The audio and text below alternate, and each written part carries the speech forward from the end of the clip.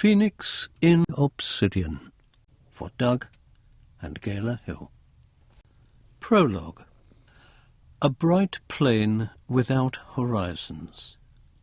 The plain is the colour of raw red gold. The sky is a faded purple. Two figures stand on the plain, a man and a woman. The man, dressed in dented armour, is tall, with weary, angular features. The woman is beautiful, dark-haired and delicate, clad in a gown of blue silk. He is Izada of Tanalorn. The woman is nameless. The woman.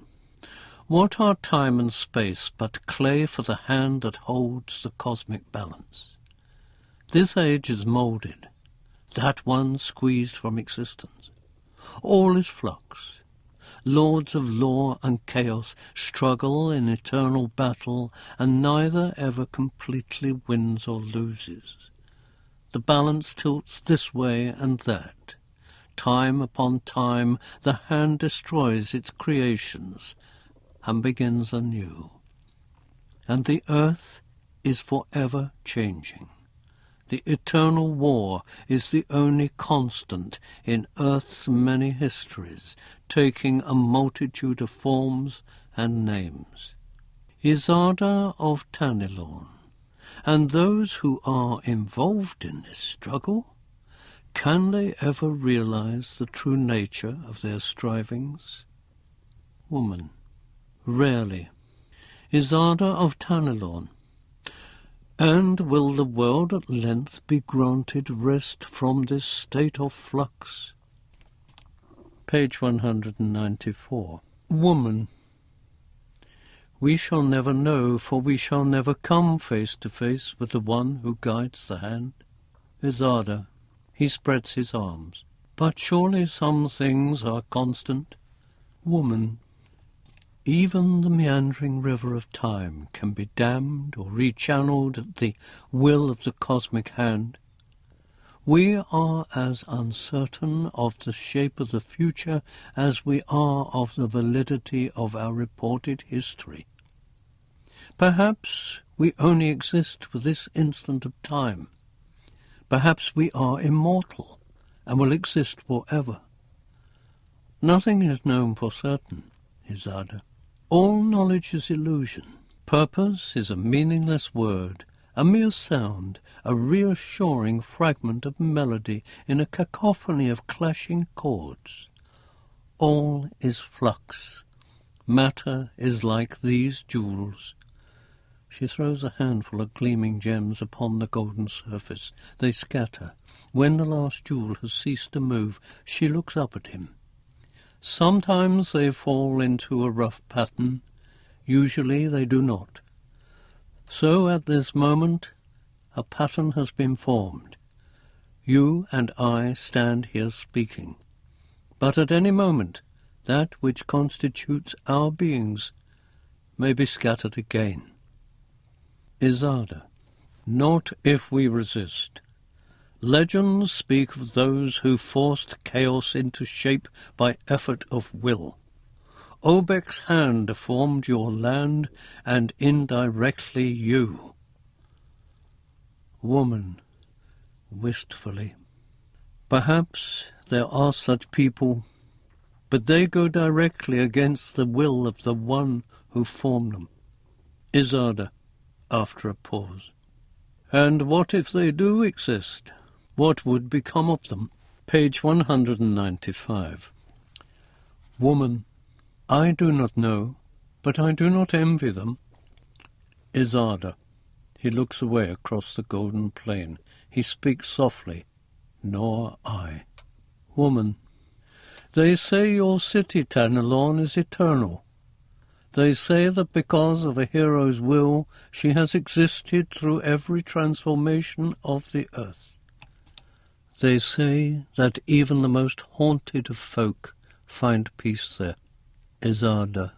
It is also said that they must first have a will for peace before they can find Tanalorn.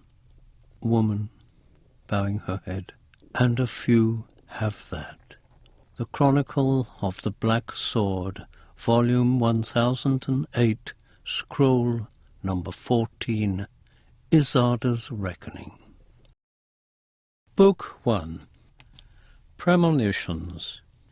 But yesternight I prayed aloud in anguish and in agony, upstarting from the fiendish crowd of shapes and thoughts that tortured me, a lurid light, a trampling throng, sense of intolerable wrong, and whom I scorned, those only strong, thirst of revenge, the powerless will, still baffled, and yet burning still. Desire with loathing strangely mixed, on wild or hateful objects fixed, fantastic passions, maddening brawl, and shame and terror over all. Deeds to be hid which were not hid, which all confused I could not know, whether I suffered or I did, for all seemed guilt, remorse, or woe, my own or others still the same, life-stifling fear, soul-stifling shame. S. T. Coleridge, The Pains of Sleep. Chapter 1. Of an Earth Reborn. I know grief, and I know love, and I think I know what death may be. Though it is said I am immortal, I have been told I have a destiny, but what that is, save for ever to be moved by the tides of chance to perform miserable deeds, I do not know. I was called John Dacre, and perhaps many other names. Then I was called Erekose, the eternal champion, and I slew the human race because it had betrayed what I considered to be my ideals, because I loved a woman of another race, a race I thought nobler, and which was called the Eldrin. The woman was called Ermizard, and she could never bear me children. And having slain my race, I was happy. With Ermizard and her brother Ayava, I ruled the Eldrin, that graceful people which had existed on earth well before mankind had come to disrupt its harmony.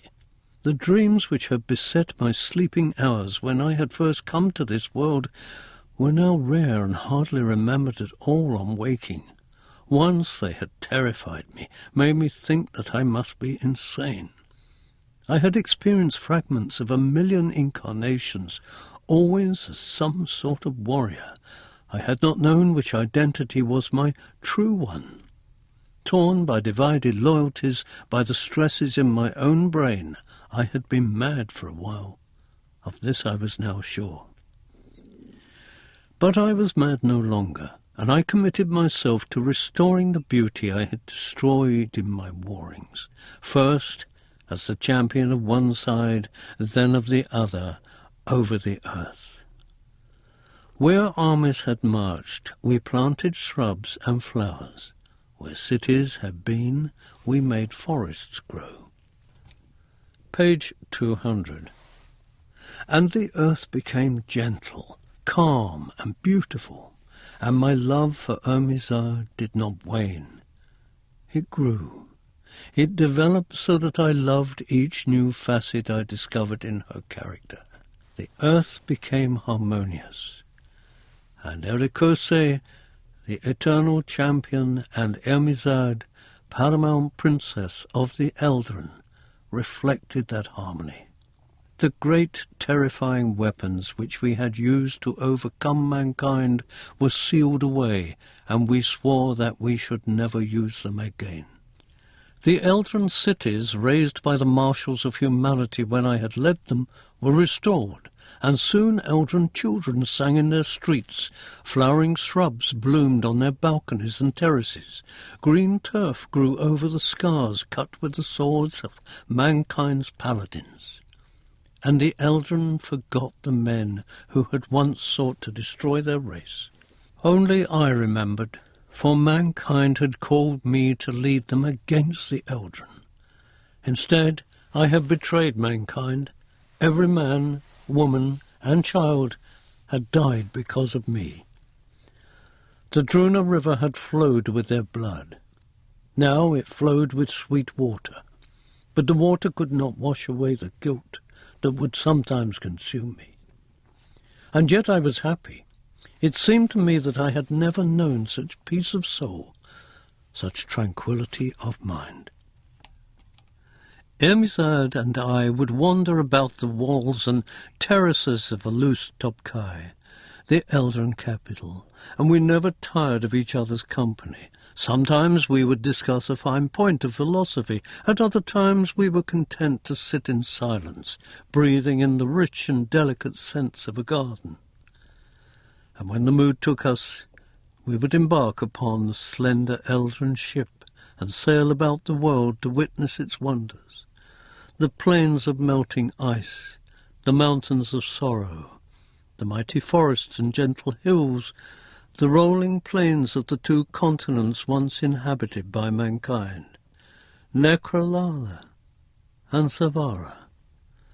But then sometimes a mood of melancholy would sweep over me, and we would set sail again for the third continent, the southern continent called Mernadin, where the Eldrin had lived since ancient times. Page 201.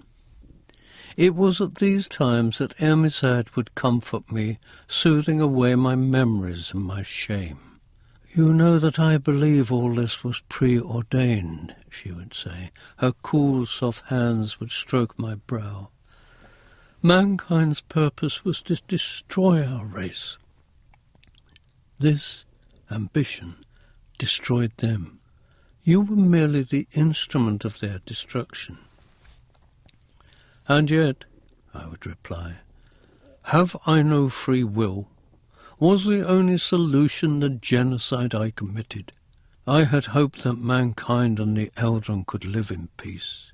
And you tried to bring such a thing to pass. But they would have none of it. They tried to destroy you as they tried to destroy the Eldrin. They almost succeeded. Do not forget that, Erekose. They almost succeeded." "Sometimes," I would confide, "I wish that I were back in the world of John Dacre. I once thought that world overly complicated and stifling, but now I realize that every world contains the same factors I hated, if in a different form. The cycles of time may change, Erekose, but the human condition does not. It was that condition I hoped to change. I failed. Perhaps that is my destiny, to strive to change the very nature of humanity, and fail." But Erekose was not human, and while she could sympathize and guess at what I meant, she could not understand.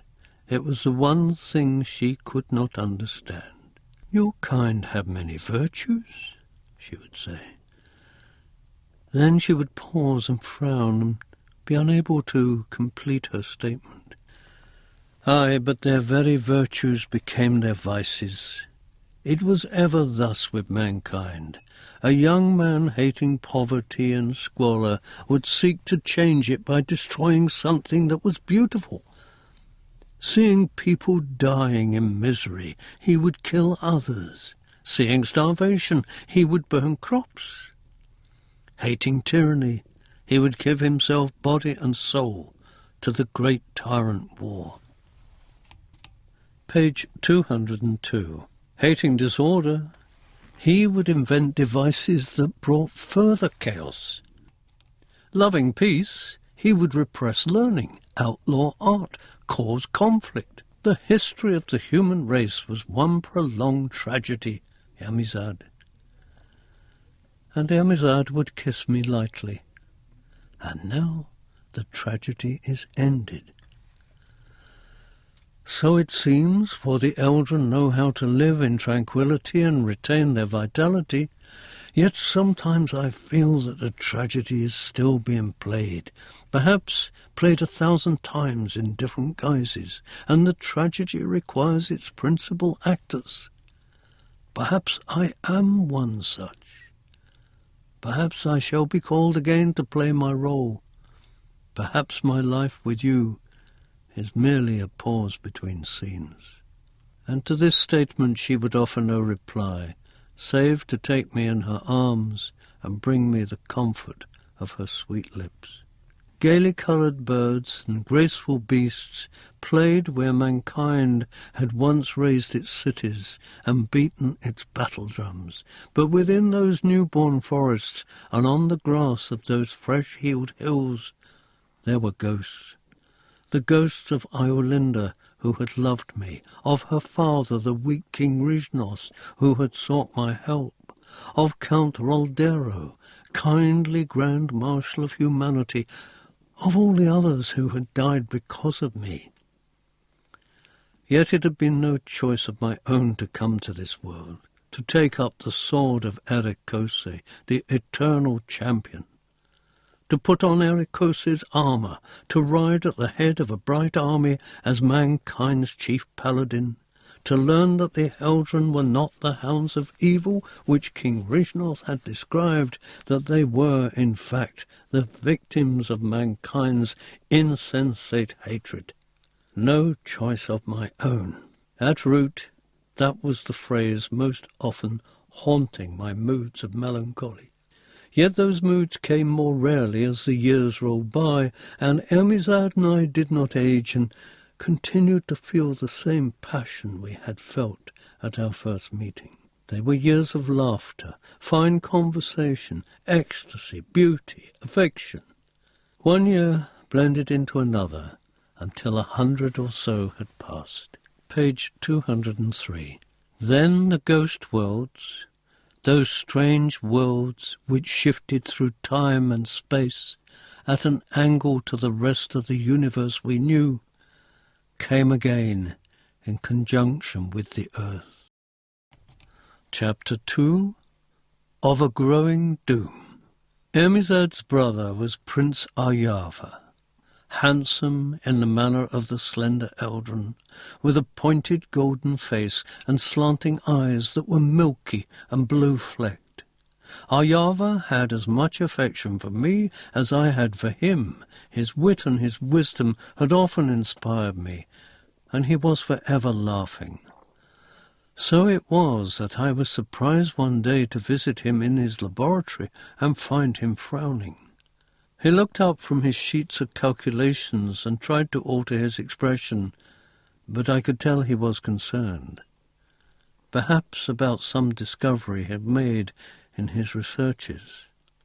"What is it, Ayava?" I asked lightly.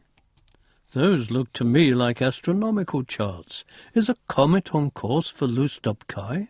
Must we all evacuate the city?" He smiled and shook his head. "Nothing so simple. Perhaps not as dramatic either. I am not sure there is anything to fear, but we would do well to be prepared, for it seems the ghost worlds are about to touch ours again." "But the ghost worlds offer the Eldren no harm, surely. You have summoned allies from them in the past."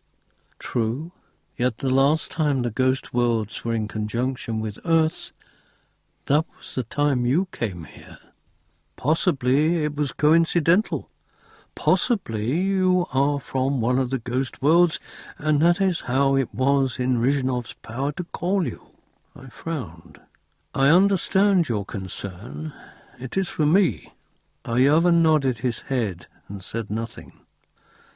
"Some say humanity came originally from the ghost worlds. Do they not?" I gave him a direct look. "Aye." Page 205. "Have you any specific fears on my behalf?" I asked him. He sighed. "No, though the Eldren invented a means of bridging the dimensions between our Earth and the ghost worlds, we never explored them."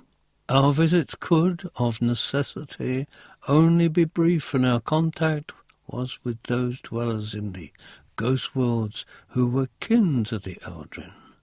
Do you fear that I will be recalled to the world I left? I became tense.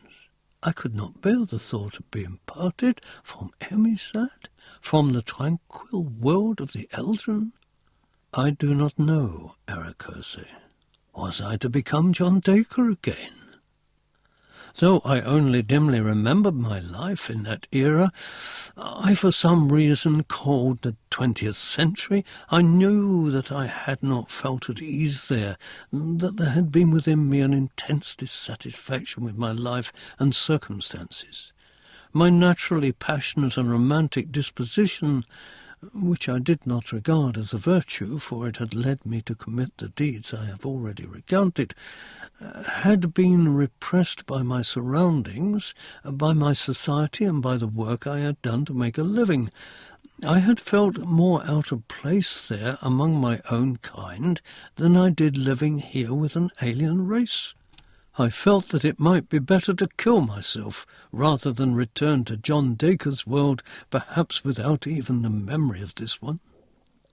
On the other hand, the ghost worlds might be nothing to do with me. They might belong to a universe which had never been inhabited by men, though the Eldrin researches did not suggest this. Is there nothing else we can discover? I asked Prince Aryava. I am continuing my investigations. It is all I can do. Gloomily I left his laboratory and returned to the chambers where Emisad awaited me. We had planned to ride out over the familiar fields surrounding Lustopkai, but now I told her that I did not feel like riding. Noting my mood, she said, "Are you remembering what passed a century ago, Erekose?" Page 206. I shook my head. Then I told her what Aryava had said. She too became thoughtful. "It was probably a coincidence," she said, but there was little conviction in her tone. There was a trace of fear in her eyes when she looked up at me. I took her in my arms. "I should die, I think, if you were taken from me, Erekose," she said. My lips were dry, my throat tight. "If I were taken," I told her, "I would spend eternity in finding you again.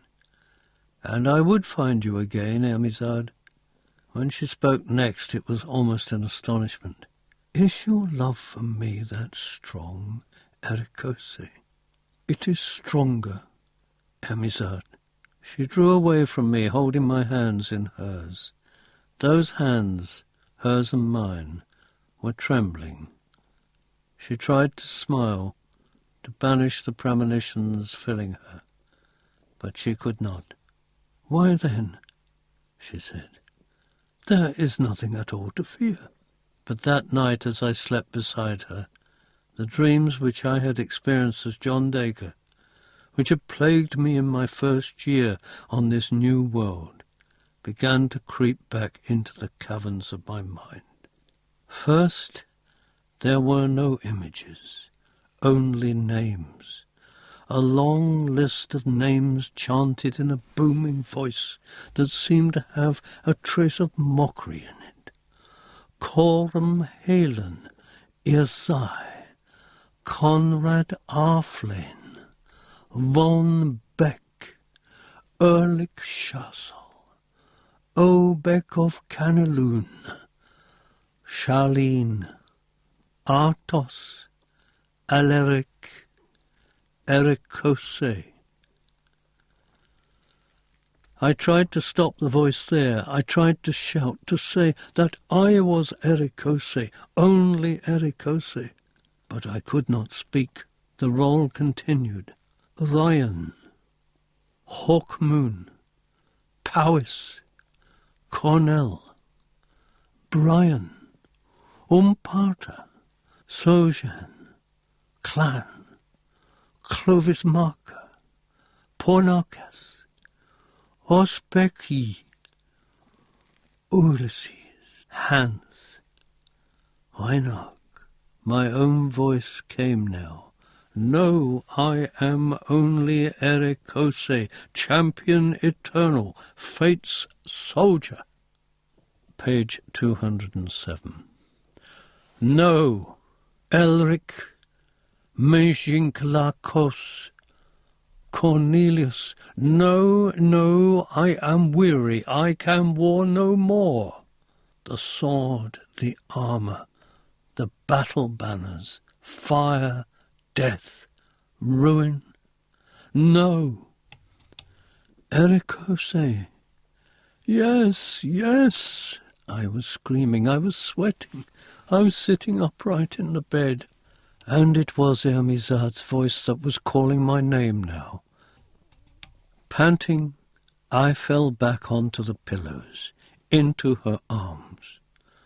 The dreams have returned. I lay my head upon her breast, and I wept. This means nothing, she said. It is only a nightmare. You fear that you will be recalled, and your own mind gives substance to that fear. That is all. Is it, Ermizard? She stroked my head. I looked up and saw her face through the darkness. It was strained. There were tears in her blue-flecked eyes. Is it? Yes, my love, yes. But I knew that the same sense of doom that lay upon my heart now lay upon hers. We slept no more that night. Chapter 3. Of a Visitation. Next morning I went straight to Prince Ayava's laboratory and told him of the voice that had come to me in my sleep. It was plain that he was distressed, and plain also that he felt impotent to help me. If the voice was a mere nightmare, and I agree that it might be, then I could give you a potion to ensure dreamless sleep, he said.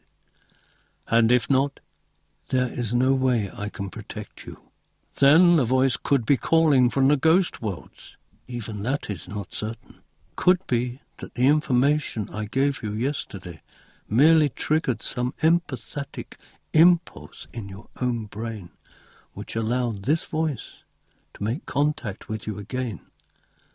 Perhaps the tranquility you have known here made it impossible for you to be reached. Now that your brain is again in torment, then whatever it is that seeks to speak to you might now be able to do so. These suppositions do not ease my mind, I said bitterly. I know they do not, Erekose. Would that you had never come to my laboratory and learned of the ghost worlds. I should have kept this from you. It would have made no difference, Ayava. Who knows? I stretched out my hand. Give me the potion of which you spoke. At least we'll be able to put the theory to the test that my own brain conjures this mocking voice. He went to a chest of glowing crystal and opened the lid, taking a small leather bag from it. Page 209. Pour this powder into a goblet of wine tonight and drink all down. Thank you, I said as I took the bag. He paused before he spoke again. Erekose, if you are called from us, we shall waste no time in trying to find you. You are loved by all the Eldren, and we would not lose you. If somewhere in those unimaginable regions of time and space you can be found, we shall find you. I was a little comforted by this assurance, yet the speech was too much like a leave-taking for me to like it greatly. It was as if Ayava had already accepted that I would be going. Ermizard and I spent the rest of that day walking hand in hand among the boughs of the palace garden. We spoke little, but gripped each other tightly and hardly dare look into each other's eyes for fear of the grief which would be mirrored there. From hidden galleries came the intricate melodies of the great Eldrin composers, played by musicians placed there by Prince Ayava. The music was sweet, monumental, harmonious. To some degree it eased the dread that filled my brain. A golden sun, huge and warm, hung in a pale blue sky. It shone its rays on delicately scented flowers in a multitude of hues, on vines and trees, on the white walls of the gardens. We climbed the walls and looked out over the gentle hills and plains of the southern continent. A herd of deer were grazing. Birds sailed lazily in the sky. I could not leave all this beauty to return to the noise and the filth of the world I had left to the sad existence of John Dacre. Evening came, and the air was filled with birdsong and the heavier perfume of the flowers. Slowly we walked back to the palace. Tightly we held each other's hands. Like a condemned man, I mounted the steps that led to our chambers. Disrobing myself, I wondered if I should ever wear such clothes again. Page 210, lying down upon the bed while Ermizad prepared the sleeping draught. I prayed that I should not rise next morning in the apartment in the city where John Dacre had lived. I stared up at the fluted ceiling of the chamber, looked around at the bright wall hangings, the vases of flowers, the finely wrought furnishings, and I attempted to fix all this in my mind, just as I had already fixed Ermizad's face. She brought me the drink. I looked deep into her tear-filled eyes, and drank. It was a parting we dare not admit. Almost immediately I sank into a heavy slumber, and it seemed to me at that moment that perhaps Ermizad and Aryava had been right, and that the voice was simply a manifestation of my unease. I do not know at what hour I was disturbed in that deep drug sleep. I was barely conscious. My brain seemed swaddled in fold upon fold of dark velvet, but muffled, and as if, from far off, I faintly heard the voice again. I could make out no words this time, and I believe I smiled to myself, feeling relief that the drug was guarding me from that which sought to call me away.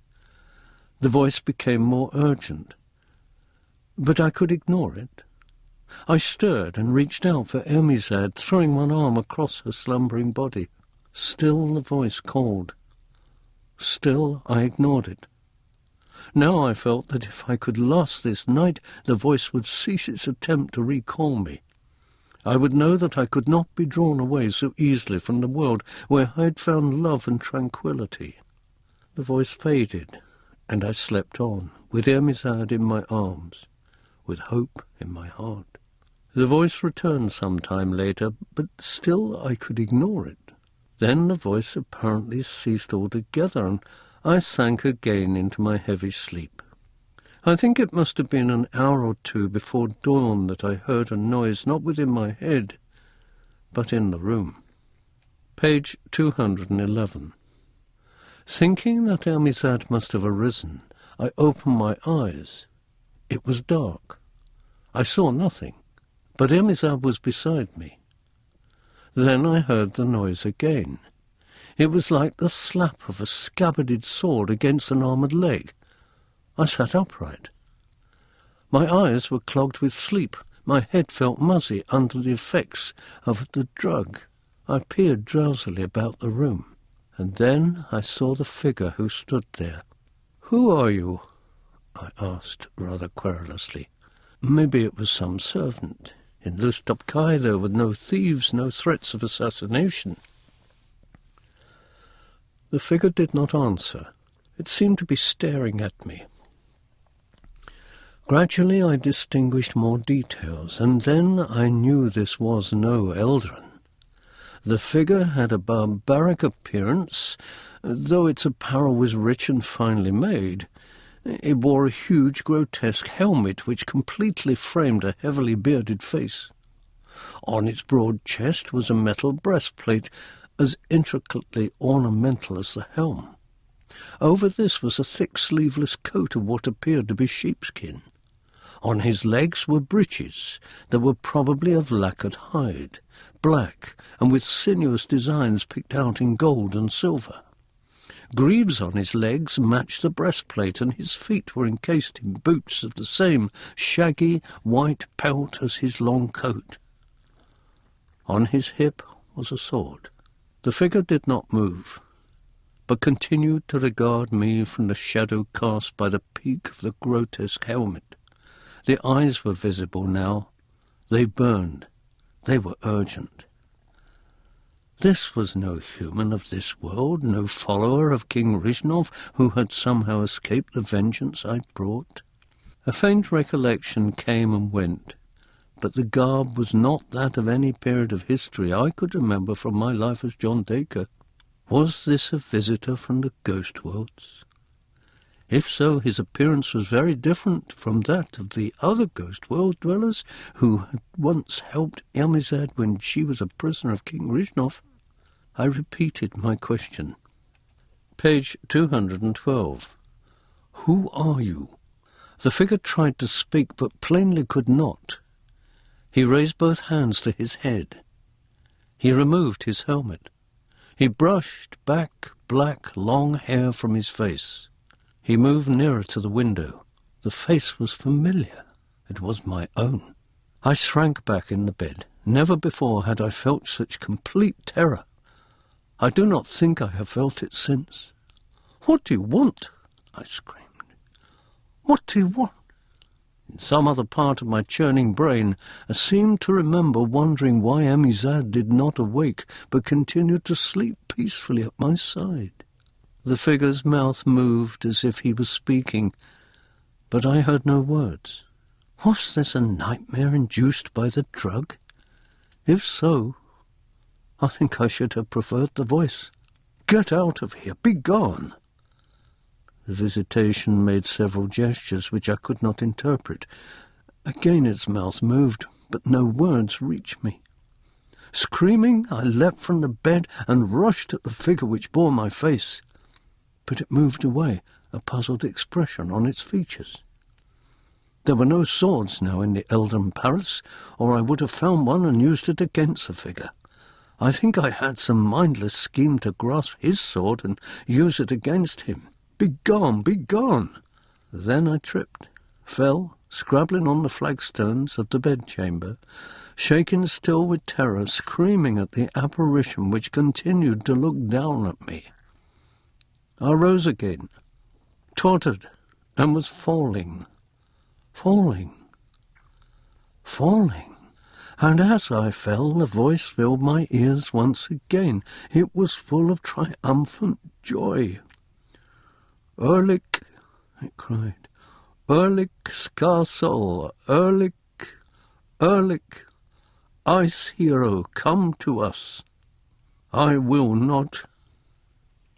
Page 213. But now I did not deny that the name was mine. I tried to refuse the one or ones who called it, as I whirled and tumbled through the corridors of eternity. I sought to fling myself back to Amizad and the world of the Eldrin.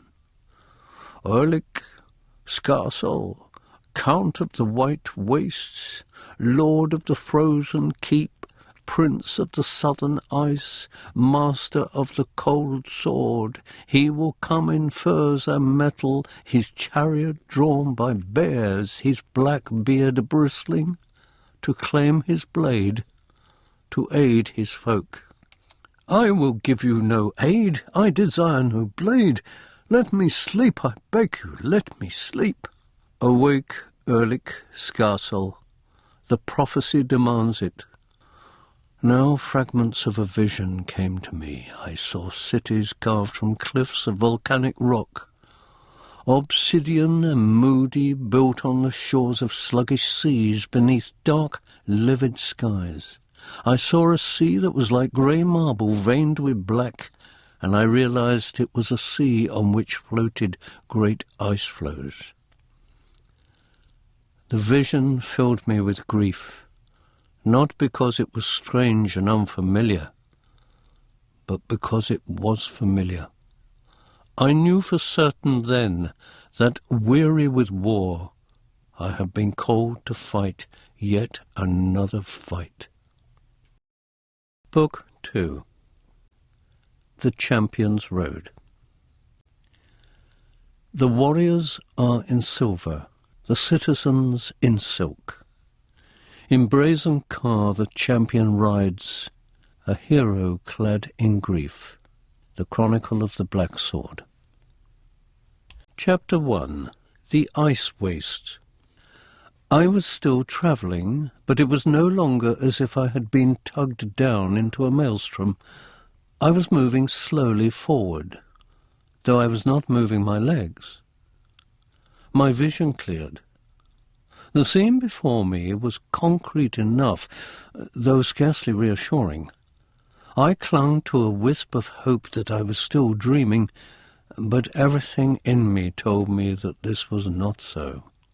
Just as John Dacre had been called against his will to the world of the Eldren, so had Erekose been called to this world.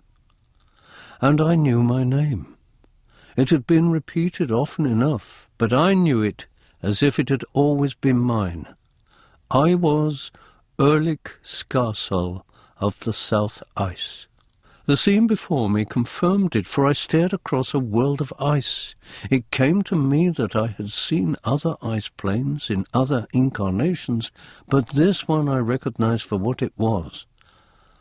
I was travelling over a dying planet, and in the sky above me was a small, dim red sun, a dying sun. That the world was Earth I was certain, but it was an Earth at the end of its cycle. John Dacre would have seen it as being in his distant future, but I had long since ceased to make easy definitions about past and future.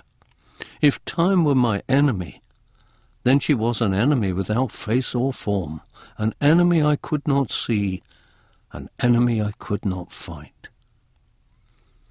I was travelling in a chariot which seemed fashioned of silver and bronze, in heavy decoration reminiscent of the decoration I had seen on the armour of my voiceless visitor. Its 4 great iron-shod wheels had been bolted to skis apparently made of polished ebony. In the shafts at the front were the 4 creatures which dragged the chariot over the ice.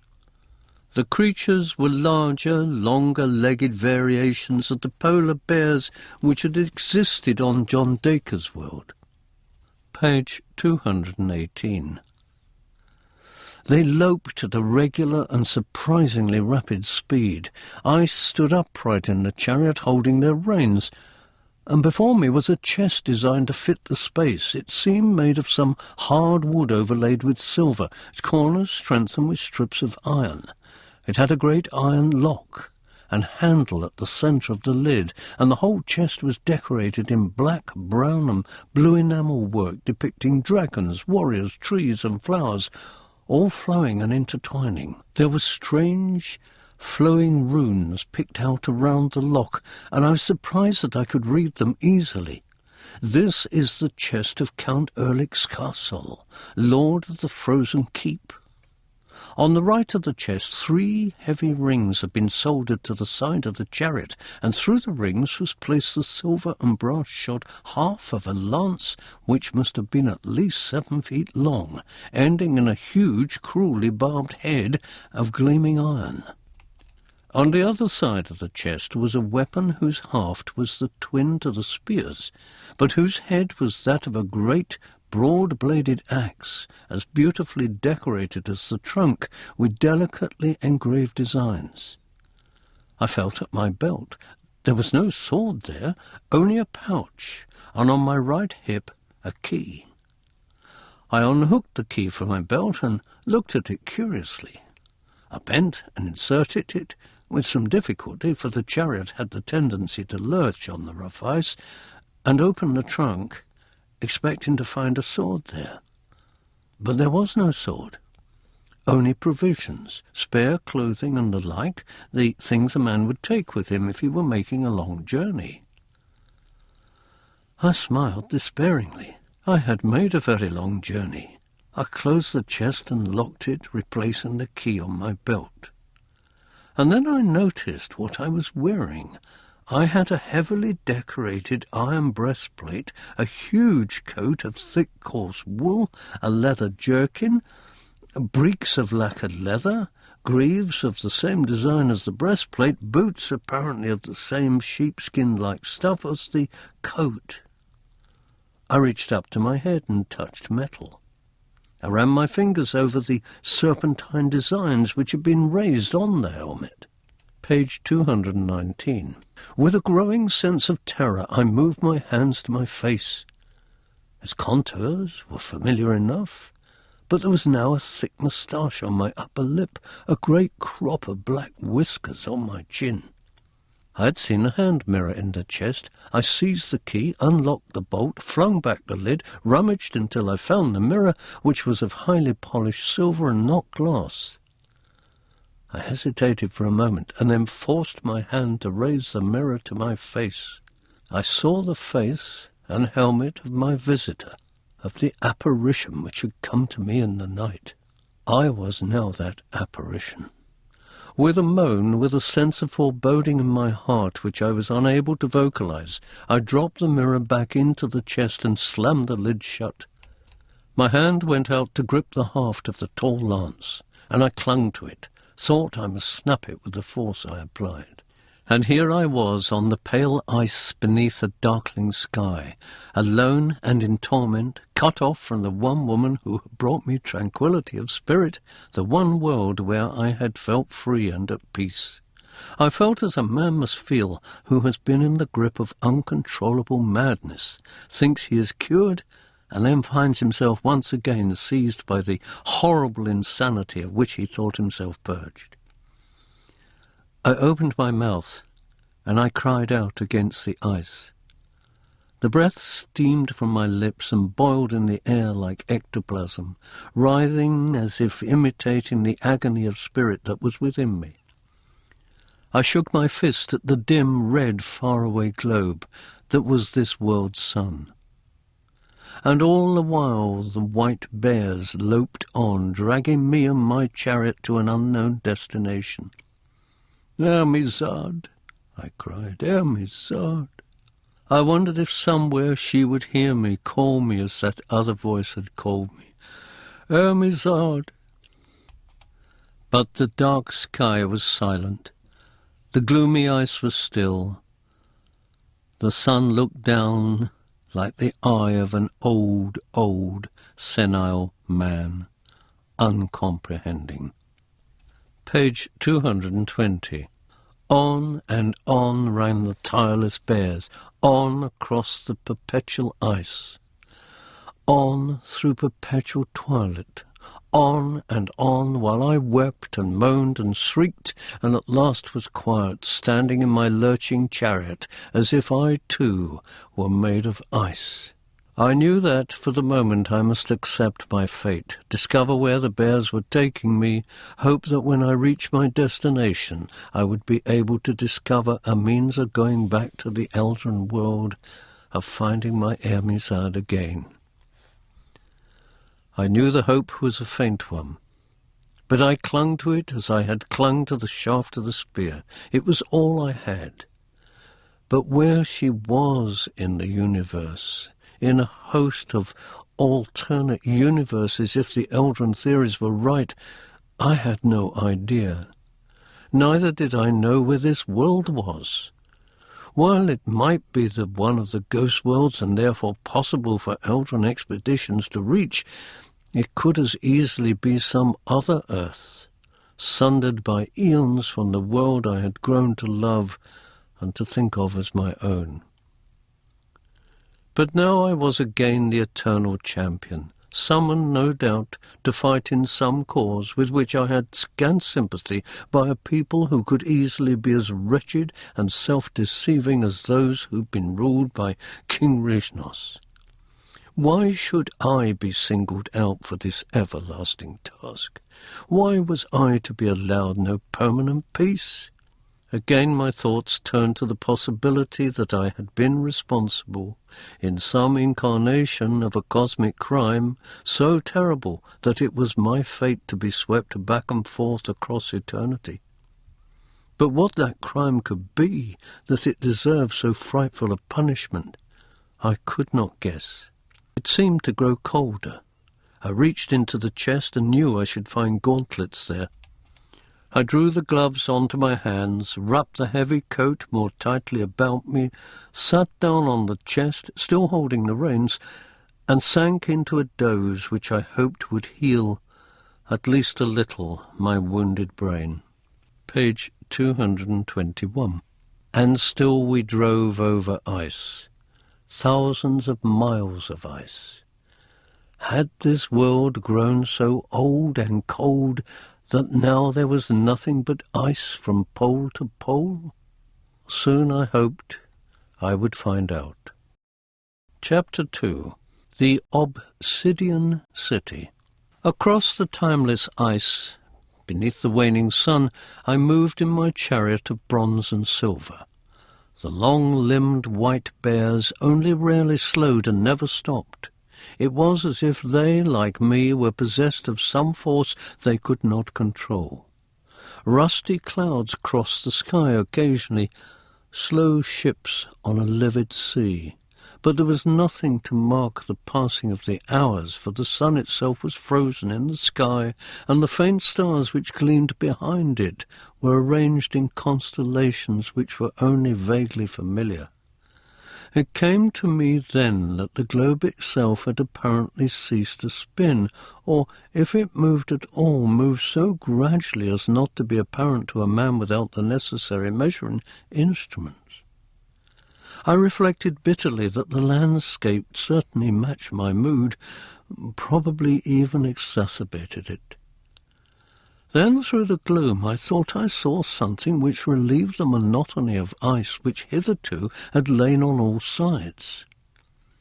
Perhaps it was nothing more than a band of lone cloud, but I kept my gaze fixed hopefully upon it, and as the bears drew closer saw that these were the dark shapes of mountains apparently rising out of the ice plain. Were they mountains of ice and nothing more, or were they of rock, indicating that not all the planet was covered by ice? I'd never seen such jagged crags. Despondently I concluded that they must be made of ice shaped by wind and time into such peculiar serrations. But then as we drew yet closer I remembered the vision I had had when I was dragged away from Ermizad's side. And now it seems these were indeed rocks, volcanic rocks with a glassy lustre. Page 223. Colours became apparent, deep greens and browns and blacks. I shouted to the bears and jerked the reins to make them go faster, and I discovered that I knew their names. Ho, Snarler! Ho, Render! Ho, Growler! Ho, Longclaw! Faster! They leaned in their harness and their speed increased. The chariot lurched and jogged and skipped over the rough ice. Faster! I had been right. Now I could see that the ice gave way to rock that was, if anything, smoother than glass. The ice thinned, and then the chariot was bumping onto the rock that formed the foothills of the mountain range, which now flung its spiky peaks into a mass of low rust-coloured clouds, where they were lost to my view. These were high and gloomy peaks. They dominated me, seemed to threaten me, and they were certainly no comfort to the eye. But they offered me some hope, particularly as I made out what could be a pass between two tall cliffs. The range seemed principally a mixture of basalt and obsidian, and on both sides of me now were huge boulders between which passed a natural causeway, down which I drove my straining bears. I could see the strangely coloured clouds clinging to the upper slopes of the cliffs, almost as smoke clings to oil. And now, as I discerned more detail, I could only gasp at the wonder of the cliffs. That they were volcanic in origin there was no doubt, for the spiky upper peaks were plainly of pumice, while the lower flanks were either of black, green, or purple obsidian, smooth and shiny, or basalt, which had formed into something not unlike the delicately fluted columns of fine Gothic architecture. They could almost have been built by some intelligence possessed of gigantic size. Elsewhere the basalt was red and deep blue and cellular in appearance, almost like coral. In other places the same rock was a more familiar coal-black and dark grey. Page 224. And at still more levels there were veins of iridescent rock that caught what little light there was and was richly coloured as the feathers of a peacock. I guess that this region must have resisted the march of the ice because it had been the last volcanically active region on the planet. Now I had entered the pass. It was narrow and the cliffs seemed as if they were about to crush me. Some parts of them were pitted with caves which my fancy saw as malicious eyes staring down at me. I kept a firm grip on my lance as I drove. For all my imaginings, there was always the chance that there were real dangers here from beasts which might inhabit the caves. The pass wound around the bases of many mountains, all of the same strange formations and colours. The ground became less level, and the bears had great difficulty pulling the chariot. At last, though, I had no inclination to stop in that gloomy pass. I drew rein and dismounted from the chariot, inspecting the runners and the bolts attaching them to the wheels. I knew instinctively that I had the appropriate tools in my chest, and I opened the lid and eventually discovered them in a box of the same design and manufacture as the chest itself. With some effort I unbolted the runners and slid them into lugs along the side of the chariot. Just as I had discovered, as Erekose, that I had an instinctive skill with weapons and horses, that I knew every piece of armour as if I'd always worn it, now I found that the workings of this chariot were completely familiar to me. With the wheels free, the chariot moved much faster, though it was even more difficult to keep my balance than before. Many hours must have passed before I rounded a curve in the pass and saw that I'd come to the other side of the mountain range. Smooth rock sloped down to a crystalline beach, and against the beach moved the sluggish tide of an almost viscous sea. Page 225. Elsewhere the mountains entered the sea itself, and I could see jagged peaks jutting out of the water, which must have contained a much greater quantity of salt than even the Dead Sea of John Dacre's world. The low brown clouds seemed to meet the sea only a short distance out. The dark crystals of the beach were devoid of plant life, and here even the faint light from the small red sun barely pierced the darkness. It was as if I had come to the edge of the world at the end of time. I could not believe that anything lived here, whether man, plant, or beast.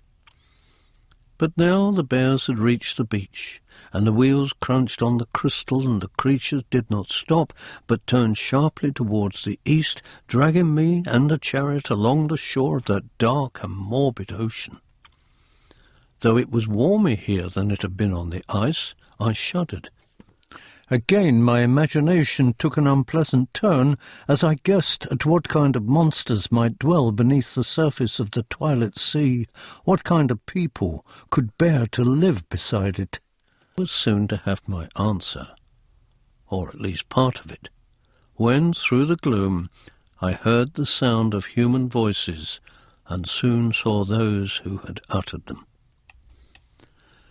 They rode huge animals which moved not on legs but on strong and muscular flippers, and whose bodies sloped sharply back to end in wide tails which balanced them. In some astonishment I realized that these riding beasts had been, at some earlier period of their evolution, sea lions. They still had the dog-like whiskered faces, the huge staring eyes. The saddles on their backs had been built up so that the riders sat almost level. Each rider held a rod of some kind which issued a faint glow in the darkness. But were the riders human? Their bodies, encased in ornate armour, were bulbous, and in comparison their arms and legs were stick-like. Their heads, also enclosed in helmets, tiny. Page 226. They had swords, lances, and axes at their hips or in sheaths attached to their saddles. From within their visors their voices boomed and were echoed by the lowering cliffs. But I could distinguish no words. They rode their seal beasts skilfully along the shores of the salt-thick sea until they were only a few yards from me. Then they stopped. In turn, I stopped my chariot. A silence fell. I placed my hand upon the shaft of my tall spear while my bears moved restlessly in their harness. I inspected them more closely. They were somewhat frog-like in appearance, if the armour actually displayed the basic shape of their bodies. The accoutrements and armour were so ornate and, to my taste, overworked, that it was almost impossible to pick out individual designs. Most of the suits were of a reddish-gold in colour, though glowing greens and yellows became apparent in the light from their dim torches. After some moments in which they made no further effort to communicate with me, I decided to speak. "Are you those who called me?" I asked. Visors turned, gestures were made, but they did not reply. "What people are you?" I said. "Do you recognize me?" This time a few words were passed between the riders, but they still did not speak directly to me. They urged their beasts into a wide semicircle and then surrounded me. I kept my hand firmly on the shaft of my lance. "I am Erekose," I said. "Did you not summon me?" Now one spoke, his voice muffled in his helm. "We did not summon you, Erekose, but we know your name and bid you be our guest in Rauner." He gestured with his torch in the direction from which they had come. "We are Bishop Belfic's men. He would wish us to make you welcome." "I accept your hospitality." There had been respect in the speaker's voice after he had heard my name, but I was surprised that he had not been expecting me. Why had the bears brought me here? Where else was there to go, save beyond the sea? And it seemed to me that beyond the sea lay nothing but limbo. I could imagine those sluggish waters dripping over the edge of the world into the total blackness of the cosmic void. Page 227. I allowed them to escort me along the beach until it curved into a bay, at the end of which was a steep, high cliff, up which climbed a number of paths evidently cut by men.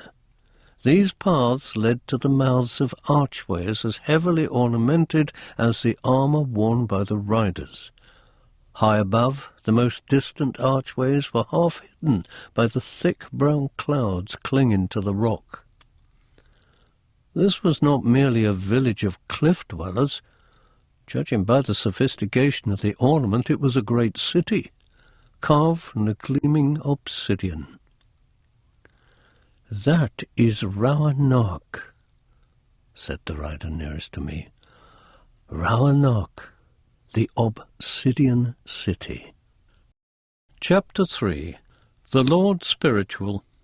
The paths up to the yawning gateways in the cliff face were wide enough to take my chariot. Somewhat reluctantly the bears began to climb. The frog-like riders led the way, ascending higher and higher along the obsidian causeways, passing several baroque arches festooned with gargoyles which, while being of exquisite workmanship, were the products of dark and morbid brains.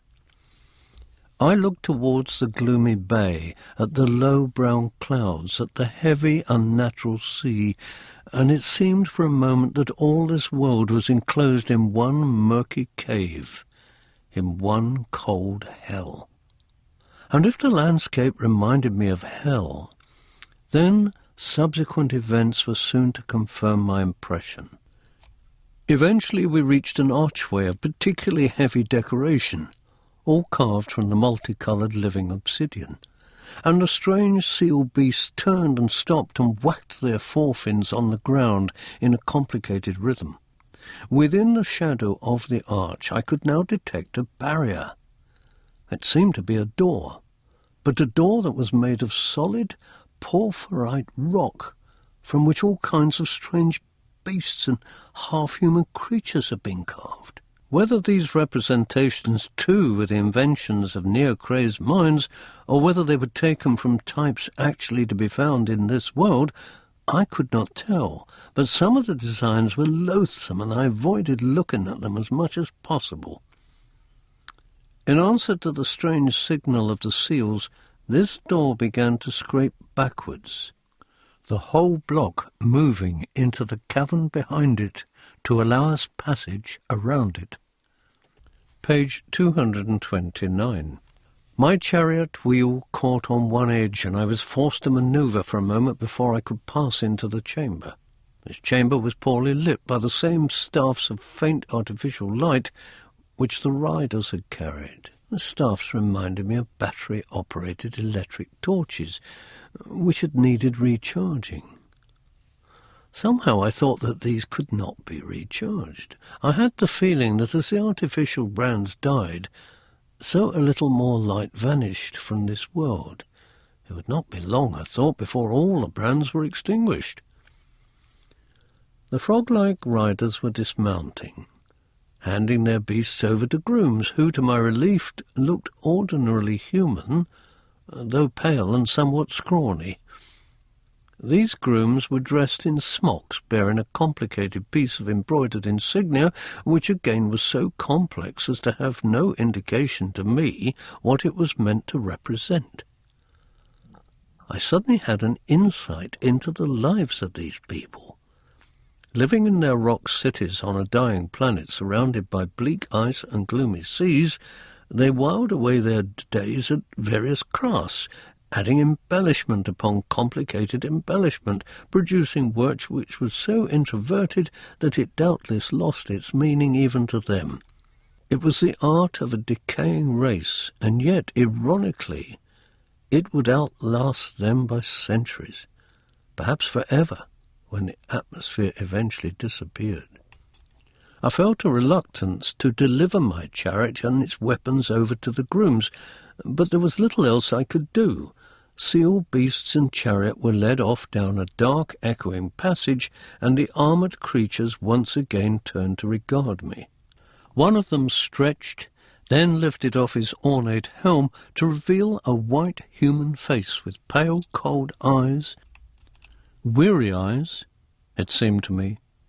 He began to unbuckle the straps of his armour, and it was drawn away to show the thick padding beneath. When the padding was pulled off, I saw that the body also was of perfectly normal proportions. The others stripped off their armour and handed it to those waiting to receive it. Page 230. As a gesture, I took off my own helmet and held it crooked in my left arm. The men were all pale, all with the same strange eyes which were not so much unfriendly as introspective. They wore loose tabards, which had every inch covered in dark-hued embroidery, trousers of similar material which were baggy and tucked into boots of painted leather. "Well," sighed the man who had first removed his armour, "here we are in Haradek." He signed to a servant. "Seek our master. Tell him Moorcock is here with his patrol. Tell him we have brought a visitor, Erekose Castle of the Frozen Keep. Ask him if he would grant us an audience." I frowned at Moorcock. "So you know of Erekose Castle? You know that I hail from the Frozen Keep?" A tiny puzzled smile came to Moorcock's mouth. All know of Erlik Skarsol, but I have heard of no man who has ever met him. And you called this city Roanoke when we arrived, but now you call it Haradek. Roanoke is the city. Haradek is the name of our particular warren, the province of our master, Bishop Belfig. And who is this bishop? Why, he is one of our two rulers. He is Lord Spiritual of Bowernock. Moorcock spoke in a low, sad tone, which I guessed was habitual rather than reflecting a particular mood of his at this moment. Everything he said sounded off-handed. Nothing seemed to matter to him. Nothing seemed to interest him. He seemed almost as dead as the murky twilight world outside the cavern city. Quite soon the messenger returned. Bishop Belfig grants an audience, he told Moorcock. By this time the others had gone about their business, and only Moorcock and I remained in the antechamber. Moorcock led me along a poorly lit passage, every inch of which was decorated. Even the floor was of crystalline mosaic, and harpies, chimerae, and musimonae glared down at me from the low ceiling. Another antechamber, another great door, slightly smaller than the outer one, which withdrew to allow us entrance, and we were in a large hall. Page 231. It was a hall with a high-arched ceiling coming almost to a point at the top. At the end of it was a dais hung with draperies.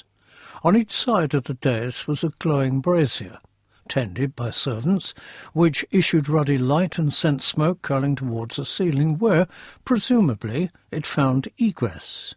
For there was only a hint of smoke in the air I breathed. As if preserved in volcanic glass, stone monsters writhed and crouched on walls and ceilings, leering, bearing unlikely fangs, laughing at some obscene joke, roaring, threatening, twisting in some secret agony.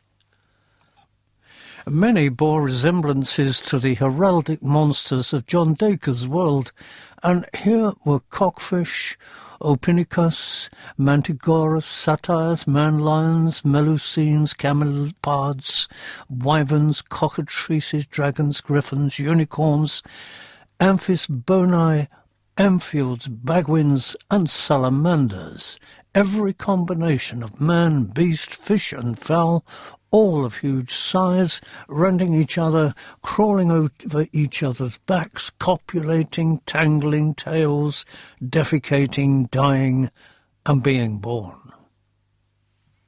This, surely, was a chamber of hell. I looked towards the dais. Behind draperies, in some sort of throne, a figure lounged. I approached the dais, half expecting the figure to be possessed of a spiked tail and a pair of horns. A foot or two from the dais, Moorcock stopped and bowed. I did likewise. The drapes were drawn back by servants, and there sat a man very different from what I had expected, very different from the pale, sad-eyed Moorcock. The voice was deep, sensuous, jovial. "Greetings, Count Erlik.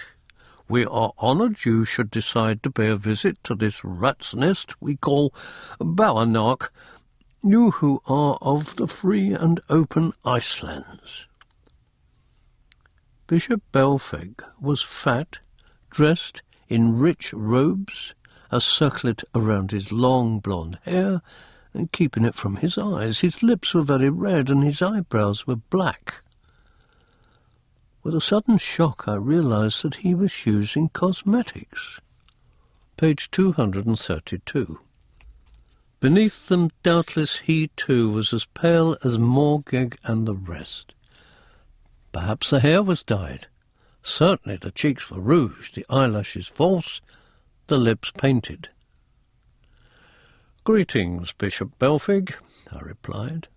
"I thanked the Lord Spiritual of Roanoke for his hospitality, and would beg a word or two with him in private." "Aha, you have some message for me, dear Count." "Of course." "Moorcock, And the rest of you, leave us for a while, but stay within earshot if I should want to call you suddenly." I smiled slightly. Bishop Belfig did not want to risk the fact that I might be an assassin. When they had gone, Belfig waved a beringed hand in an expansive gesture. "Well, good Count, what is your message?" "I have no message," I said. "I have only a question, perhaps several questions." "Then ask them, sir. Please, ask them." "First, I would know why my name is familiar to you all. Secondly, I would ask if it was you, who must have certain mystical knowledge, who summoned me here. The other questions depend on your answers to the first two." "Why, dear Count, your name is known to all. You are a legend. You are a fabulous hero. You must know this. Presume that I have awakened just recently from a deep sleep. Presume that most of my memories are gone. Tell me of the legend." Bishop Belfig frowned, and he put fat jewelled fingers to fat carmine lips. His voice was more subdued, more contemplative, when next he spoke. "Very well, I will presume that. There are said to have been 4 Ice Lords of North, South, East and West, but all died save the Lord of the South Ice, who was frozen in his great keep by a sorceress until he should be called for, summoned when his people were in great danger. All this took place in antiquity, only a century or two after the ice had destroyed the famous cities of the world, Babat, Langis, Laiho, Corridun, and the rest. The names were faintly familiar, but no memories were awakened within me by the remainder of the bishop's story." Page 233. "Is there any more of the legend?" I asked. "That is the substance of it. I can probably find a book or two containing some sort of amplification. And it was not you who called me. Why should I summon you? To tell you the truth, Count Ehrlich, I did not believe the legend. And you believe it now. You do not think me an impostor. Why should you be an impostor? And if you are, why should I not humour you if it suits you to say you are Count Ehrlich?" He smiled. "There is precious little that is new in Roanoke. We welcome diversion." I returned his smile. "A pleasantly sophisticated view, Bishop Belfig. However, I remain puzzled. Not long since I found myself on the ice travelling here. My accoutrements and my name were familiar, but all else was strange. I am a creature, my lord, with little volition of his own. I am a hero, you see, and am called whenever I am needed.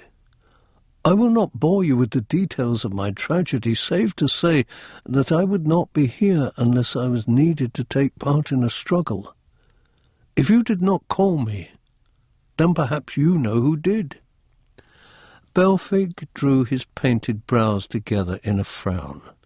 Then he raised them and gave me a quizzical look. "I fear I can offer no suggestion at present, Count Ehrlich. The only threat facing Roanoke is the inevitable one. In a century or two the ice will creep over our mountain barrier and extinguish us. In the meantime we while away the hours as best we can. You are welcome to join us here. If the Lord Temporal agrees, and you must promise to recount your whole story to us, no matter how incredible you think it is. In return, we can offer you such entertainments as we have.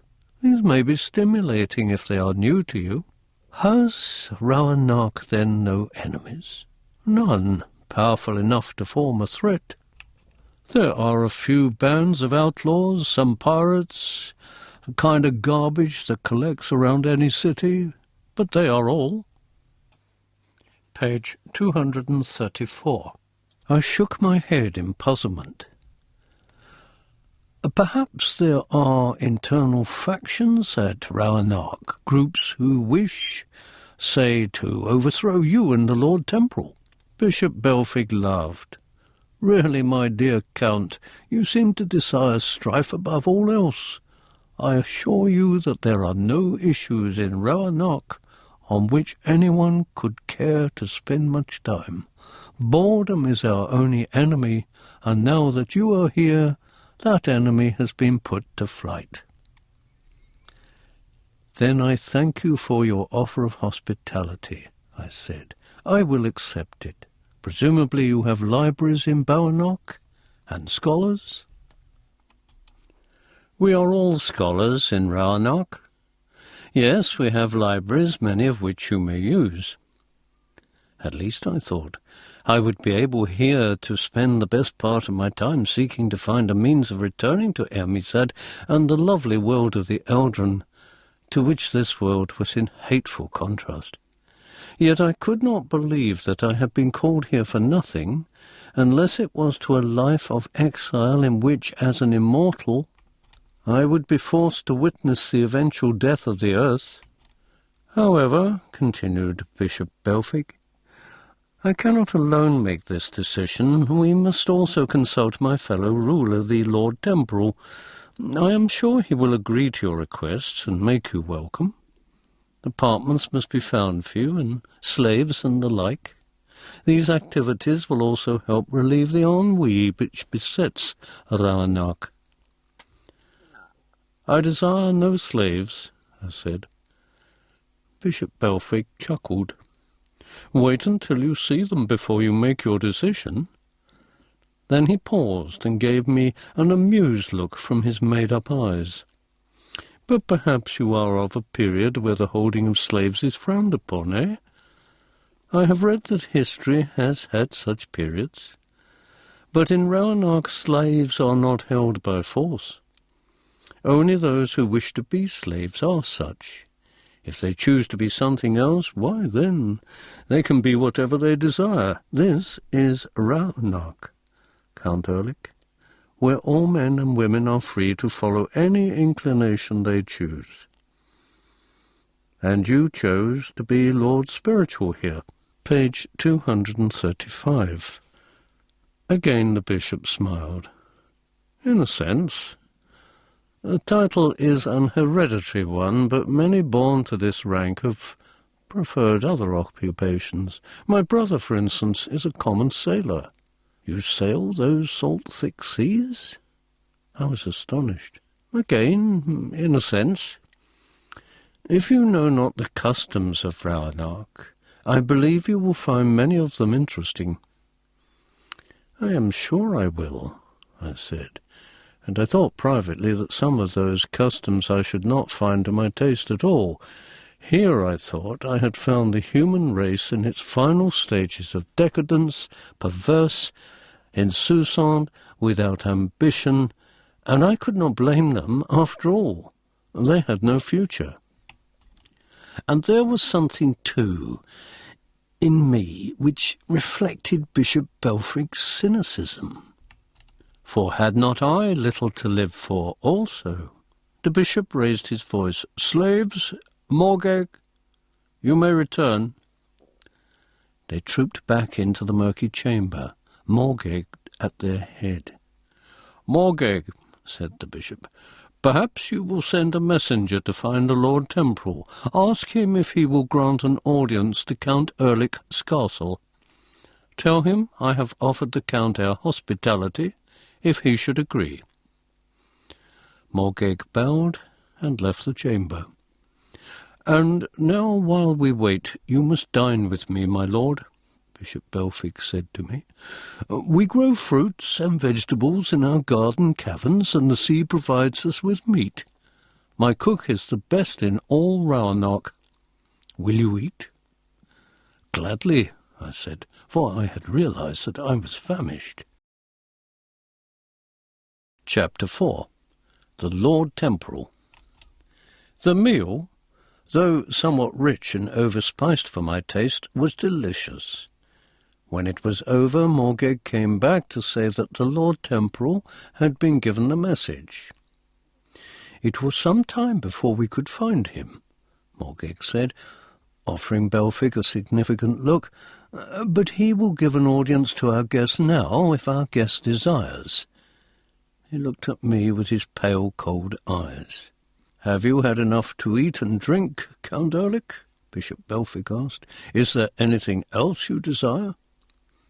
He wiped his red lips with a brocade napkin, removed a sauce stain from his jowl. "I thank you for your generosity," I said, rising. I had drunk more salty wine than I should have liked, but it helped dampen the morbid thoughts of Almizad which still plagued me, would plague me forever, until I found her again. I followed Moorcock from the grotesque chamber. As I reached the door, I looked back, thinking to thank Bishop Belphegor again.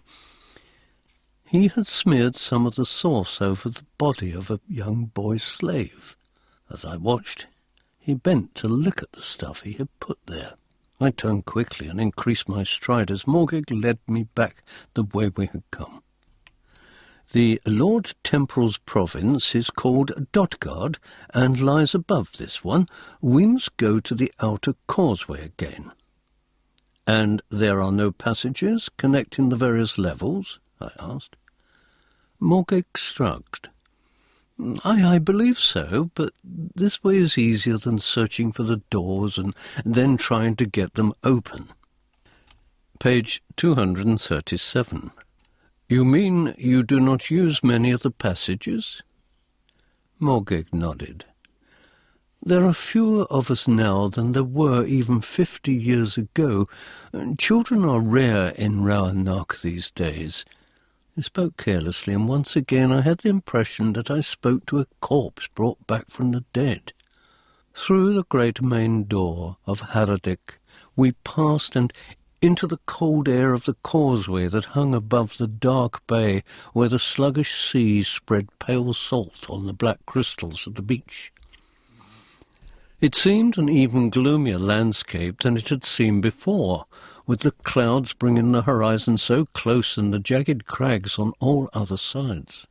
I felt a sense of claustrophobia as we walked up the causeway until we came to an archway which was little different in style from the one we had just left. Moorcock cupped his hands together and shouted through them, "Lord Ehrlich Scarsel comes to seek audience with the Lord Temporal." His voice found a muffled echo in the mountains. I looked up, trying to see the sky, trying to make out the sun behind the clouds, but I could not. There was a grating noise as the door slid in just sufficiently for us to squeeze past and find ourselves in an antechamber with smooth walls and even less light than that which had barely illuminated Haradec. A servant in a plain white tabard was waiting for us. He rang a silver handbell and the door moved back. The machinery operating these doors must have been very sophisticated, for I could see no evidence of pulleys and chains. The passage we moved down was the twin to the one Bishop Belphegor's province, save that here there were no bas-reliefs. Instead there were paintings, but the light was so poor and the paint so old that I could scarcely make out any details. We turned into a similar passage, our footsteps sounding loudly on the carpet-covered floor. Another passage, and then we reached an archway which was not blocked by a door. Page 238. Instead, a curtain of plain, soft leather had been hung across it.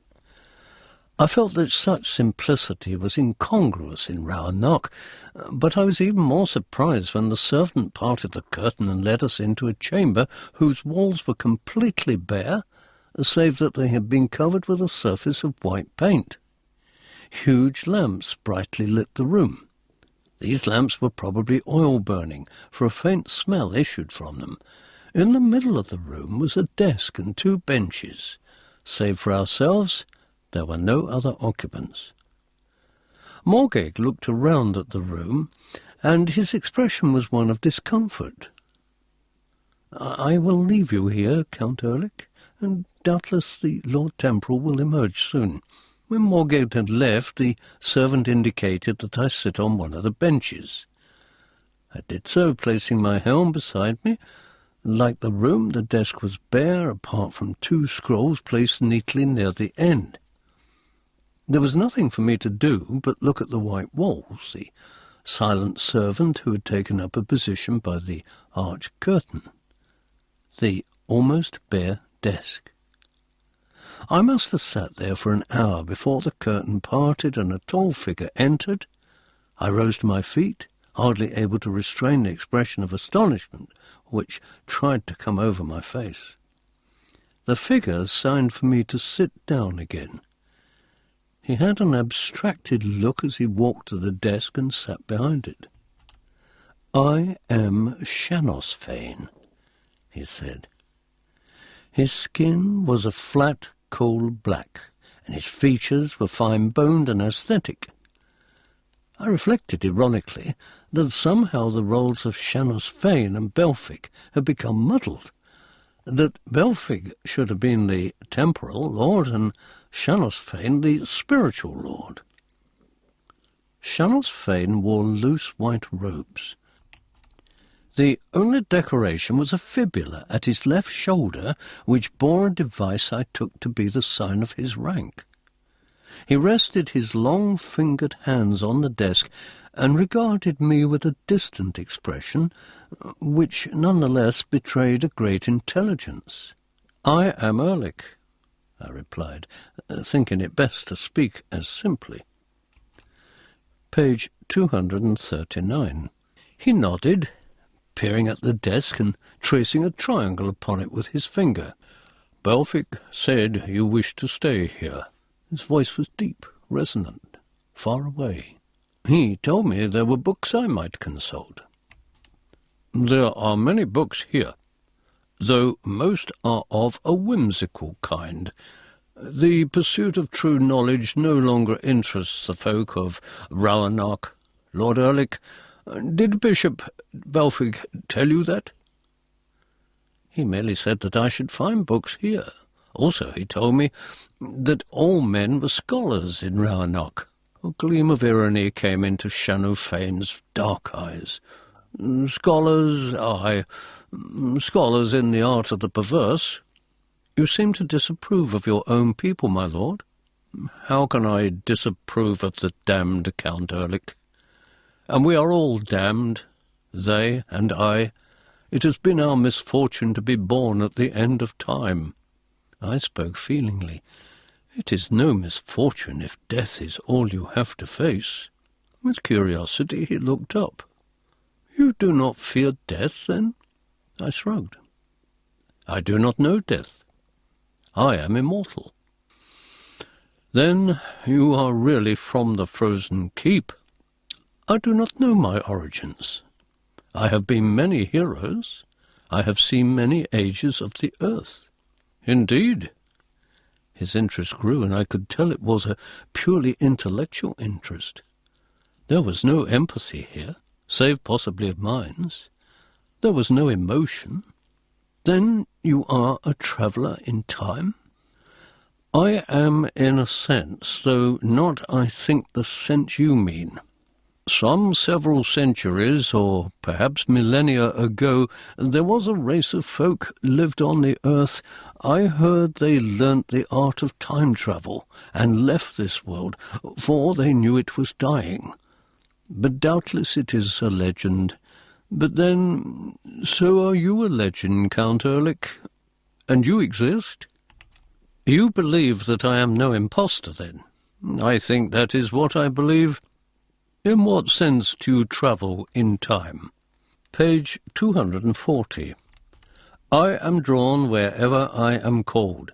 Past, present, and future have no meaning for me. Ideas of cyclical time have little meaning, for I believe there are many universes, many alternative destinies. The history of this planet might never have included me in any of my incarnations, and yet it might have included them all." "Strange," Shanasfane spoke musingly, raising a delicate black hand to his fine brow. For our universe is so confined and clearly marked, while yours is vast, chaotic. If, forgive me, you are not insane, then some theories of mine are confirmed. Interesting. It is my intention, I continued, to seek the means of returning to one of these worlds, if it still exists, and using everything in my power to remain there. It does not excite you to move from world to world from time to time? Not for eternity, Lord Shanasfane. Not when, on one of those worlds, is a being for whom I have an abiding love, and who shares that love. How found you that world? I began to speak.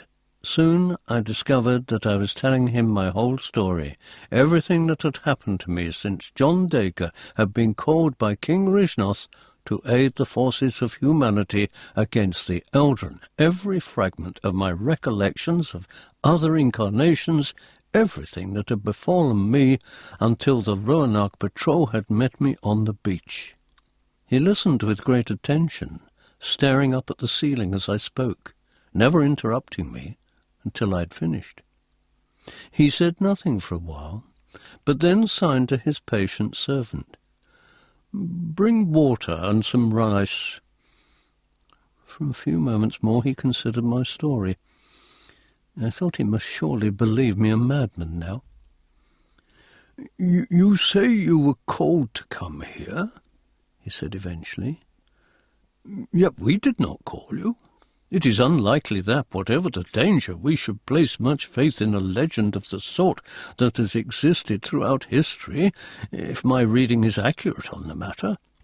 Are there any others who might have summoned me?" "Yes, Bishop Belfic said this was unlikely." Page 241. "Belfic shapes his thoughts to fit his moods. There are communities beyond Roanoke. There are cities beyond the sea. At least there were, before the Silver Warriors came. Belfic mentioned nothing of the Silver Warriors. Perhaps he forgot. It has been some while since we last heard of them. Who are they?" "Oh, ravagers of some description. Their motives are obscure." "Where do they come from?" "They come from Moon, I think." "From the sky? Where is Moon?" "On the other side of the world, they say. The few references I've seen do mention that it was once in the sky, but no longer." "These Silver Warriors, are they human?" "Not according to the accounts I received." "And do they offer you harm, Lord Shanasfane?" "Will they try to invade Roanoke?" "Perhaps. I think they want the planet for themselves." I looked at him, feeling somewhat shocked by his lack of interest. "You do not care if they destroy you?" "Let them have the planet. What use is it to us? Our race will soon be overwhelmed by the ice that creeps a little closer each year as the sun fades. These people seem better adapted to live in the world than we are." Though I could understand his argument, I had never encountered such complete disinterest before. I admired it, but I felt little true sympathy with it. It was my destiny to struggle, though for what cause I had no clear idea, and even while I hated the fact that I must do battle through eternity, or so it seemed, my instincts were still those of a warrior. While I tried to think of an answer, the Black Lord Temporal rose. "Well, we will talk again. You may live in Roanoke until you desire to leave." Page 242. And with that he left the room. As he left, the servant entered with the tray of rice and water. He turned, and holding the tray, followed behind his master. Now that I had met both the Lord Spiritual and the Lord Temporal of Roanoke, I was even more confused than when I had first arrived here. Why had Belfic not told me of the alien Silver Warriors?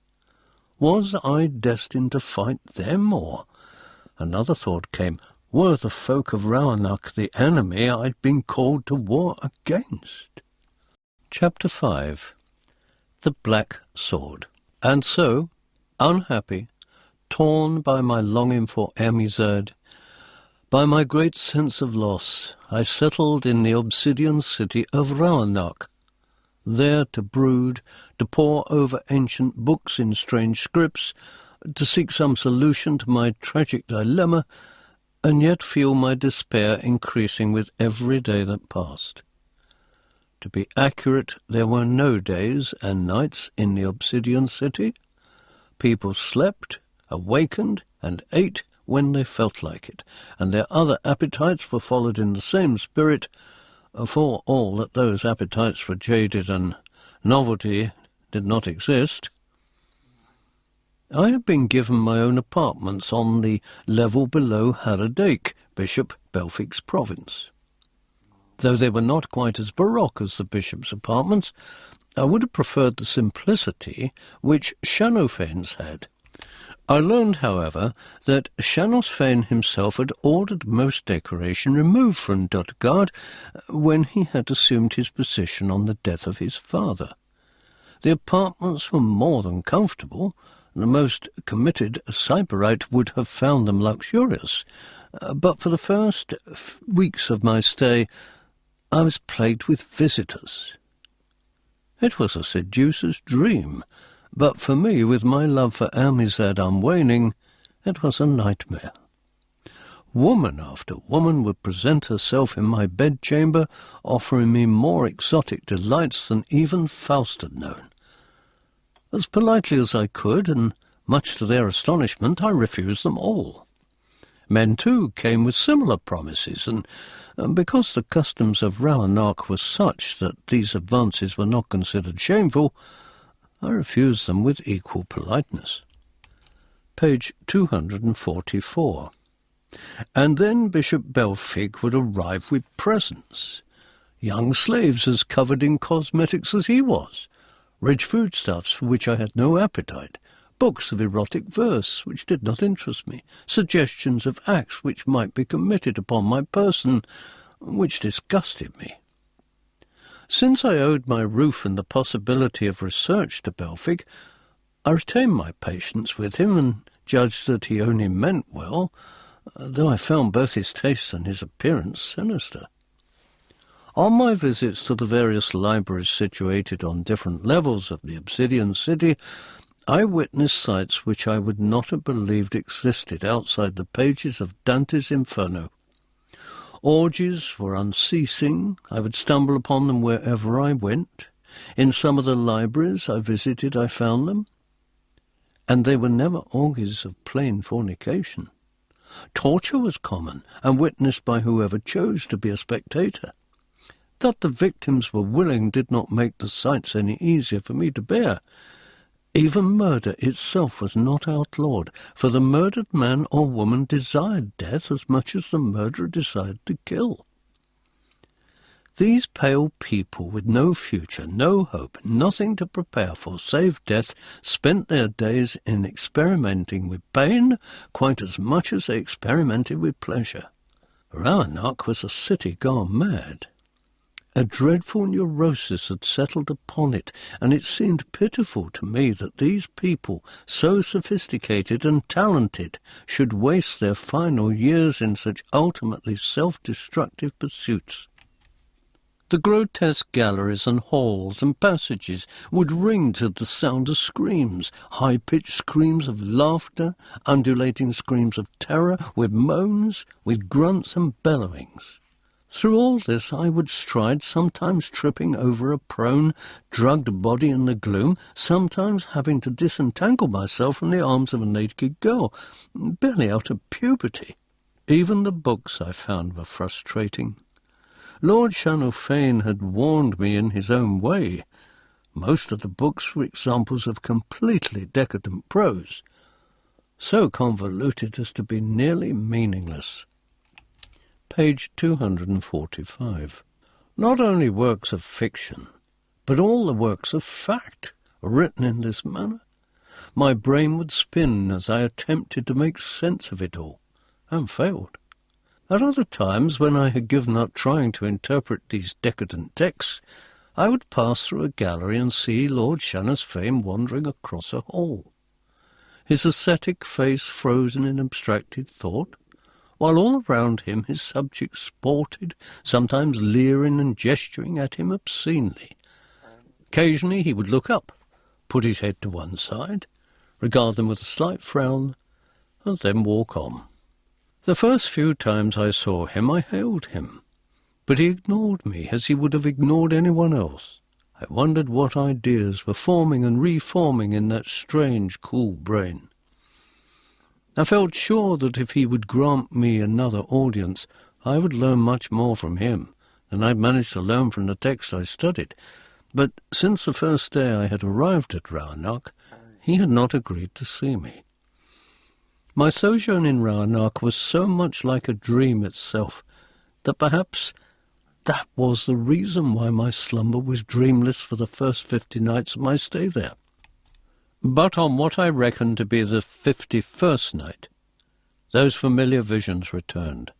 They had terrified me as I lay in Amizade's arms. Now I almost welcomed them. I stood on a hill and spoke with a faceless knight in black and yellow armour. A pale flag, without insignia, fluttered on a staff erected between us. Below us, in the valley, towns and cities were burning. Red fires sprouted everywhere. Black smoke cruised above the scenes of carnage from time to time revealed. It seemed to me that the whole human race fought in that valley. Every human being who had ever drawn breath was there, save me. I saw great armies marching back and forth. I saw ravens and vultures feasting on battlefields. Page 246. I heard the distant sounds of drums and guns and trumpets. "You are Count Erlich's castle of the Frozen Keep," said the faceless knight. "I am Erekose, adopted prince of the Eldren," I replied firmly. The faceless knight laughed. "No longer, warrior, no longer. Why am I made to suffer, Sir Knight in black and yellow? You need not suffer, not if you accept your fate. After all, you cannot die. True, you may seem to perish, but your incarnations are infinite. That knowledge is what causes the suffering. If I could not remember previous incarnations, then I would believe each life to be my only one. Some people would give much for such knowledge. The knowledge is only partial. I know my fate, but I do not know how I earned it.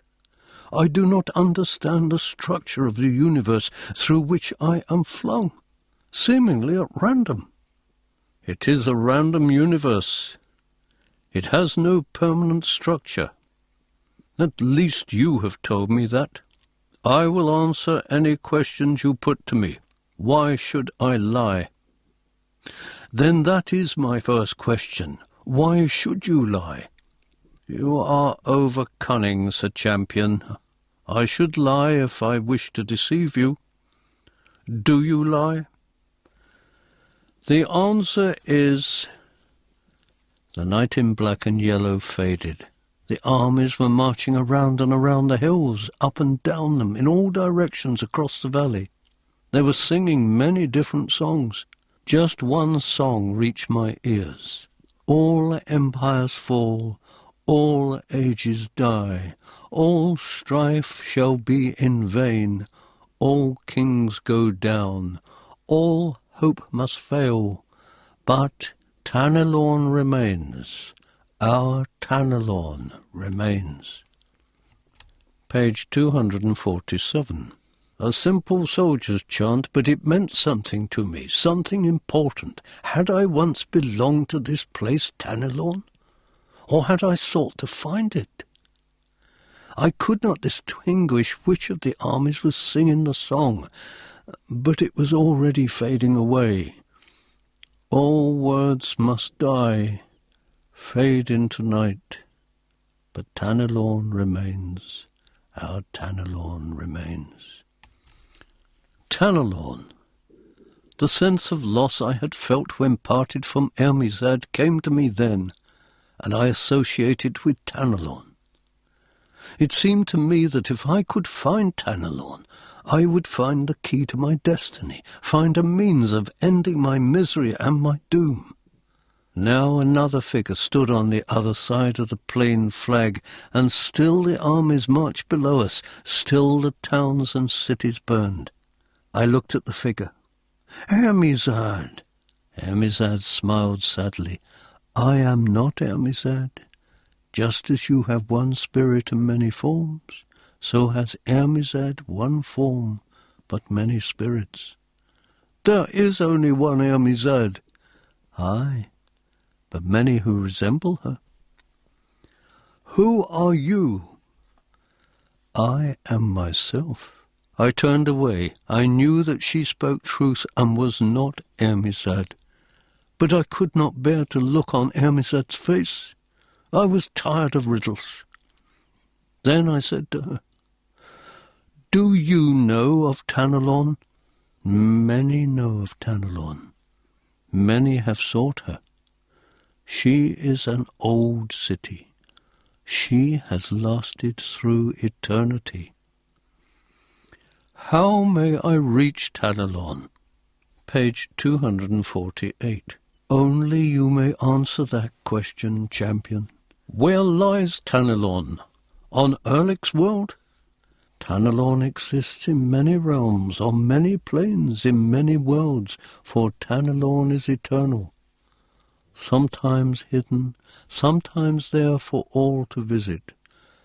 Though most do not realize the nature of the city, Tanelorn shelters many heroes. Will I find Ermizad if I find Tanelorn? You will find what you truly desire to find, but first you must take up the black sword again. Again? Have I borne a black sword before? Many times. And where shall I find the sword? You will know it.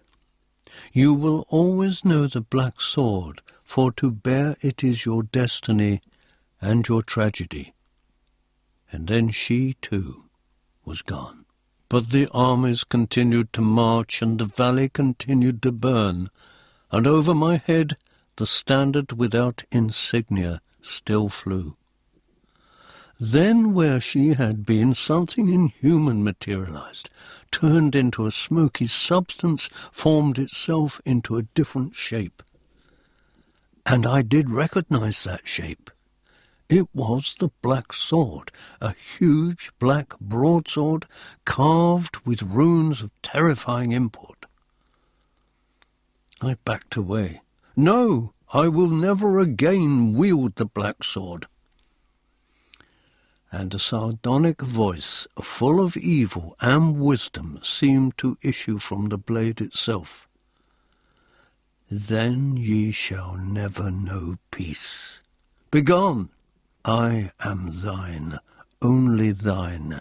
Thou art the only mortal who can bear me. I refuse you, then continue to suffer.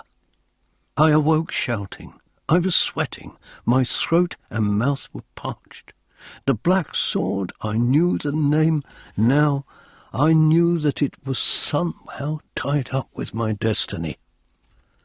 Page 249. But the rest? Had it been merely a nightmare? Or had it offered me information in a symbolic form? I had no means of telling. In the darkness I flung out an arm and touched warm flesh. I was back with Ermizad again. I took that naked body to me. I bent to kiss the lips. Lips raised themselves to mine, lascivious lips that were hot and coarse. The body writhed against me. A woman began to whisper obscenities into my ear.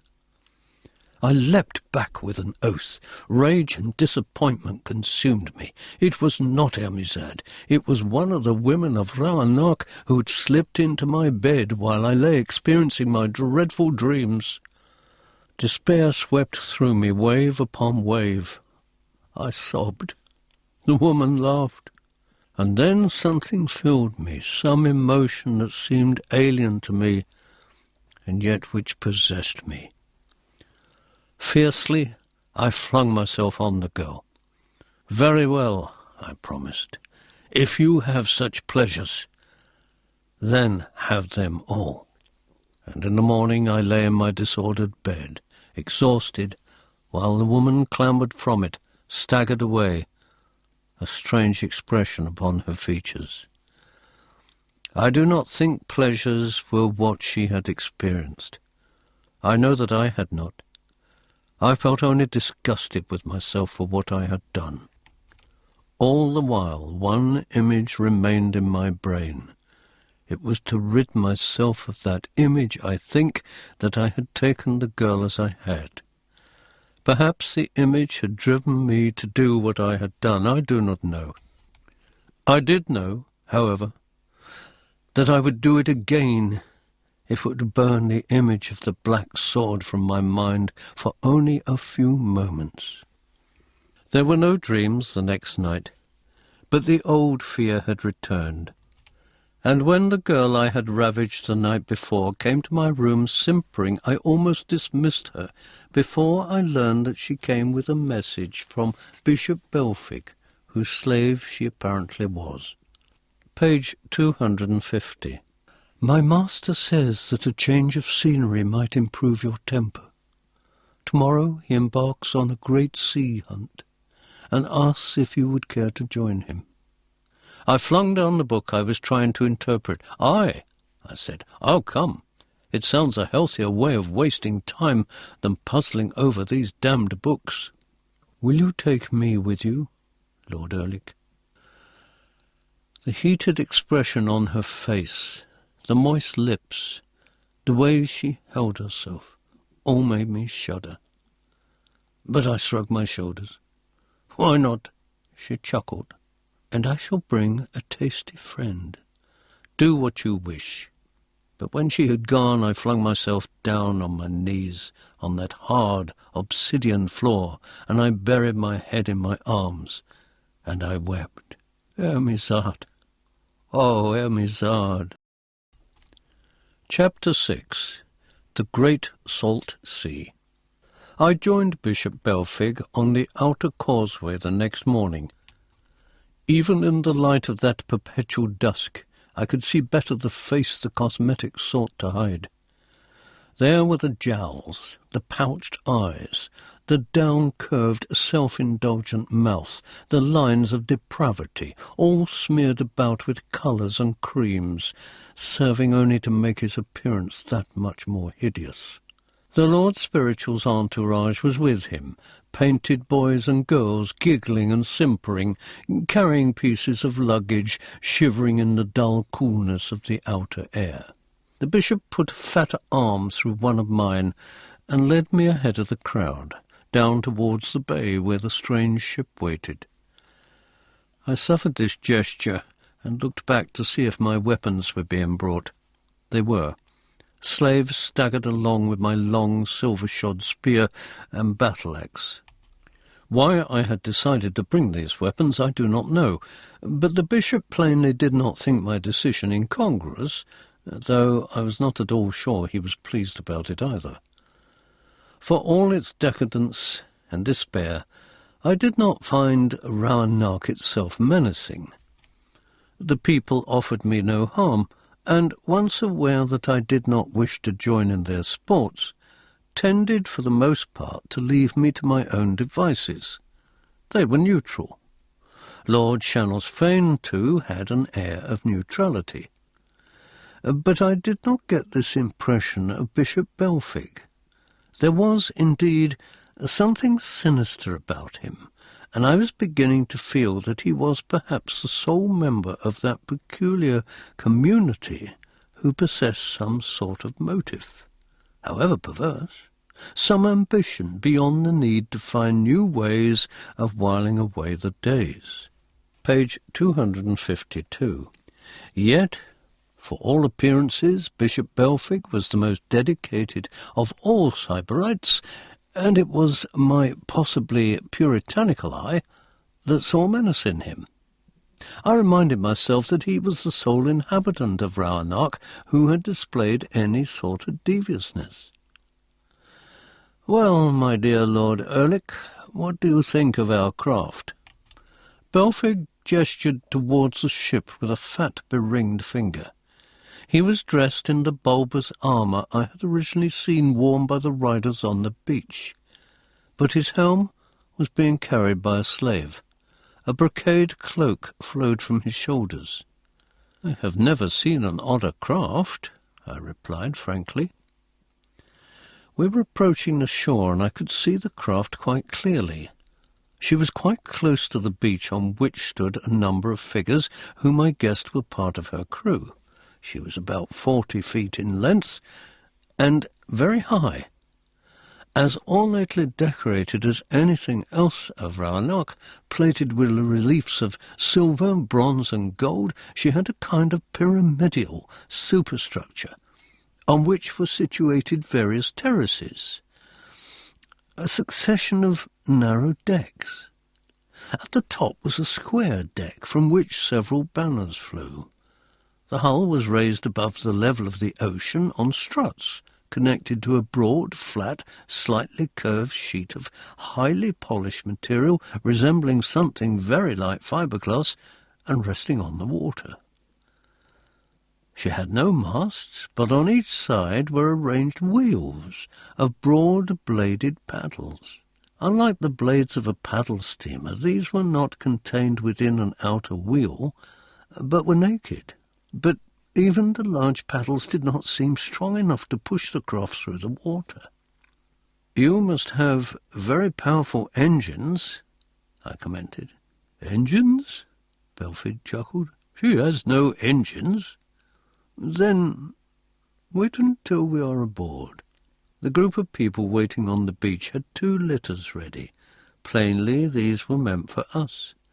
Belfig and I crunched across the crystal until we reached them. Then the bishop entered one, and, somewhat reluctantly, I climbed into the other.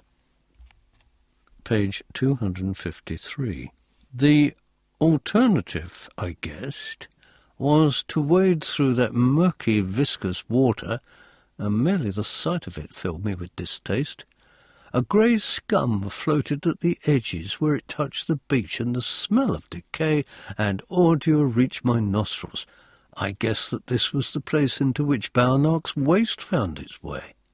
The litters were lifted up, and the slaves began to wade through the water that appeared to have the consistency of porridge, and which had oily black weed growing on its surface.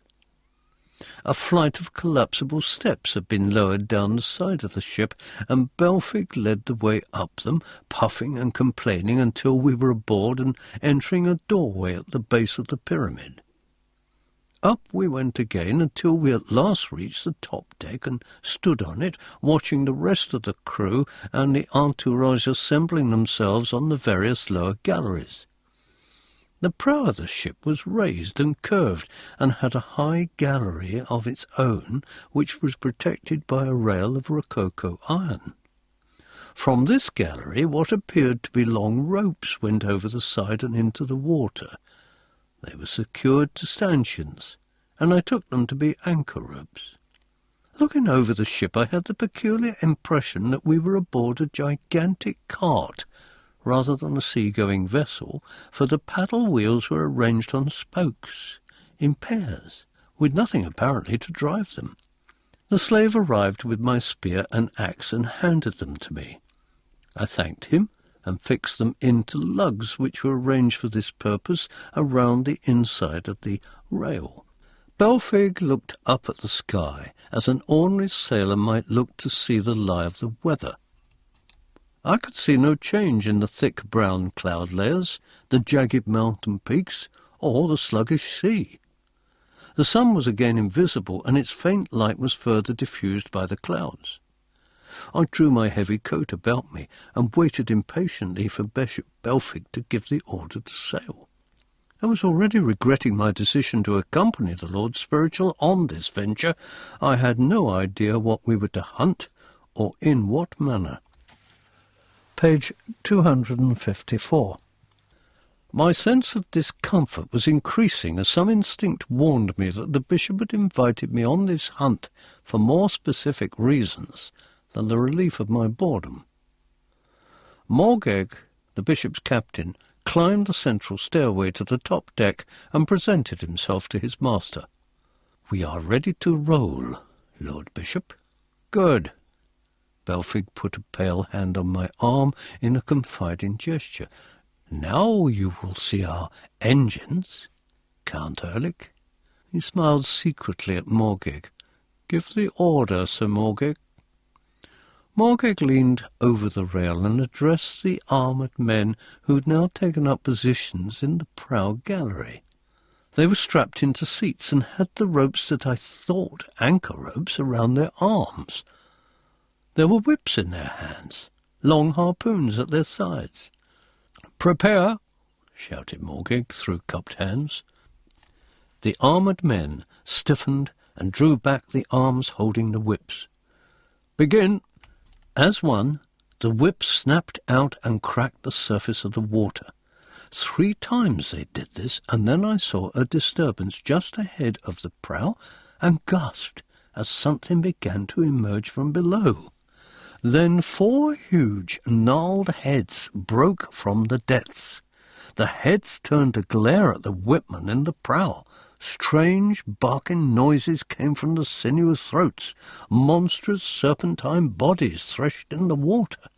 The beasts had flat heads from the mouths of which long, straight tusks protruded. A harness was attached to these heads, and with tugs the whipman forced them to turn until they were looking out to sea. Again the whips cracked, and the beasts began to move. With a lurch, the ship was off, its paddles not cutting through the water, but supporting the ship on the water as wheels support a chariot. And that was what the ship was, a huge chariot designed to roll over the surface, pulled by these ugly monsters that seemed to me to be a cross between sea serpents of legend, sea lions of John Dacre's world, with a trace of saber-toothed tiger for good measure. Page 255. Out into that nightmare ocean swam the nightmare beasts, pulling our impossible craft behind them. The whips cracked louder, and the drivers sang out to the beasts who swam faster. The wheels rolled rapidly, and soon Roanoke's terrible shore disappeared in murky brown cloud. We were alone on that nameless, hellish sea. Bishop Belfic had become animated. He had placed his helm on his head and had opened the visor. In its nest of steel his face looked even more depraved. "Well, Count Ehrlich, what do you think of our engines? I have never seen such beasts. I could never have imagined them. How do you manage to train them?" "Oh, they were bred for this work. They are domestic animals. Once Roanoke had many scientists. They built our city, channeling our heat from the fires that still flickered in the bowels of the planet. They designed and built our ships. They bred our various beasts of burden. But that, of course, was 1,000 years ago. We have no need of such scientists now." I thought it a slightly odd statement, though I said nothing. Instead, I asked, "And what do we hunt, my Lord Bishop?" Belfic drew a deep, excited breath. "Nothing less than the sea stag himself. It is dangerous work. We might all perish. The thought of dying in this dreadful ocean does not commend itself," I said. He chuckled. "Aye, a foul death. Perhaps the worst death this world can offer. But that is where the thrill lies, does it not? For you, perhaps. Ah, come now, Count Ehrlich. I thought you were beginning to enjoy our ways. You know that I am grateful for your hospitality. Without it, I suppose, I would have perished, but enjoy is not the word I would have chosen. Page 256. He licked his lips, his pale eyes bright and lascivious. But the slave girl I sent. I drew a heavy breath of that cold, salt-clogged air. I had had a nightmare shortly before I discovered her in my bed. It seemed to me that she was merely part of that nightmare.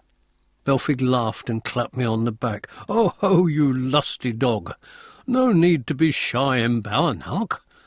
The girl told me all." I turned away and put my 2 hands on the rail, staring over the dark waters. A rime of salt had formed on my face and beard, scouring my flesh. I welcomed it. The sea beast strained and threshed and barked. The wheels of the ship slapped the surface of the salt-thick water. Bishop Belfig chuckled and exchanged glances with the dead-faced Moorcock. Sometimes the brown clouds broke, and I saw the contracted sphere of the dull, red sun like a jewel hanging from a cavern roof. Sometimes the clouds gathered so close that they blotted out all the light, and we moved through pitch darkness, broken only by the faint illumination of our artificial torches. A faint wind came and ruffled my coat, stirred the limp banners on their masts, but scarcely brought a ripple to the viscous ocean. Within me my torment seethed. My lips formed the syllables of Ermizad's name, but then refused to move, as if to utter that name even under my breath was to taint it. Onward the ship rolled. Its crew, the slaves of despair, moved about upon its decks or sat listlessly against its rails. And all the time Bishop Belfig's fat jowls shook as his obscene laughter bubbled through the air. I began to think that I did not in the least care now if I perished in the waters of that great salt sea. Chapter 7. The Bell and the Chalice. Later, Belfig retired to his cabin with his slaves, and the girl who had brought me the message came on deck and put her warm hand on my cold one. "Master, do you not want me? Give yourself to Moorcock or whoever else desires you," I said hollowly, "and I beg you to forget that other time." "But, master, you told me I could bring someone else also. I thought you had learned to take pleasure in our ways." "I take no pleasure in your ways. Please go." She left me alone on the deck. I rubbed at my weary eyes. They were encrusted with salt. After a few moments I too went below, sought my cabin, locked the door, and ignored the shut bunk with its profusion of furs and silks in favour of the hammock, doubtless slung there for a servant's use. Rocked in the hammock, I was soon asleep. Dreams came, but they were faint dreams. A few scenes, a few words, but the only words that made me shiver were the words which forced me to wake myself. Black sword, black sword, black sword. The black sword is the champion's sword. The word of the sword is the champion's law. Black sword, black sword, black sword. Page 258. The blade of the sword has the blood of the sun. The hilt of the sword and the hand are as one. Black sword, black sword, black sword. The runes on the sword are the worms that are wise. The name of the sword is the same as the scythe. Black sword, black sword, black. The rhythm continued to drum in my skull. I shook my head and half fell from my hammock. Outside the cabin I heard hasty footsteps. Now they sounded above my head. I went to a washstand, splashed water over my hands and face, opened the door and climbed the intricately carved companionway to the top deck. Moorcock and another man stood there. They were leaning over the rail, their ears cocked to the wind. Below, in the prow, the drivers continued to lash the sea beasts on. Moorcock stepped back from the rail when he saw me. There was a trace of concern in his pale eyes. "What is it?" I asked. He shrugged his shoulders. "We thought we heard something. A sound we have not heard before in these waters."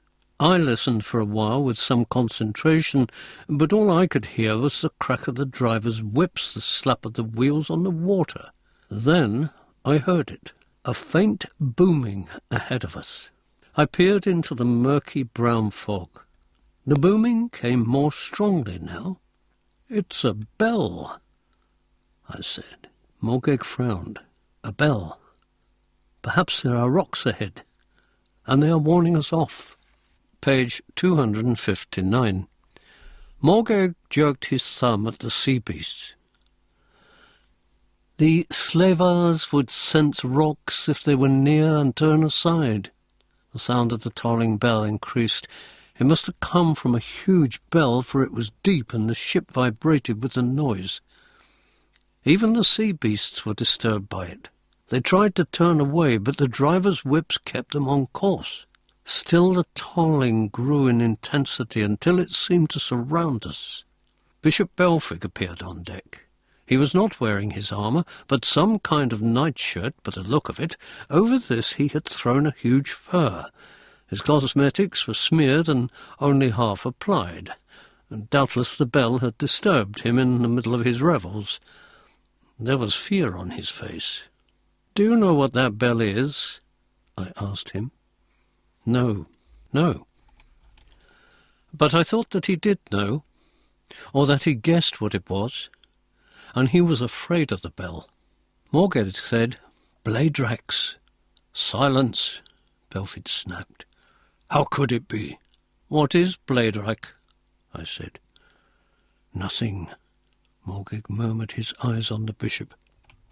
I did not pursue the subject, but the sense of menace I had felt when first boarding the craft now increased.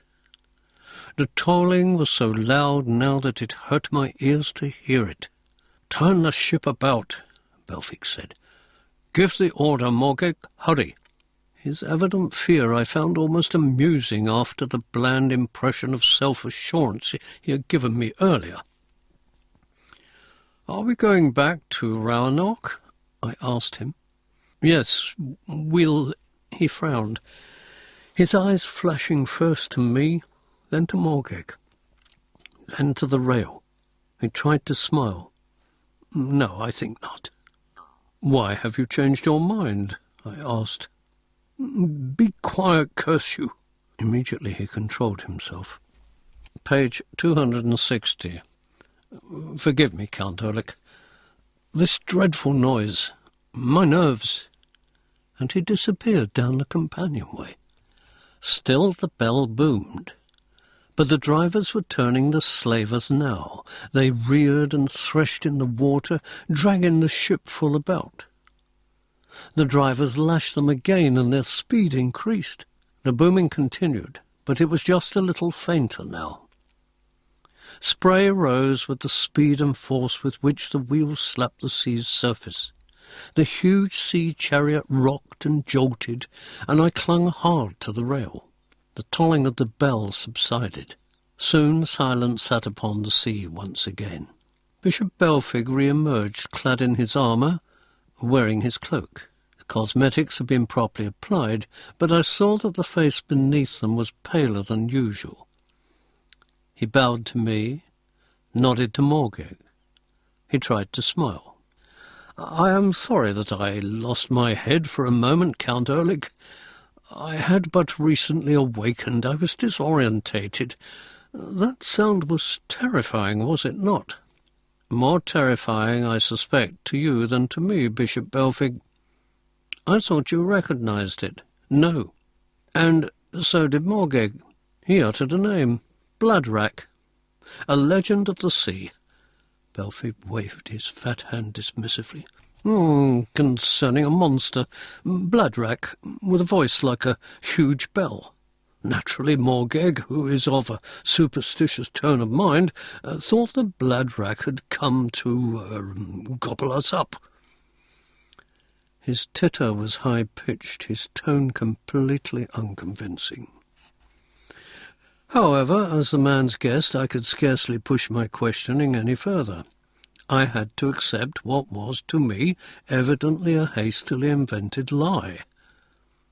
I returned to my cabin as Belfig instructed Morgeg in a fresh course, and in my cabin I again found the girl I had dismissed. She was lying in the bed, smiling at me, completely naked. Page 261. I returned her smile and climbed into my hammock. But I was soon to be disturbed again. Almost as soon as I had closed my eyes, I heard a shout from above. Again I leapt from the hammock and rushed up onto the top deck. This time I heard no bells, but Morgeg and Belfig were calling down to a sailor on a lower deck. I heard the sailor's voice. I swear I saw it. A light to port. We are miles from the nearest land, Morgeg argued. Then, perhaps, sir, it was a ship. Is this another legend coming true? I asked Belfig. He started when he heard me and straightened up. I really cannot understand it all, Count Ehrlich. I think the sailor is imagining things. Once you get one unexplained event at sea, others quickly follow, eh? I nodded. There was truth in that. But then I saw a light. I pointed. It must be another ship. The light is too bright for a ship. I then found an opportunity to put a question to him which had been on my mind since my meeting with Lord Shannosfane. What if it is the Silver Warriors? Belfig darted me a penetrating look. What do you know of the Silver Warriors? Very little. Their race is not the same as yours. They have conquered most of the farther shore of this sea. They are thought to come from a land called Moon on the other side of the world. He relaxed. And who told you all this? My Lord Shannosfane of Dodgard, the Lord Temporal. He knows little of the events of the world, Bishop Belfig said. He is more interested in abstracted speculation. The Silver Warriors are not a great threat. They have harried one or two cities on the farther shore. That is true, but I believe they have disappeared again now. Why did you not tell me of them when I asked if you had any enemies or potential enemies? Page 262. What enemies? Belfig laughed. I do not consider warriors from the other side of the world who've never offered us threat enemies. Not even potential enemies? Not even that. How could they attack us? Rheinark is impregnable. The hoarse voice of the sailor came again. There it is. He was right. And also I seemed to hear a voice calling over the ocean, a lost voice, an ethereal voice. Some mariner in trouble, perhaps, I suggested. Bishop Belfig assumed an impatient expression. Most unlikely. Both light and voice were coming closer. I made out a word. It was a very definite word. Beware, cried the voice. Beware. Belfig sniffed. A pirate's trick, maybe. Best ready the warriors, Morgeg. Morgeg went below. And then the source of the light was much closer, and a peculiar screaming began, a wail. It was a huge golden cup, suspended against the darkness, a great chalice.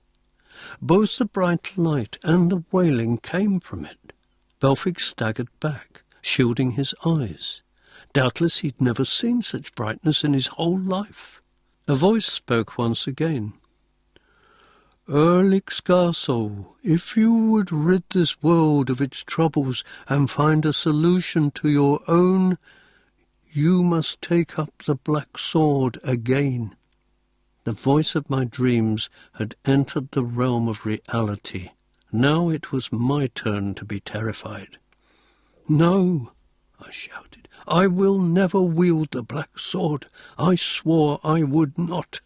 Though I spoke the words, they did not come from my conscious brain, for I still had no idea what the black sword was and why I refused to use it. These words were spoken by all the warriors I had been and all the warriors I was to become. Page 263. You must. I will not. If you do not, this world will perish.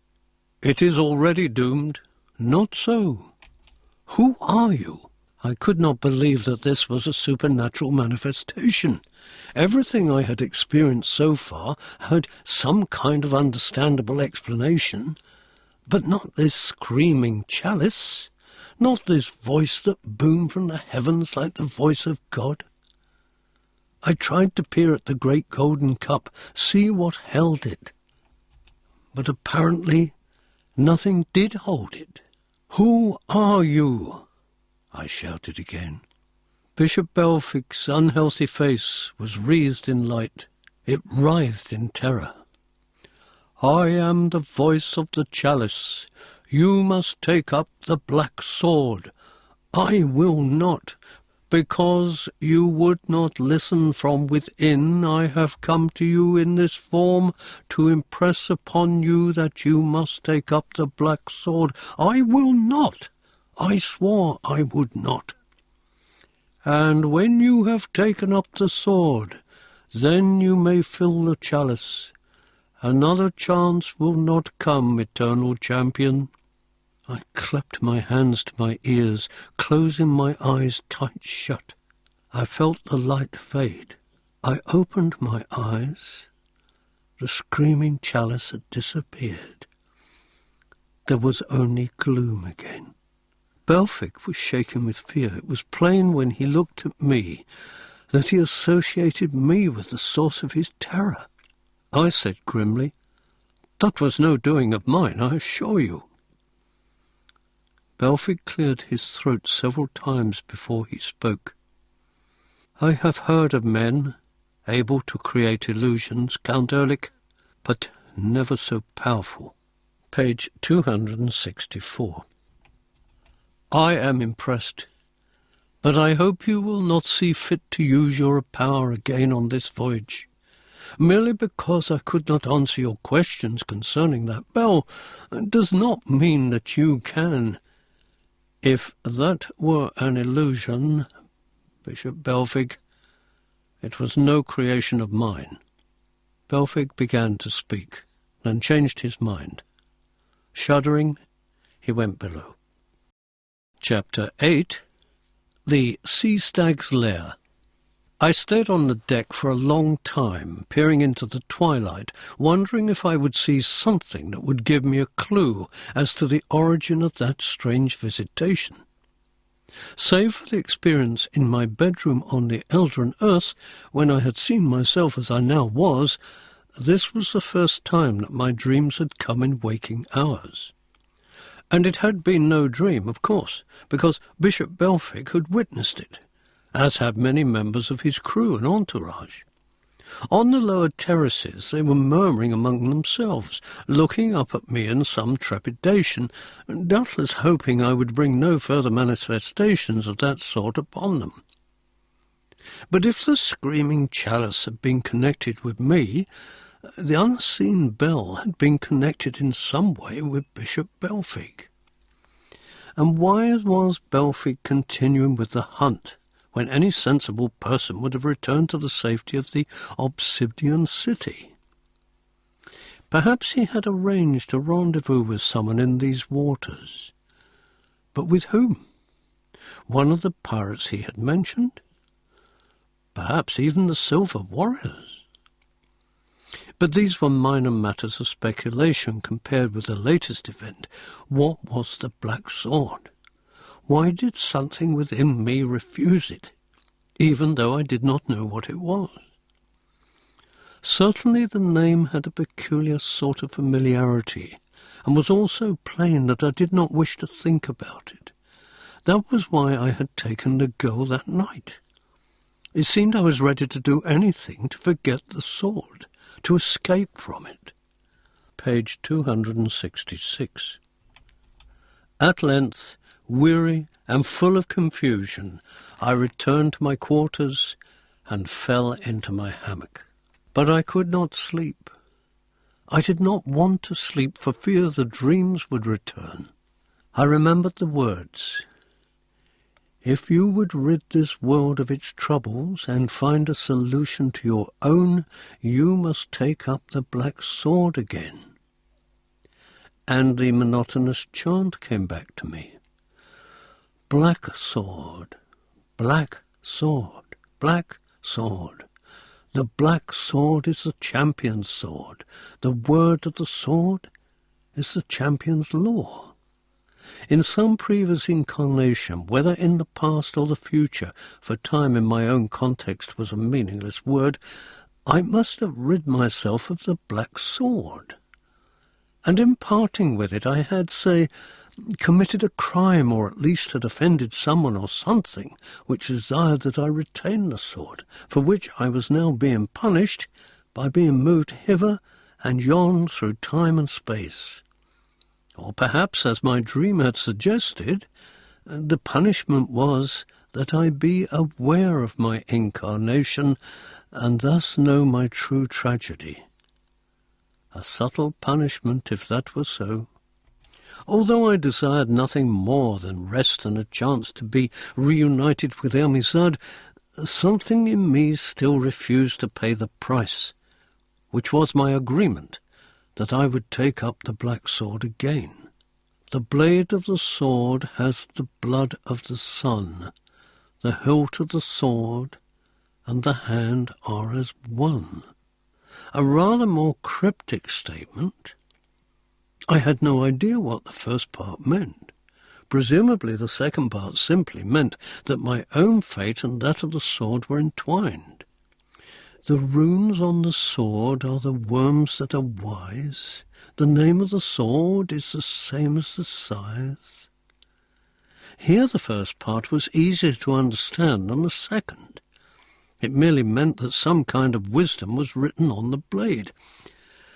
And it was just possible that the scythe referred to was nothing more than the same scythe that Death was said to wield. But I still knew no more than I had known before. It seemed to me that I must decide to take up the sword again, without being told why I had originally decided to put it down. Page 267. There was a knock on the cabin door. Thinking it was the girl again, I cried out, "I do not wish to be disturbed." "It is Moorcock," replied the one who had knocked. "Bishop Belfic instructed me to tell you that the sea stag has been sighted. The hunt is about to begin." "I will come in a moment." I heard Moorcock's footfalls fade. I put my helm on my head, took up my axe and my spear, and went to the door. Perhaps the excitement of the hunt would drive some of my confusion away. Belfic seemed to have regained all his old bland confidence. He was in full armour, his visor raised, and Moorcock now wore armour too. "Well, Count Ehrlich, we shall soon have the diversion we actually sought when we originally set out, eh?" He slapped the rail with his gauntleted hand. The wheels of the ship were moving comparatively slowly over the viscous ocean, and the sea beasts pulling the gigantic sea chariot were swimming at an almost leisurely rate. The sea stag's horns broke the surface nearby a while ago, Moorcock said. The beast must be quite near. It has no gills and must eventually surface again. That is when we must be ready to strike. He indicated the warriors lining the rails above the ship's hull. They all held long, heavy harpoons, each with up to 10 cruel barbs. "Is the beast likely to attack?" I asked. "Have no fear," Bishop Belfic said. "We are safe enough up here." "I came for the excitement," I told him. "I would experience it." He shrugged. "Very well. Moorcock, will you escort Count Ehrlich to the lower deck?" Spear and axe in hand, I followed Moorcock down the several companionways to the lower deck and emerged to discover that the sea chariot's wheels had stopped almost completely. Page 268. Moorcock craned his neck and peered into the gloom. "Ah," he said, and he pointed. I had the impression of antlers, very much like those of the stags I'd seen on John Dacre's World. I had no means, however, of judging their size. I wondered if this was some land beast that had taken to the sea just as the seals had returned to the land, or perhaps it was another hybrid, bred centuries before by Roanoke scientists. The atmosphere on the great chariot was tense. The antlers seemed to be coming closer, as if to inspect the strangers who had intruded into its province. I moved nearer to the rail, a warrior making room for me. Moorcock murmured, "I will return to my master's side." And he left me. I heard a snort, a gigantic snort. This beast was plainly larger than an ordinary stag. Now I could see red eyes glaring at us. A huge, bovine face emerged from the twilight, its nostrils dilating and contracting. It snorted again, and this time I felt its breath strike my face. And silence, the harpooners prepared for its charge. I looked up at the prow, noticing that the slavers had submerged, as if they wanted no part of this madness. The sea stag bellowed, raising its massive body from the viscous waters. The thick saline liquid ran in streamers down its coarse, oily pelt, and I saw that its muscular forelegs were, in fact, flippers, terminating in a club-like appendage that only barely recalled the hoof of a true stag. These flippers it now thrashed in the air, then sank down into the sea again, re-emerging a moment later with lowered head to charge our chariot. From the top deck, Moorcock's voice came. "Let fly with the first harpoons." A third of the warriors flung back their arms and hurled their heavy lances at the advancing beast. The horns were almost 15 feet long, with an even longer span. Page 269. Some of the harpoons flew past the sea stag and lay for a moment on the surface of the water before sinking. Others buried themselves in the body of the stag, but none struck the head, and while it screamed with pain, it paused only for a moment before continuing its charge. "Let fly with the second harpoons." The second wave of lances flew out. 2 struck the horns and clattered harmlessly off them. 2 struck the body, but were shaken out by a twist of the animal's shoulders. The horns struck the chariot, and sharp bone met metal with an awful clangour. The ship rocked, threatened to topple, righted itself on its flat lower hull. One of the horns swept along the rail, and shrieking several harpooners were hurled overboard, their armour gashed. I leaned over to see if they could be helped, but they were already sinking as a man sinks in quicksand, some holding up their arms pleadingly, though their eyes spoke of the hopelessness of help. This was a brutal, disgusting business, particularly since the instigator of the hunt was at the top of the ship in a relatively safe position.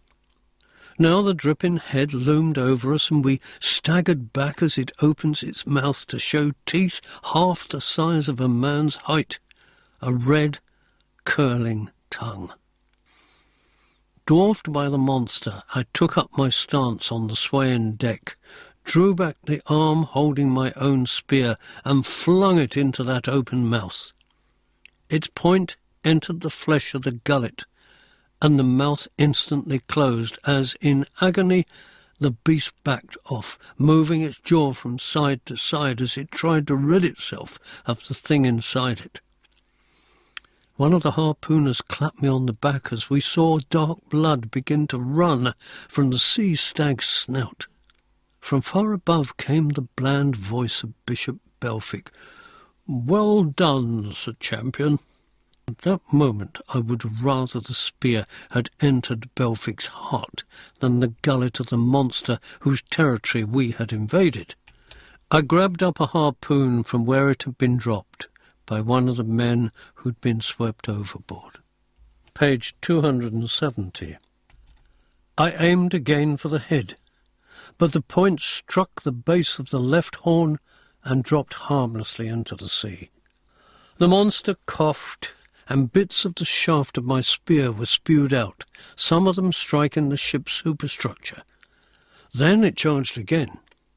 This time, as if encouraged by my partial success, one of the harpooners managed to drive his weapon into the sea stag's flesh just below the right eye. A terrible scream came from the injured throat, and admitting defeat, the beast turned and began to swim away. I drew a sigh of relief, but I had not reckoned with Bishop Belfic's bloodlust. "Pursue it! Quickly! It is making for its lair!" he cried.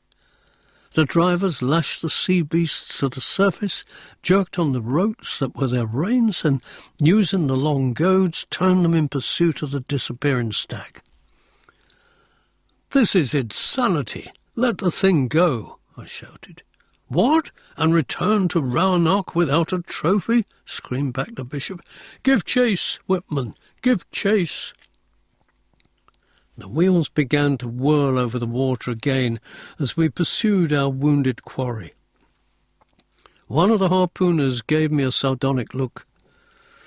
"They say our Lord Spiritual prefers slaughter to fornication." He rubbed at his face. Blood spat by the stag had covered him. "I do not know if he understands the difference any longer," I said. "Where is the monster heading?" "Sea stags make their lairs in caves. There is probably a small island nearby. Our friend will head for that." "Have they no herds?" "At certain times, but this is not their herding season. That is why it is relatively safe to hunt them. A herd, even mainly of cows, would quickly finish us." Two of the wheels on our side of the ship had been badly battered, and the sea chariot lurched unevenly as it sped over the ocean. The slavers must have been even more powerful than the sea stag to be able to cut through those thick waters and draw the heavy craft behind them.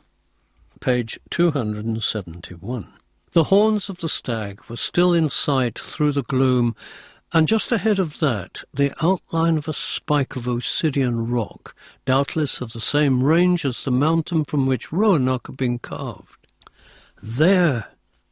The harpooner pointed. Grimly he hefted his barbed lance.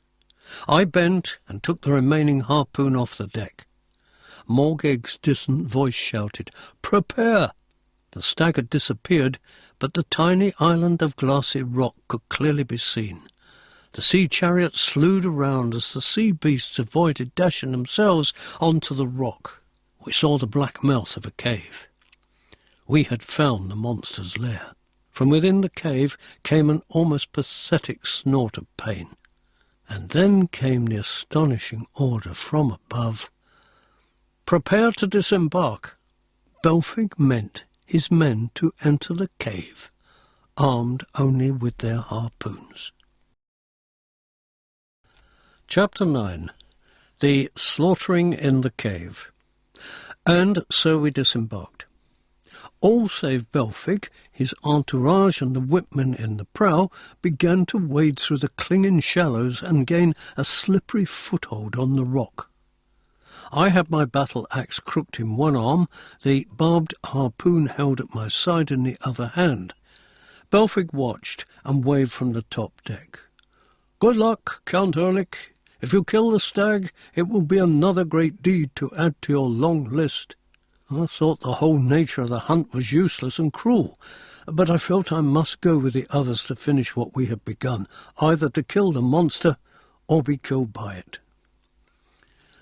With some difficulty we clambered around the rock until we had reached the mouth of the cave. A terrible stench was issuing from it, as if the beast had already begun to rot. The man who had spoken earlier now said, "That's the stink of its dung. The sea stag is not a clean beast." Now I felt even more reluctant to enter the cave. Another bellow came as the stag scented us. The harpooners hung back nervously. No man wished to be the first into the lair. At last, dry-mouthed but desperate, I elbowed my way forward, took a good grip of my harpoon, and stepped into the black moor.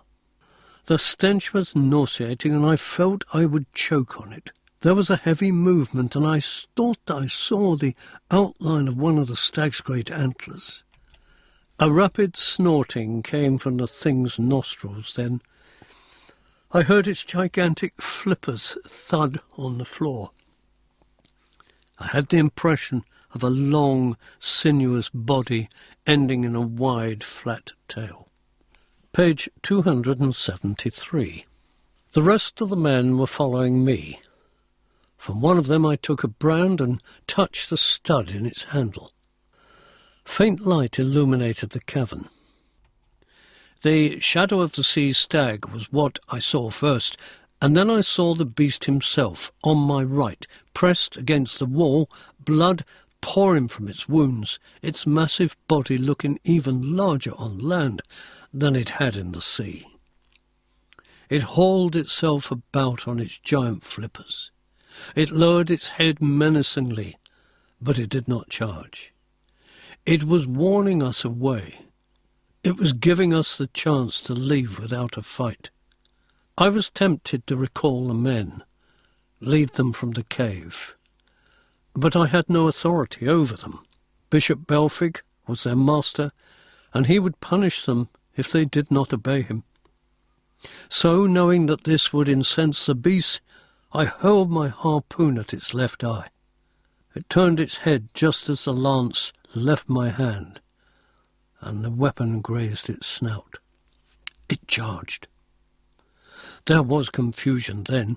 Men screamed, tried to dodge, tried to get clear, cast at it, backed away, were impaled on its antlers. When it raised its head, 3 men hung on its horns, their bodies completely pierced. 2 were dead, 1 was dying. Small moans came from his lips. There was nothing I could do to save him. The stag shook its great head, trying to dislodge the corpses, but they remained where they were. An idea began to form in my mind, but then the stag lowered its head and charged again. I jumped aside, striking out with my long-hafted battle-axe and cutting a deep groove in its left shoulder. It turned towards me, its teeth snapping, its red eyes glaring in a mixture of anguish and surprise. I struck it another blow, and it withdrew its bleeding snout. Again it shook its horns, and now one of the torn bodies fell limply to the filthy floor of the cave. The stag nudged at it awkwardly with a flipper. I looked for the remaining harpooners. Page 274. They were huddled near the cave entrance. The stag was now between me and the others. The cave was lit still by 2 brands which had fallen to the floor. I retreated into the shadows. The stag saw the others, lowered its head again, and charged. I was knocked flat by its huge fish tail as it moved past. The beast bellowed as the harpooners scattered. I heard their cries as they were caught on its horns as they plunged into the thick waters, seeking to escape. And now I was alone in the cave.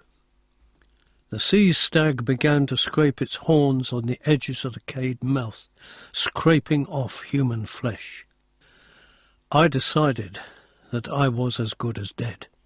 How could I defeat such a monster alone? Its body blocked the entrance, my only chance of escape.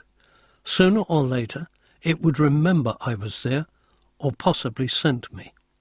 I kept as still as possible. The stink of ordure clogged my mouth and nostrils.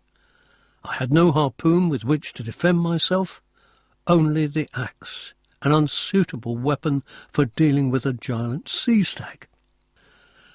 Once again the beast opened its bovine snout and sent up a huge bellowing. Then the noise dropped, as it moaned to itself.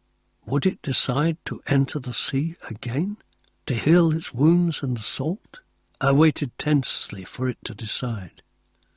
But then there was another rattle of harpoons against rock and antlers, and the monster screamed and backed into the cave. Again I was forced to dodge its tail. I prayed that the harpooners would return, at least long enough to give me the chance to get past the stag to a safer position. The stag snorted, dragging its whale-like body first one way and then another across the floor of the cave, as it too expected the arrival of the warriors. But nothing happened. Did they think me dead? Were they abandoning the chase? I listened for shouts, but heard nothing. Page 275. Another bellow. Another movement of the unnatural body. I began to edge along the wall of the cave, moving as softly as possible. I was halfway to the cave mouth when my foot struck a yielding object. It was the corpse of one of the harpooners. I lifted my leg to step over the thing, but my foot then caught on a piece of loose armour and sent it clattering across the obsidian floor. The beast snorted and turned its baleful eyes to regard me. I stood stock still, hoping it would not realize that I lived. It shook its horns again and dragged its body round. My mouth and throat went dry. It raised its muzzle and bellowed, its lips curling back from its huge teeth. Blood now encrusted those lips, and it was plainly half-blind in one eye. Then, horrifyingly, it raised its body up on its strange flippers with their club-like appendages, thrashed at the air, fell back to the ground, shook the floor of the cavern. The antlers were lowered. The stag charged. I saw the huge horns bearing down on me, and I had seen how they could impale a man. I flung my body flat against the wall and to one side. The antlers crashed within inches of my right shoulder, and the stag's massive forehead, as wide as my body was long, was a foot from my face. The idea I had had earlier came back to me. I believed there was only one chance of defeating the monster. I jumped. I leapt towards that forehead, grabbed the oily pelt, literally ran up its snout, and then wrapped my legs and one arm around the branches of the left antler. The beast was puzzled. I do not think it realized I was there. I raised the axe. Page 276. The stag looked about the cavern for me, still snorting. I brought the axe down. It bit deep into his skull. He roared and screamed and shook his head rapidly from side to side, but I had expected this, and I clung to the branches as tenaciously as was possible, striking again at the exact place I'd struck before. I split the bone. A little blood came, but all this served to do was to make the stag's movements more frantic. Its body sliding behind it, it waddled on its flippers, moving rapidly about the cave, scraping its antlers on the roof and walls, trying to dislodge me. But I hung on, and I struck again. This time pieces of bone flew into the air, and a stream of blood poured from the skull. Another fearsome bellow, which became a scream of rage and terror. Another blow. The axe haft snapped with the force of my striking, and I was left holding nothing but a piece of broken pole. But the blade had buried itself in the brain. The bulk of the stag crashed to the floor as the strength went out of the flippers. It moaned pathetically. It tried to rise. With a spluttering noise, the last mixture of breath and blood left its body. The head fell to one side, and I fell with it, leaping free just as the antlers reached the floor. The sea stag was dead. I had killed it single-handed. I tried to tug the broken haft of the axe out of the beast's head, but it was buried too deep. I left my axe there and stumbled half-dazed from the mouth of the cave. "It is over," I said. "Your quarry is vanquished." I felt no pride in my accomplishment. I looked toward the ship, but no ship was there. Bishop Belfig's sea chariot had rolled away, presumably back to Roanoke, doubtless because they thought me dead. Page 277. "Belfig!" I shouted, hoping my voice would carry over the waters where my eye could not see. "Morgig, I am alive. I have killed the stag." But there was no reply. I looked at the low brown clouds, at the murky, moody ocean. I had been abandoned in the middle of a nightmare sea through which, as Belfig had said, no ships passed. I was alone, save for the corpses of the harpooners, the carcass of the sea stag. Panic seized me. "Belfig, come back!" A slight echo, nothing more. "I am alive." And the echo seemed stronger this time, and it seemed sardonic. I could not stay alive for long on that bleak slither of rock which was less than 50 yards across. I stumbled up the sides, clambering as high as I could, but what point was there in that when the twilight sea had no horizon that was not obscured on all sides by the brown cloud banks? I sat down on a small ledge, the only reasonably flat surface on the entire rock. I was trembling. I was afraid. The air seemed to grow colder, and I drew my coat about me, but it would not keep out the chill that grasped my bones, my liver, my heart. An immortal I might be, a phoenix forever reborn, a wanderer in eternity. But if I was to die here, that dying would seem to take an eternity. If I were a phoenix, then I was a phoenix trapped in obsidian as a fly is trapped in amber. At that thought all my courage went out of me, and I contemplated my fate with nothing but despair. Book 3. Visions and Revelations. Destiny's champion, fate's fool, eternity's soldier, time's tool. The Chronicle of the Black Sword. Chapter 1. The Laughing Dwarf. The fight with the sea stag had so exhausted me that, after a while, I fell asleep with my back against the rock and my legs stretched before me on the ledge. When I awoke, it was with some of my courage returned, though I could see no easy solution to my plight. From the mouth of the cave below, the stench had increased as the stag's flesh began to rot. There was also an unpleasant slithering sound. Peering over the edge, I saw that small snake-like creatures were wriggling into the cave in their thousands. Doubtless these were the carrion-eaters of the sea. Hundreds of black bodies were tangled together as they moved up the rock to where the sea stag lay. Any thought I might have entertained of using the stag's carcass as meat to sustain me disappeared completely. I hoped the disgusting creatures would finish their meal quickly and leave. At least there were harpoons in the cave. As soon as I could reach them, I would gather them up. They would be useful for defence against any other monster that might lurk in these waters, and there might also be fish of some kind in the shallows, though I rather doubted it.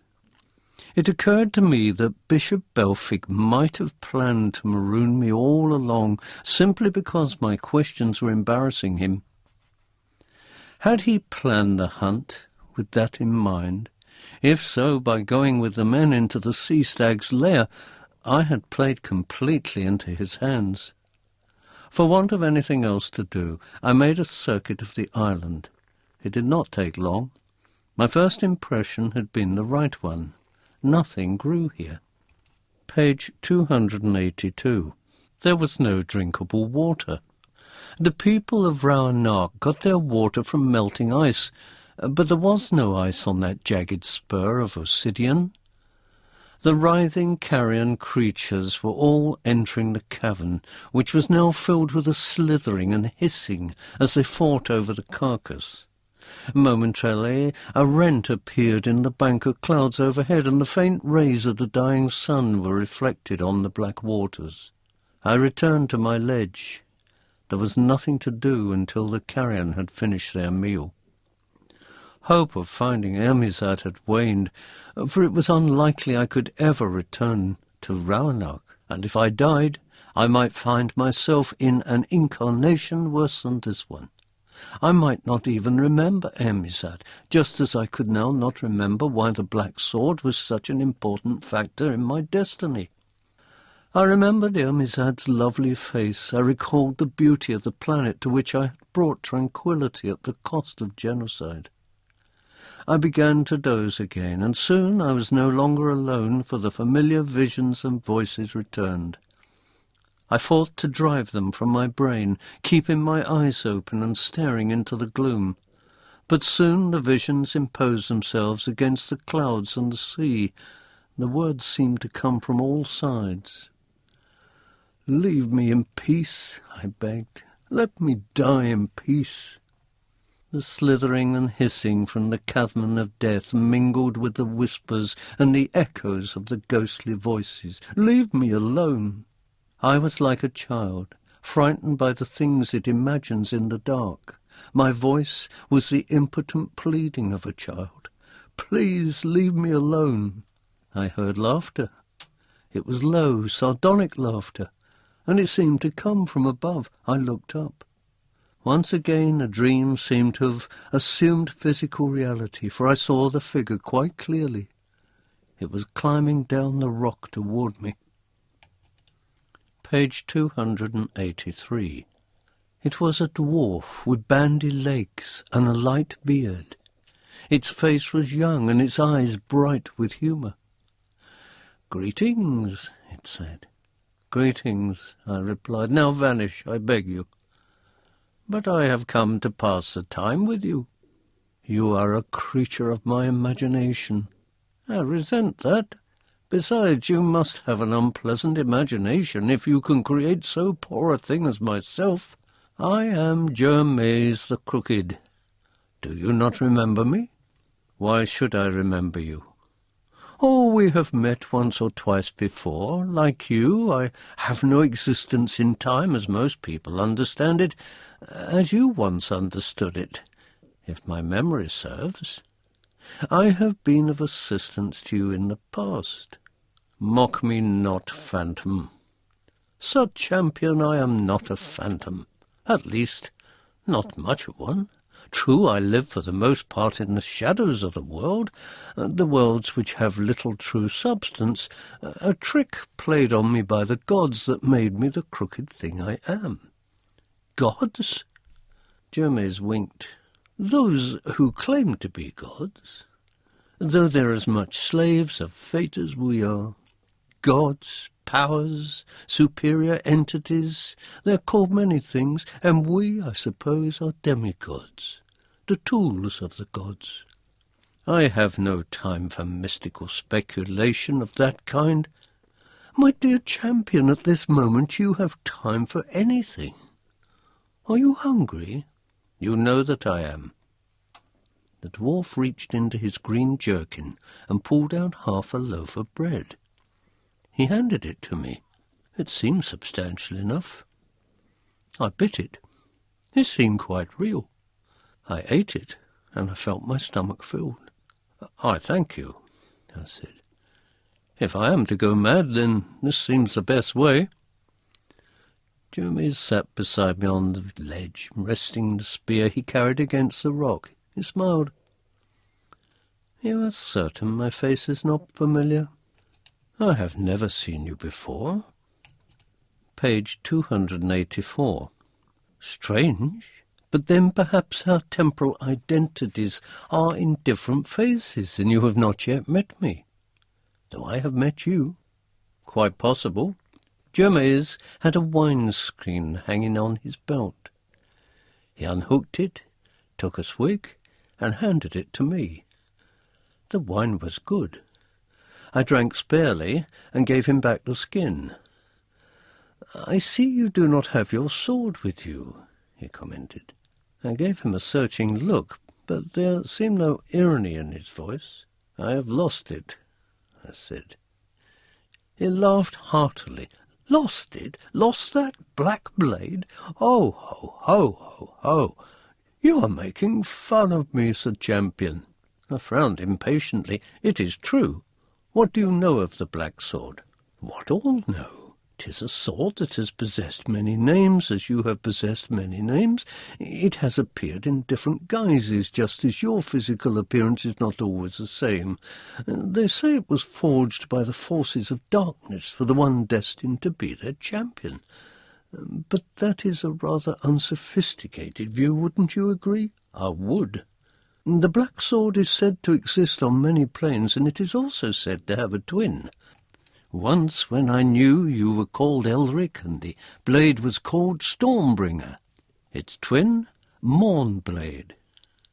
However, some say that the duality is an illusion, that there is only one black sword, and that it existed before the gods, before creation.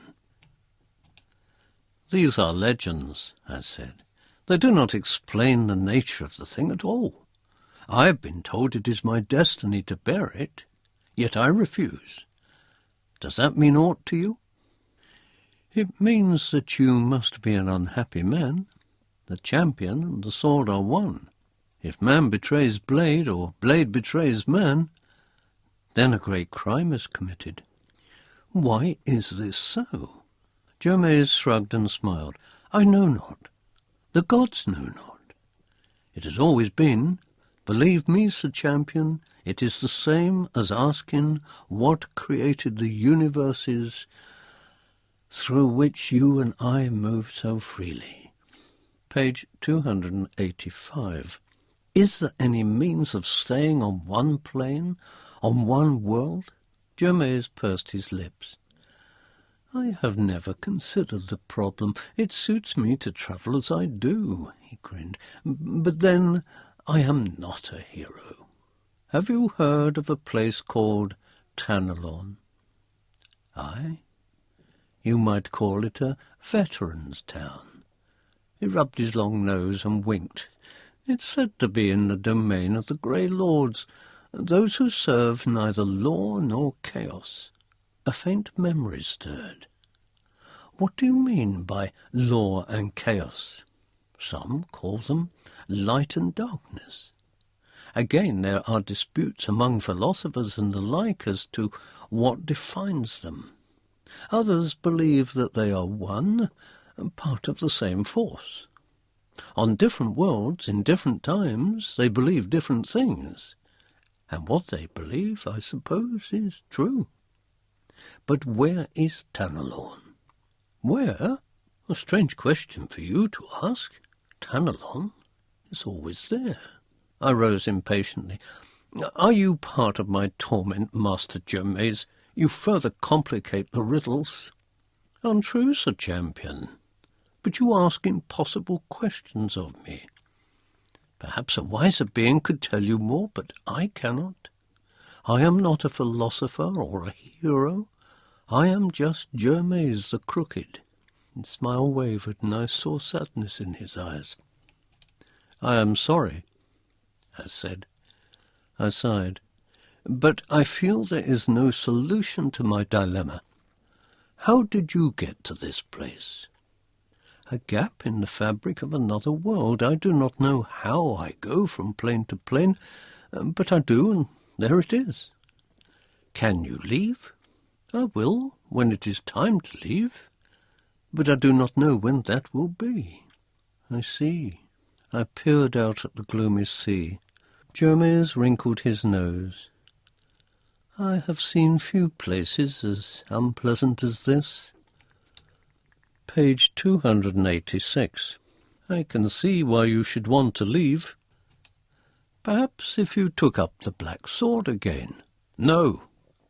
He was startled. "Oh, forgive me.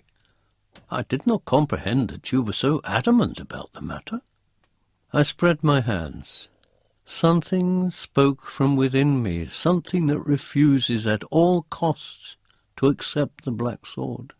Then you... Germaise was gone. Again I was alone. Again I wondered if he'd been an illusion. If my whole experience here was an illusion. If this entire thing were not some event taking place in the sleeping or insane brain of John Dacre. The air before me suddenly shivered and became bright. It was as if I looked through a window into another world. I moved towards the window, but it always remained the same distance from me. I peered through the window, and I saw Emisad. She looked back at me. "Erekose? Emisad, I will return to you." "You cannot, Erekose, until you have taken up the black sword again." And the window closed, and I saw only the dark sea again. I roared my rage to the lowering sky. "Whoever you are who has done this thing to me, I will have vengeance on you." My words were absorbed by stark silence. I knelt upon the ledge and sobbed. "Champion!" A bell tolled. The voice called, "Champion!" I stared about and saw nothing. "Champion!" Now a whisper. "Black sword, black sword, black sword." Page 287. "No. You avoid the destiny for which you were created. Take up the black sword again, champion. Take it up and know glory." "I know only misery and guilt. I will not wield the sword." "You will." The statement was a positive one. It had no threat in it, only certainty.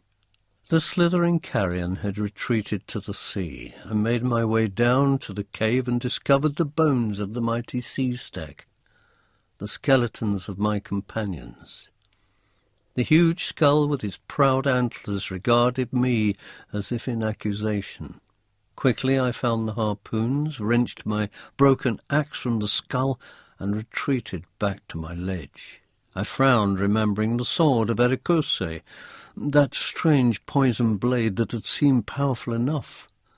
I had had little reluctance to wield it, but perhaps that sword had been, as Germaise had hinted, merely an aspect of the black sword. I shrugged the thought off. On my ledge, I ranged my weapons about me and waited for another vision. Sure enough, it came. It was a large raft, fashioned rather like a huge sleigh and reminiscent in ornament of the sea chariot that had brought me here. But this was not drawn by sea beasts. Instead, it was pulled over the waters by birds that were like overgrown herons, covered not by feathers, but with dull, gleaming scales. There was a group of men aboard the sleigh, dressed in heavy furs and mail armour, carrying swords and spears. "Go away," I shouted. "Leave me in peace." They did not heed me, but turned their weird craft towards the rock. I picked up the battle-axe by its broken haft. This time, I decided, hallucination or not, I would drive my tormentors away or perish in the attempt. Page 288. Now someone was calling to me, and the voice seemed familiar. I knew I had heard it in one of my dreams. "Count Ehrlich? Count Ehrlich, is that you?" The speaker had thrown back his fur hood to reveal a shock of red hair, a young, handsome face. "Begone," I cried. "I will listen to no more riddles." The face seemed puzzled. The scaly herons turned in the sky, and the baroque sleigh bounced closer. I stood on my ledge, my battle-axe held threateningly in my hand. "Begone!" But the herons were over my head. They settled on the top of the crag and folded their leathery wings. From the sleigh the red-haired man jumped, and others following. His arms were spread wide. His face held a grin of relief. "Count Ehrlich, we have found you at last. We expected you at the Scarlet Field many days since." I did not lower my guard. "Who are you?" I said. "Why, I am Bladrach, Morning Spear. I am the Hound of the Scarlet Fjord." Still, I was wary. "And why are you here?" He put his hands on his hips and laughed uncertainly. His fur robe fell away to reveal muscular arms on which barbaric golden bracelets were twined. "We have been seeking you, my lord. Did you not hear the bell?"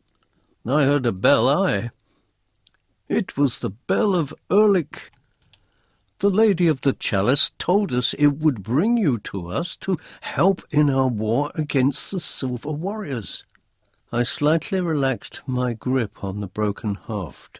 Then these people really were of this world. But why had Belfic feared them? Now at least it seemed I would find an answer to some of the mysteries. "Will you return with us, my lord, to the Scarlet Field? Will you come aboard our boat?" Warily I left the ledge and approached him. Page 289. I do not know how many days or hours I had been on the Sea Stag's Island, but I suppose I made a peculiar appearance. My eyes were wild and wary, like those of a madman, and I clung to a broken axe as if it were the only thing in the world I trusted. Bladrach was puzzled, but he kept his good humour. He spread one hand out to indicate the boat. "We are relieved to see you, Count Ehrlich of the Frozen Keep. It is almost too late. We hear the Silver Warriors plan a massive attack on the southern shore." "Roanoke?" "Aye, Roanoke and the other settlements." "Are you enemies of Roanoke?" He smiled. "Well, we are not allies, but let us make haste to return. I will tell you more when we are safe in port. These are dangerous waters." I nodded. "I have discovered that." Some of the men had been inspecting the cave. They came out lugging the massive skull of the slain sea stag. "Lord Bladrach," one called, "it has been killed by an axe." Bladrach raised his eyebrows and looked at me. "Your axe?" I nodded. I had nothing against the poor beast. It was really Belfic's quarry. Bladrach threw back his head and laughed. "Look, friends," he called, pointing at me. "There is proof we have our hero." Still somewhat dazed, I entered the boat and took my place on one of the benches bolted to the bottom. Bladrach sat beside me. "Let's be away," he said. The men who had found the sea stag's skull hastily dumped it in the back of the boat and clambered aboard. Some of them jerked on the heron's reins and they took to the air again. Suddenly the boat lunged forward and was flying across the dark sea. Bladrach looked back. Page 290. The giant skull had been placed so that it covered a long, slender box, which was, in contrast to everything else aboard, completely without ornament. "Be careful of the box," he said. "The bell you sounded," I said. "Did it toll just recently?" "Aye. We tried again, since you'd not come. Then the lady of the chalice said that you were somewhere on the great salt sea, and so we went looking for you." "When did you first summon me?" "Some 60 days ago. I went to Bowernock," I said, "and Belfig captured you." "Perhaps, yes.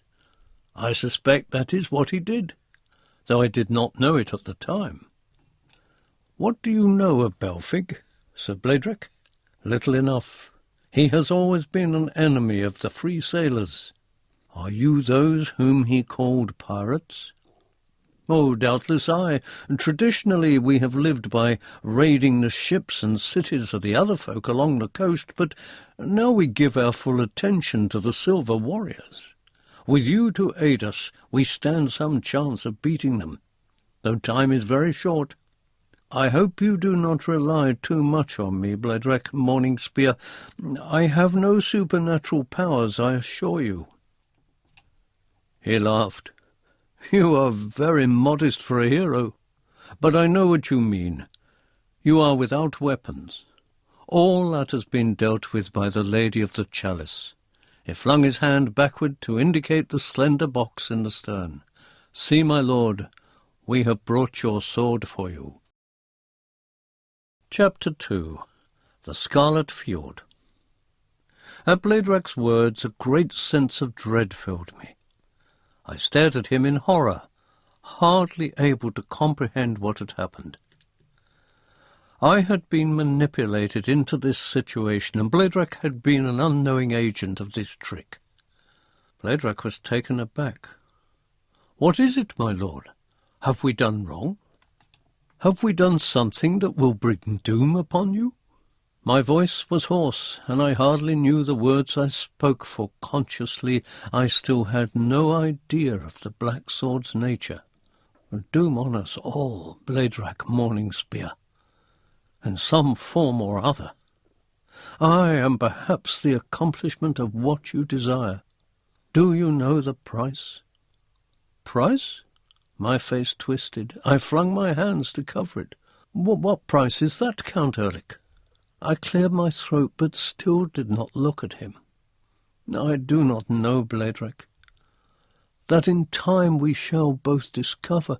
As for now, I wish that sword kept away from me. I do not want the box opened."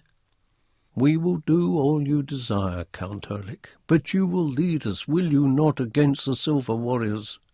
I nodded. "If that was why I was called, that is what I will do." "Without the sword?" "Without the sword." I said nothing further on our journey to Bladrak's home, but sometimes involuntarily my eyes strayed to the black box which lay beneath the staring skull of the slain sea stag. Page 292. Then I would twist my head away, and my melancholy would suffuse my brain.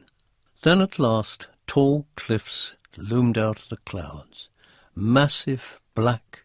They were even more unwelcoming than the Obsidian crags of Roanoke. Hanging over a part of this range I detected a rosy glow, and I stared at it in curiosity. "What is that?" I asked Bladrak. He smiled. "The Scarlet Fjord. We are about to enter it." We were very close to the cliffs, but we did not alter course. The herons flew directly towards them. Then I saw why. There was a gap between two, and deep water filled it. This must be the entrance to the fjord. One of Bladrak's men raised a huge curling horn to his lips and blew a wild blast upon it. From above came an answering blast, and looking up, I saw that there were battlements carved on both sides of the narrow opening, and at the battlements stood warriors. It was so dark between the cliffs that I thought we must surely be dashed to pieces, but the herons guided us around a bend, and then I blinked in wonder. The water was scarlet. The air was scarlet. The rock shone with a deep ruby colour, and the fjord was full of warmth. The warm red light issued from the mouths of 1,000 caves which honeycombed the eastern wall of the fjord. "What are those fires?" I asked. Bledrack shook his head. "None know. They have been there forever. Some believe them to be volcanic. Others say that ancient scientists invented a peculiar kind of fire which fed on rock and air alone. But when they had invented it, they had no use for it. They could not put it out, so they buried it, and the scarlet field was born." I could not keep my gaze off the wonder of those burning cliffs. Everything was bathed in the same red light. I felt truly warmed for the first time since I had arrived. Bledrack indicated the western and southern walls of the fjord. "That is where we live." Page 293. Carved where the cliffs met the water were long quays. At these quays were tied many boats of a similar design to that in which we sailed. Above the quays were ramps and steps and terraces. Plain, square doorways had been cut from the rock, and outside them now stood hosts of men, women, and children, all dressed in simple, plain-coloured smocks, tabards, and dresses. When they saw us head for the southern quay, they began to cheer. Then they began to chant. It was one word they chanted: "Erlik, Erlik, Erlik." Bledrack raised his arms to them, begging for silence, his grin widening as they only reluctantly subsided. "Friends of the Scarlet Field, free folk of the south, Bledrack has returned with Count Erlik, who will save us. Look!" He pointed dramatically first at the sea stag's skull, and then at my broken axe. "With that axe alone he killed the belly-ripper. Thus will we destroy the silver warriors who enslave our brothers of the north." And this time the cheer, to my embarrassment, was even louder. I resolved to tell Bledrack as soon as possible that I had not been solely responsible for slaying the stag. The boat was berthed, and we stepped onto the quay.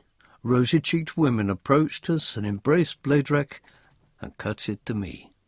I could not help but notice the contrast between these folk and the neurasthenic people of Raanark, with their pale skins and their unhealthy appetites. Perhaps it was that the folk of Raanark were over-civilized and could only think of the future, while the dwellers of the Scarlet Field lived in the present, conserving themselves with immediate problems. And the immediate problem of these people was plainly the threat of the Silver Warriors. At least, I told myself, I would not now be dealing with the evasions of a Bishop Belfig. Bledrack would tell me everything he knew. The so-called Hound of the Scarlet Field led me into his apartments. Page 294.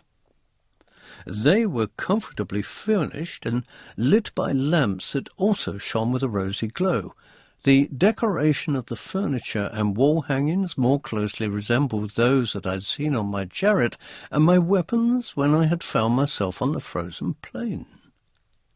I sat down thankfully in a chair carved from solid amber and surprisingly comfortable.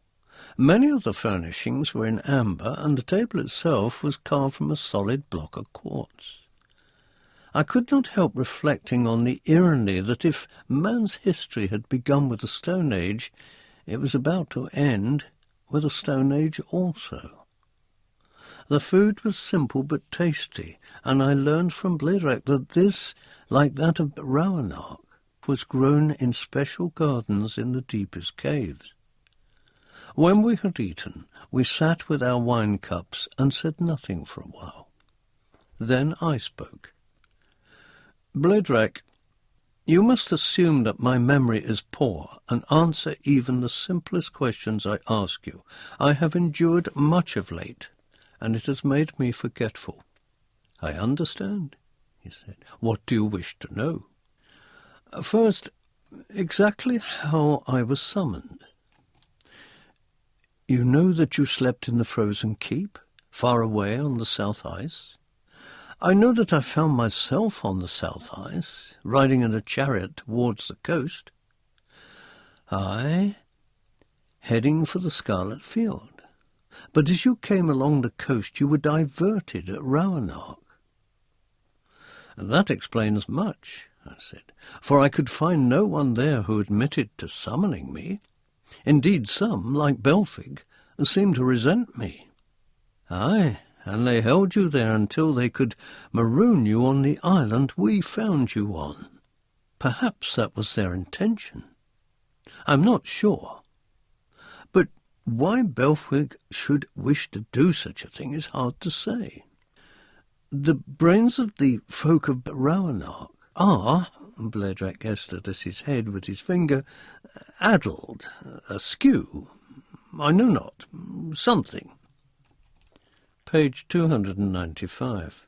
But Belfig must have known of the bell, for when it sounded a second time he turned the ship about, and your name was mentioned. That means that he knew you were summoning me, and they did not tell me. Why did the bell sound over the sea? And why did I not hear a bell the first time? Only a voice. Bledrack looked at his beaker. They say the bell speaks with a human voice across the plains of the universe, but only sounds like a bell on this plane. I do not know if that is true, for I have only heard it ring in the ordinary way. Where is the bell? I know not. We pray, the bell rings. The Lady of the Chalice told us that. Who is the Lady of the Chalice? Does she appear with a gigantic golden cup which screams? Nay, Bledrack gave me a sideways look. That is just her name. She came to us when the danger of the Silver Warriors grew great. She said there was a hero who would help us.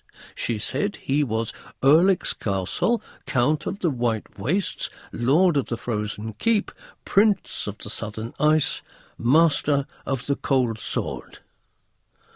The Cold Sword? Not the Black Sword? The Cold Sword. Continue. The Lady of the Chalice said that if we called the hero urgently enough, it would sound Erlik's bell, which would summon him.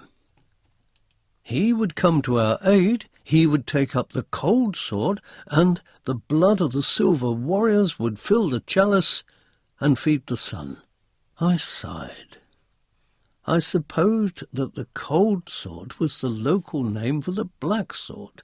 Germaise had said the sword had many names of many worlds.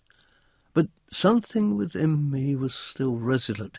We shall have to manage against the Silver Warriors without the sword, I said firmly. Now tell me who these warriors are.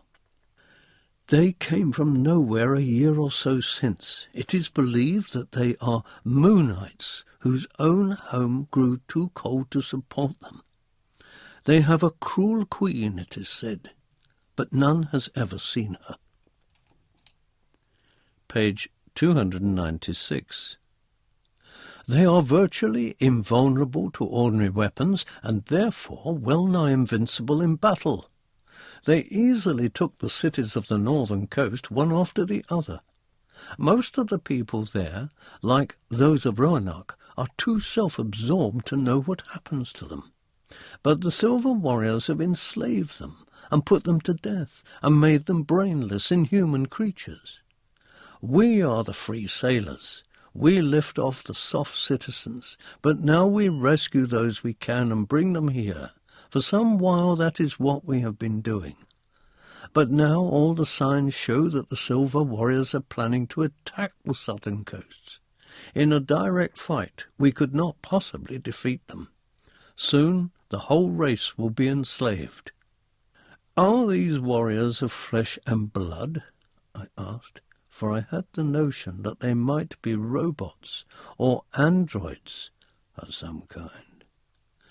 "Aye, they are flesh and blood. They are tall and thin and arrogant, and speak rarely, and wear that strange silver armour. Their faces too are silver, as are their hands. We have seen no other parts of their bodies." "You have never captured one?" "Never. Their armour burns us when we touch it." I frowned. "And what do you want me to do?" I asked. "Lead us. Be our hero." "But you seem well equipped to lead your folk." "I am. But we are dealing here with something beyond our usual experience. You are a hero. You can anticipate more things than can we." "I hope you are right," I said.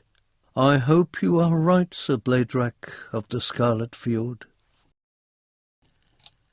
Chapter 3. The Raid on Nalanock. Bladrach informed me that an expedition against the Silver Warriors was already planned for the next day. The ships had been prepared for it, and he had been awaiting my arrival before setting off against the island of Nalanock, which lay a few miles distant from the northwestern coast. The object of the raid was not to kill the Silver Warriors, but to rescue the prisoners they had on the island. Bladrach was not sure what the prisoners were being used for, but he suspected they were engaged in making ships and weapons for the attack the Silver Warriors planned on the southern coast shortly. "How do you know they planned this attack?" I asked. "We got news from some of the slaves we rescued. Besides, it's been obvious to anyone who's been near them that they're planning the attack on the south. What would you do if you were a conqueror and were constantly raided from one particular area?" "Set out to eliminate the source of my irritation," I said. When the great fleet sailed, I sailed with it. We left the waving, cheering women behind in the Scarlet Field, passed between the cliffs, and were soon on the open sea. Initially there was some confusion as the herons crossed some of their lines and had to be untangled, but this did not last long, and soon we were heading north. Bladrach was singing some obscure symbolic chant that I doubt even he knew the meaning of. He seemed full of high spirits, though I discovered he had made no specific plans for the raid, save to get there somehow and get the slaves off somehow. Page 298. I outlined a plan to him, and he listened with keen interest. "Very well," he said, "we'll try it." It was a simple enough plan, and not knowing the Silver Warriors, I had no idea if it would work or not. We sped over the waters for some time, the runners of the sled skipping over the thick surface. Through the murk we passed until a large island could be seen ahead. Now Bladrach shouted to his leading craft, "Go in quickly, loose your weapons, and then retreat. Wait for their own boats to follow, and lead them a dance while we get the slaves aboard in the confusion." That was my plan. I prayed it was a good one. The leading craft acknowledged Bladrach's orders and sped ahead while the others slowed and waited in a bank of brown cloud. Soon we heard a distant commotion. Then we saw the ships of the Scarlet Field scudding away from the island. They were pursued by larger, heavier craft, which seemed to be the first ships that actually moved through the waters, but I could not see from that distance what powered them. Now we moved in. The island of Nalanock grew larger and larger, and I could see through the twilight that there were buildings actually raised on parts of the place. Perhaps the Silver Warriors did not build habitually in the living stone, as did Bladrach's and Balnock's people. The buildings were square, squat, dimly lit from within. They were built down a hill, and a large building centrally placed at the top. At the bottom of the hill were the familiar openings to caverns. "That is where the slaves are," Bladrak told me. "They are worked in those caverns, building ships and weapons until they die. Then a new batch replaces them. Men and women of all ages are there. They're hardly fed anything. There are always plenty more, you see. I do not think the Silver Warriors mean our folk to live once the world is theirs." Page 299. While I was prepared to believe Bladrak, I had once before been told by those who had summoned me that the people they fought were unremittingly evil. I had discovered that the Eldren were in fact the victims. I wanted to see for myself what the Silver Warriors were doing. The herons drew our boats up onto the island's beach, and we piled out, heading for the caverns at the base of the hill. It was plain that almost all the Silver Warriors had gone in pursuit of the few ships we'd sent in ahead. I guessed it would not be a tactic we could use twice. Into the caves we ran, and I had my first sight of the warriors. They were on average a good 7 feet high, but extremely thin, with long arms and legs and narrow heads. Their skin was actually white, but with a faint silver sheen. Their armour covered their bodies, apparently without joints, and their heads were encased in tight-fitting helmets. They were armed with long, double-bladed halberds. When they saw us, they came rushing at us with them, but they seemed somewhat clumsy with the halberds, and I guess they might be used to some other kind of weapon. We had armed ourselves with what Bladrak had assured me were the only useful tools against the Silver Warriors, whose armour could not be pierced and would burn whoever tried to handle it. These weapons were wide-meshed nets, which we flung at them as they approached. The nets clung to their bodies and tripped them, and they could not free themselves. I looked about the cavern workshops and was horrified by the condition of the naked men, women, and children who'd been set to labouring there. "Get these people out as quickly as you can," I said. One Silver Warrior had not been entangled by the net. He came running at me with his halberd. I knocked it aside with my restored battle-axe, and heedless of the warning Bladrak had given me, chopped at his body. Page 300. A horrible jolt ran up my arms and sent me staggering, but the Silver Warrior had been toppled too. I was incredulous. I knew I'd received nothing less than an electric shock. Now Bladrak and his men were herding the dazed slaves out of the caves towards the ships. I looked up at the larger building on top of the hill. I saw a glint of silver, and I saw a shape that was familiar framed against a window. It was someone wearing the bulbous armour of Ragnarok. Filled with curiosity and careless of the potential danger, I dodged behind one of the square, featureless buildings and then began to creep closer up the hill. The figure was probably unaware that he could be seen so easily from below. He was gesturing angrily as he watched Bladrak's men helping the wretched slaves aboard their ships. I heard a voice. I could not make out the words, but the tone was more than familiar to me. I crept closer, anxious to have confirmed by my eyes what had already been confirmed by my ears. I saw the face now. It was Bishop Belfig, of course. Every suspicion I had had about him was proved right. "Have you no understanding?" he was crying. "That pirate Bladrak will only make off with most of your labour force. He will turn half of those into soldiers to fight against you." I heard a murmured reply. Then a group of Silver Warriors came running down the hill, saw me, and charged with their halberds. I turned and fled, just as Bladrak's boat was leaving. "We thought we had lost you, Sir Champion," he grinned. "What were you doing up there?" I was listening to a conversation. Halberds fell into the water on either side of us, but we were soon out of range. Page 301.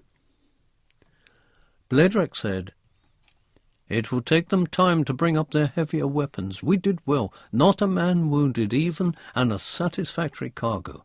He gestured towards the boats crammed with rescued slaves. Then what I had said registered with him. "Conversation, what did you learn?" "I learned that Rauanark has a leader who would bring about her ruin," I said. "Belfic?" "Aye, he's up there, doubtless with the leader of the Silver Warriors on the island. Now I know his main reason for his hunt.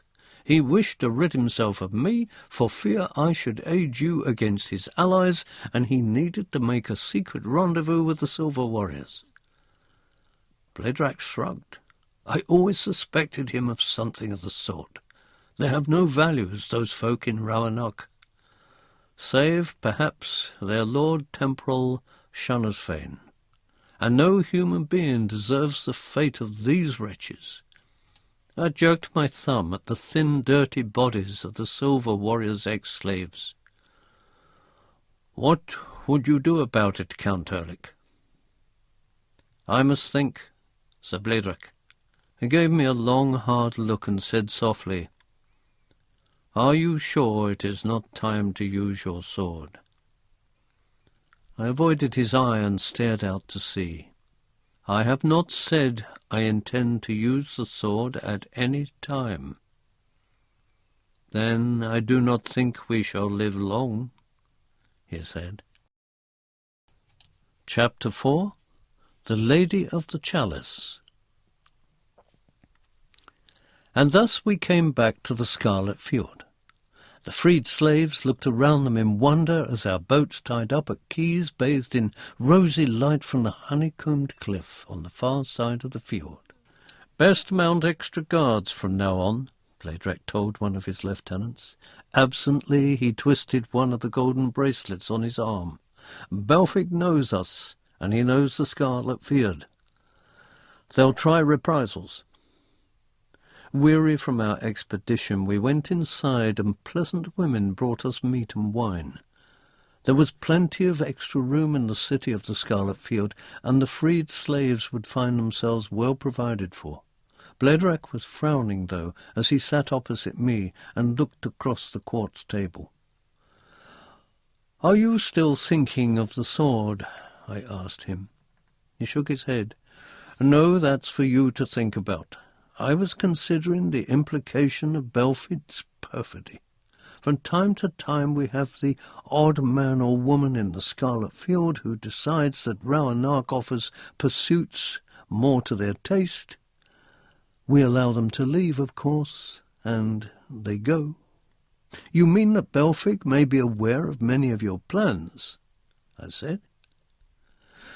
"You mentioned that he was unnerved by the sound of Ehrlich's bell. Plainly he knows everything about you, about the Lady of the Chalice, and so on. Equally plainly, he sought to soften you up in Rauanark, in the hope he could bring you over to his side. When that failed, he marooned me, but now he must know I sail with you. Aye, and he will pass on all his information to his alien masters. What do you think they will do then?" Page 303. "They will try to strike before we grow any stronger." "Aye, but will they strike at the Scarlet Fjord first? Or will they take Rauanark and the cities further up the coast?" "It will be easier for them to take the cities, I suspect," I replied. "Then they can concentrate their full power upon the Scarlet Fjord." "That's my guess also. The question now is, do we remain here, building up our strength for a siege, or do we go to the aid of the Rauanark and the rest?"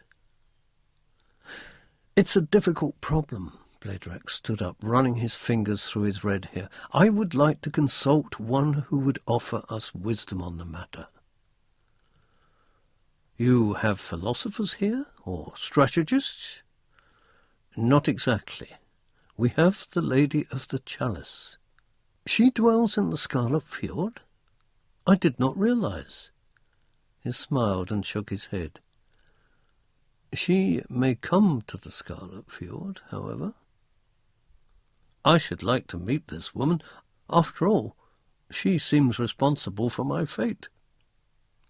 Then come with me, Bledrac said, and he led me through an inner door and into a long passage which sloped sharply downward. Soon a strong saline smell reached my nostrils, and I noticed that the walls were damp. I guessed that we were actually under the fjord itself. The passage widened into a chamber. From the roof grew long stalactites in milky blues, yellows, and greens.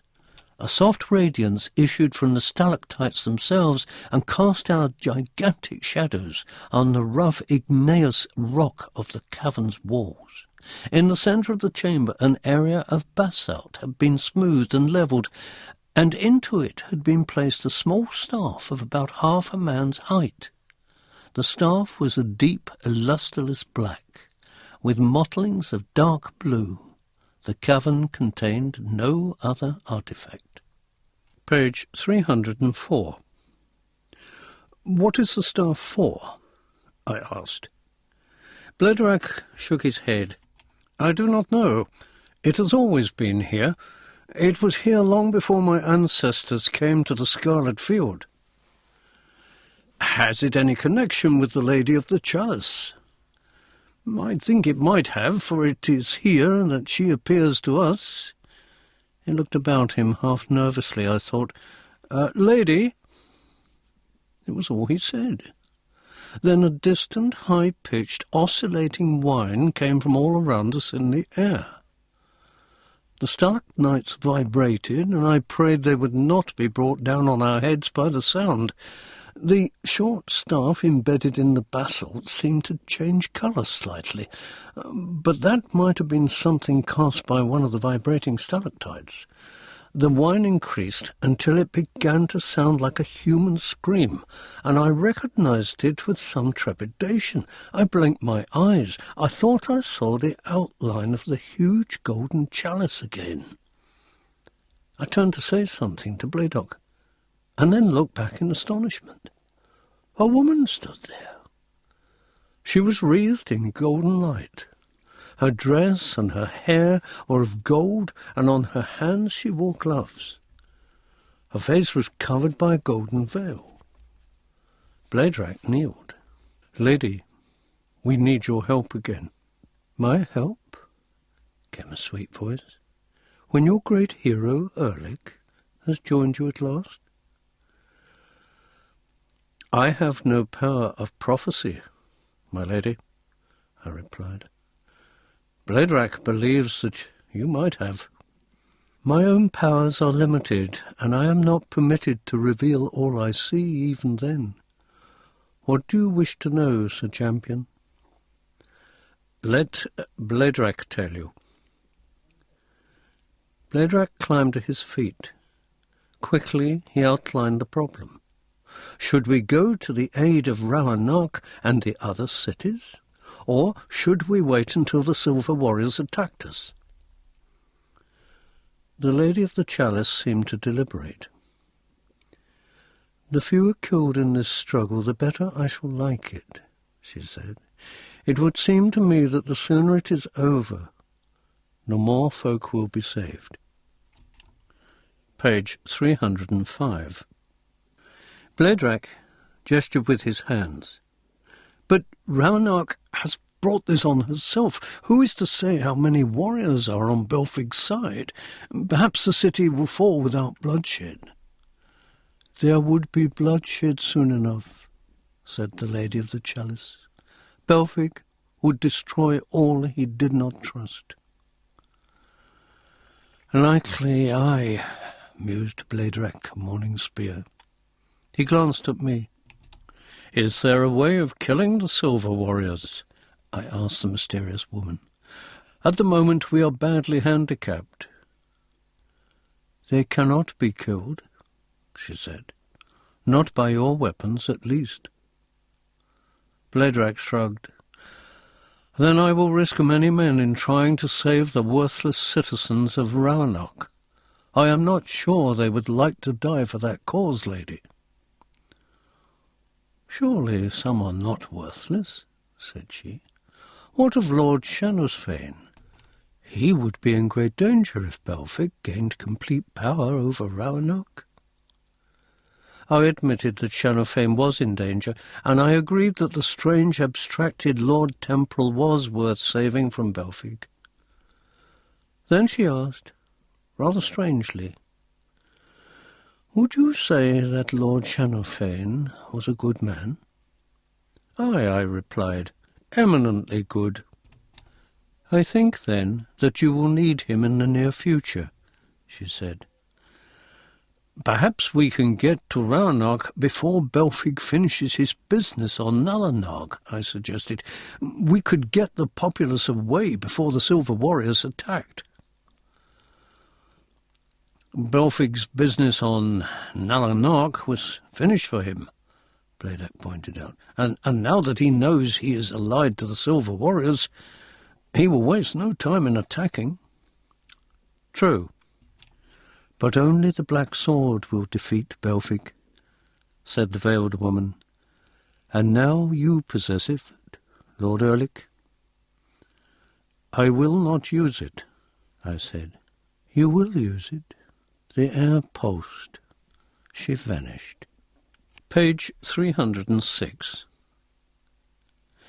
I recognized the statement. It had no threat in it, only certainty. I had heard it before while marooned on the Sea Stag's Island. I rubbed my face with my hands. I would be grateful if I was allowed to work out my own destiny for once, I said. For good or ill. Come. Bladrak began to leave the cavern. I followed him, lost in my own thoughts. Everything was conspiring to force me into a pattern of behaviour which all my instincts rejected. But perhaps my instincts were wrong. We returned to Bladrak's apartments in time to receive a messenger who had just arrived. "My lords, the Silver Warriors' fleet has left harbour and is sailing directly south." "Bound for?" Bladrak queried. "For Roanoke, I think." Bladrak snorted. "We've been wasting time, I see. We'll never reach Roanoke before they do. Also, it could be a trick to divert us. For all I know, their real ambition is to draw us off while another fleet attacks the Scarlet Field." He looked sardonically at me. "We are still in a quandary, Count Erlich." "The Lady of the Chalice seemed to indicate that it would be to her advantage if Shannosfane was saved," I said. "We must think of him, at least." "Risk a fleet for one man of Roanoke?" Bladrak laughed. "No, Sir Champion." "Then I must go alone," I said. "You'll achieve nothing, save to lose us our hero." "Your hero, Sir Bladrak," I pointed out, "has done precious little for you so far." "Your role will be clear soon." "It is clear now. I have a great respect for Lord Shannosfane. I cannot bear to think of him being butchered by Belfic." "I understand, but you cannot risk so much, Count Erlich." "I could afford to," I said, "if I had an ally." Page 307. An ally? "I could not desert my folk to embark upon an—" "I speak not of you, Bladrak. I appreciate that you must stay with your people. I did not mean a human ally." He looked at me in astonishment. "Supernatural? What?" In me now was a mixture of melancholy and relief. There was but one course open to me. I took it. I at once felt that I was giving in and making a courageous decision. "The Black Sword," I said. Bledrack, too, looked as if he had a weight removed from its shoulders. He grinned and clapped me on the back. Aye, it would seem a shame not to blood it now that you have it. Bring it to me, I told him. Chapter 5. The Waking of the Sword. They brought the ebony case, and they laid it on the table carved from quartz, while conflicting emotion fought within me, until I was so dizzy I could scarcely see the thing. I put my hands upon the case. It felt warm. There seemed to be a faint pulse coming from within it, like the beating of a heart. I looked at Bledrack, who was staring at me, grim-faced. I took hold of the clasp and tried to raise it. It was tightly locked. "It will not open," I said. I was almost glad. "I cannot move it. Perhaps, after all, it was not meant." And then, inside my head, loudly came the chant again. Black sword, black sword, black sword. The black sword is the champion's sword. The word of the sword is the champion's law. Black sword, black sword, black sword. The blade of the sword has the blood of the sun. The hilt of the sword and the hand are as one. Black sword, black sword, black sword. The runes on the sword are the worms that are wise. The name of the sword is the same as the scythe. Black sword, black sword, black sword. The death of the sword is the death of all life. If the black sword is wakened, it must take its black fief. Black sword, black sword, black sword. Page 309. Now I wavered in my resolve at the last phrase. A huge sense of doom pressed upon me. I staggered back, my lips writhing, my whole soul in agony. "No!" Bledrack leapt forward and supported me. My voice was strangled. "Bledrack, you must leave here." "Why, Lord Erlich? You seem to need—" "Leave me. But I would help you. You will perish if you stay." "How do you know that?" "I am not sure, but I do know it. I speak truly, Bledrack. Leave, for pity's sake." Bledrack hesitated for another moment, and then ran from the room, locking the door behind him. I was alone with the case that held the black sword, and the voice continued to chant in my head. Black sword, black sword, black sword. Arouse the black blade, and the pattern is made. The deed will be done, and the price will be paid. Black sword, black sword, black sword. Page 310. "Very well," I screamed. "I will do it. I will take up the black sword again. I will pay the price." The chanting ceased. There was a terrible stillness in the room. I heard my own breath rasping as my eyes fixed on the case on the table and were held by it. In a low voice, I said at last, "Come to me, black sword. We shall be as one again." The lid of the case sprang open. A wild, triumphant howling filled the air, an almost human voice which awakened 1,000 memories within me. I was Elric of Melinbone, and I defied the lords of Chase with my rune sword Stormbringer in my hands and a wild joy in my heart. I was Dorian Hawkmoon, and I fought against the best lords of the Dark Empire, and my sword was called the Sword of the Dawn. I was Roland dying at Roncesvalles, with the magic blade Durandana slaying 500 Saracens. I was Jeremiah Cornelius, no sword now, but a needle gun shooting darts as I was chased through a city by a surging insane mob. I was Prince Coram, in the scarlet robe, seeking vengeance at the court of the gods. I was Artos, the Celt, riding with my burning blade uplifted against the invaders of my kingdom's shores.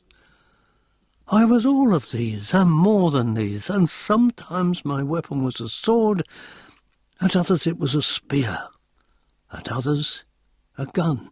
But always I bore a weapon that was the black sword, or part of that strange blade. Always a weapon, always a warrior. I was the eternal champion, and that was my glory and my doom. Page 311. And a strange mood of reconciliation came over me then, and I was proud of my destiny. Yet why had I denied it? I recalled a billowing cloud of brightness. I remembered grief. I remembered sealing the sword in its case and swearing I would not bear it again. I remembered a voice and a prophecy. In refusing one doom, ye shall know another, a greater. No doom can be greater, I shouted.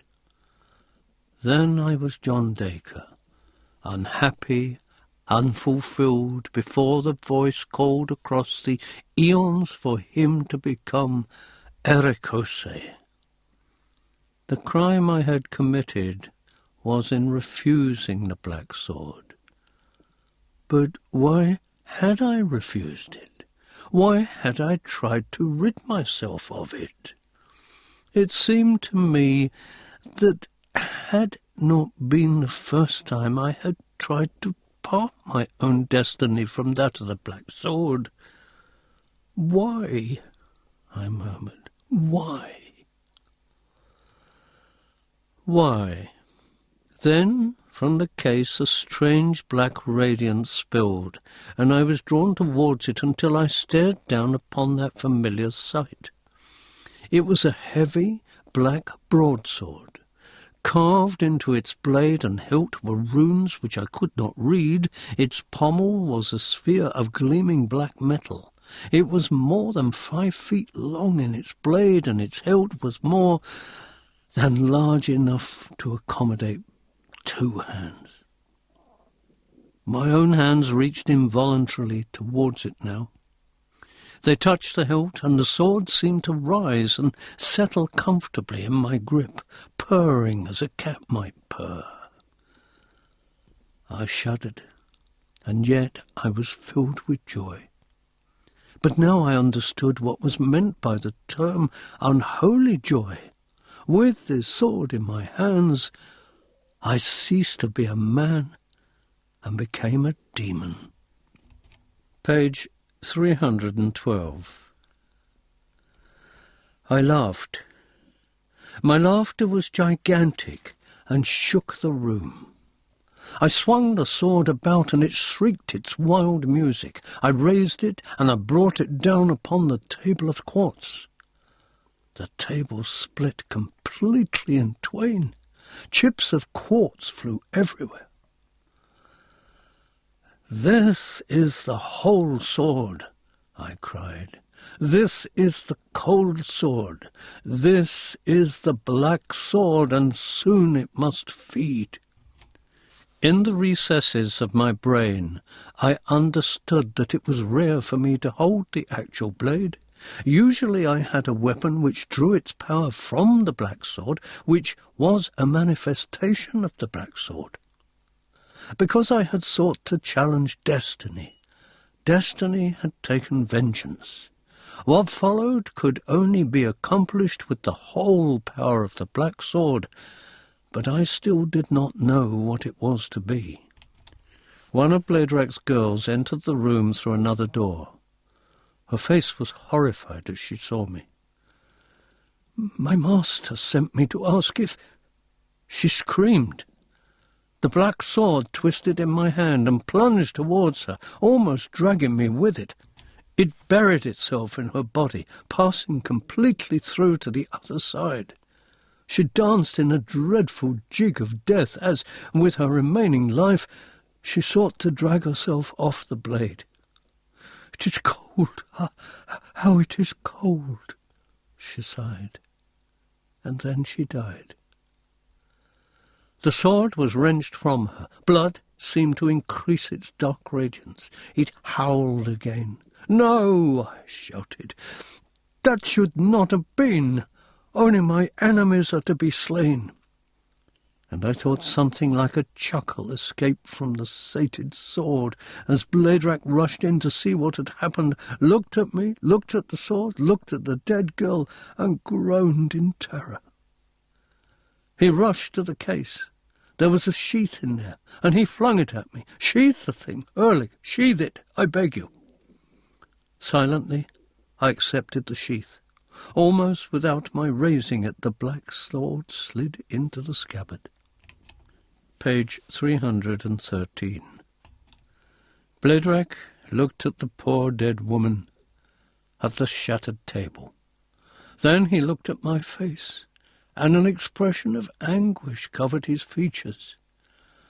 "Now I know why you did not wish to wield the blade," he said softly. I could not speak.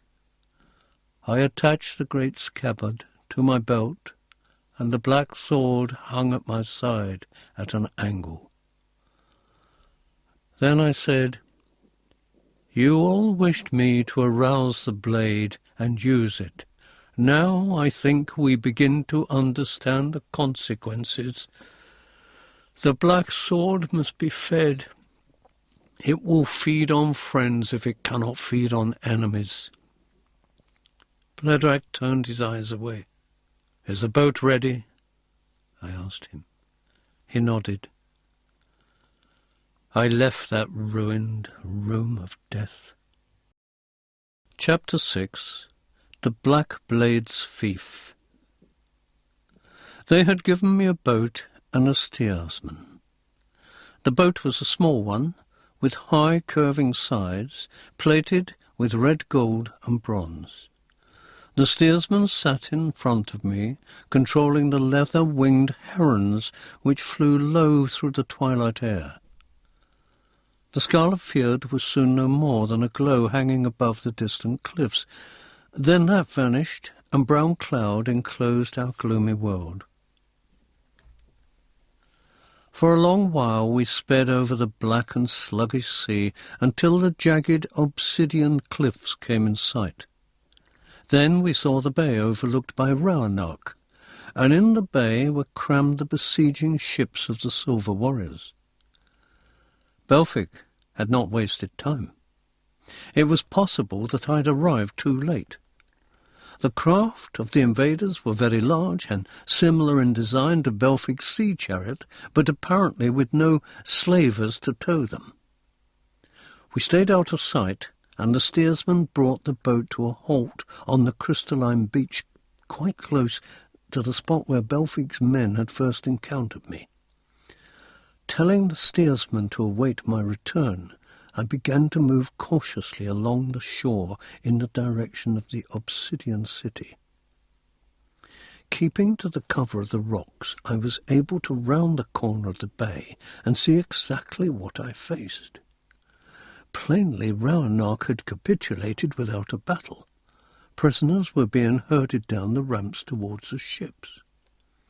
Handling their halberds as awkwardly as ever, the slim Silver Warriors were dotted everywhere on the causeways.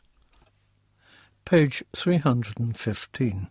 Belfic himself was not in sight, but halfway up the cliff I saw my chariot, its bears in their harness, being trundled down to the beach. Doubtless this was part of their booty. Shanusfame was not among the prisoners. I guess that Belfig had him confined to his province of Dotgard for the moment, if the Lord Spiritual had not already killed the Lord Temporal. But how was I to reach Dotgard when every level was crowded with the alien invaders? Even with the aid of the Black Sword, I would surely be swamped by weight of numbers if I tried to cut my way up to Dotgard, and if I reached the place, how would I return? Then a thought came to me as I watched my bears being urged towards the sea, where a series of planks had been placed between the shallows and the nearest ship. Deliberating no further, I leapt up, drew my sword, and ran for the chariot. I had almost reached it before I was seen. A silver warrior shouted in a high fluting voice, flinging his halberd at me. I knocked it aside with the sword, which, for all its weight, handled as easily as a fencing foil. I sprang into the chariot, gathered up the reins, turning the bears back towards the Obsidian city. Ho, Render! Ho, Growler! As if their spirits had risen at my sudden appearance, the bears reared in their harness and wheeled about. Ho, Longclaw! Ho, Snarler! The wheels of the chariot scraped round in the crystal rock, and then we were driving straight for the causeway. I ducked as more elbows were thrown, but they were poor throwing weapons at the best of times, and the silver warrior's lack of skill with them did not help. Slaves and soldiers scattered, and we had reached the first level in no time. Now the Black Sword was crooning again, an evil song, a mocking song. Page 316. As I raced past them, I slashed at warriors who tried to stick me with their weapons, and now when I struck their armour, it was they who yelled, not me. Up and up we charged, and I felt an old familiar battle joy returning. The Black Sword cut off heads and limbs, and bright blood streamed the length of its blade, dappling the sides of the chariots and the white pelts of the bears. On, Render, on, Longclaw! We were almost at the level of Dotgard. Everywhere men were shouting and running in all directions. On, Snarler, on, Growler! Even faster ran my mighty bears until we came to the great door which protected Dotgard. It had been drawn right back. I guessed that some spy in Shanusvane's household had been paid to do this. But it suited me now, for I was able to drive the chariot right into the palace and continue at breakneck speed through the very passages themselves. At last I reached the plain chamber where I had first met Shanusvane. I brushed aside the curtain, and there he was. He looked a little thinner.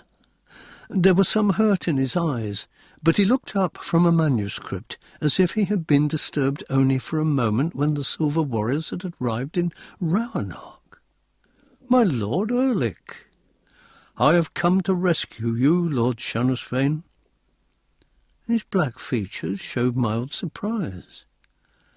"Belfig will kill you now that he has helped betray Raunark." "Why should Belfig kill me?" "You threaten his rule." "Rule?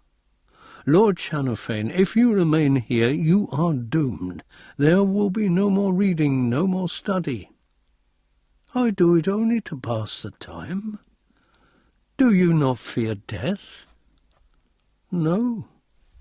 Page 317. Well then, I sheathed my sword, ran forward, and knocked him sharply on the back of the neck. He slumped onto the desk.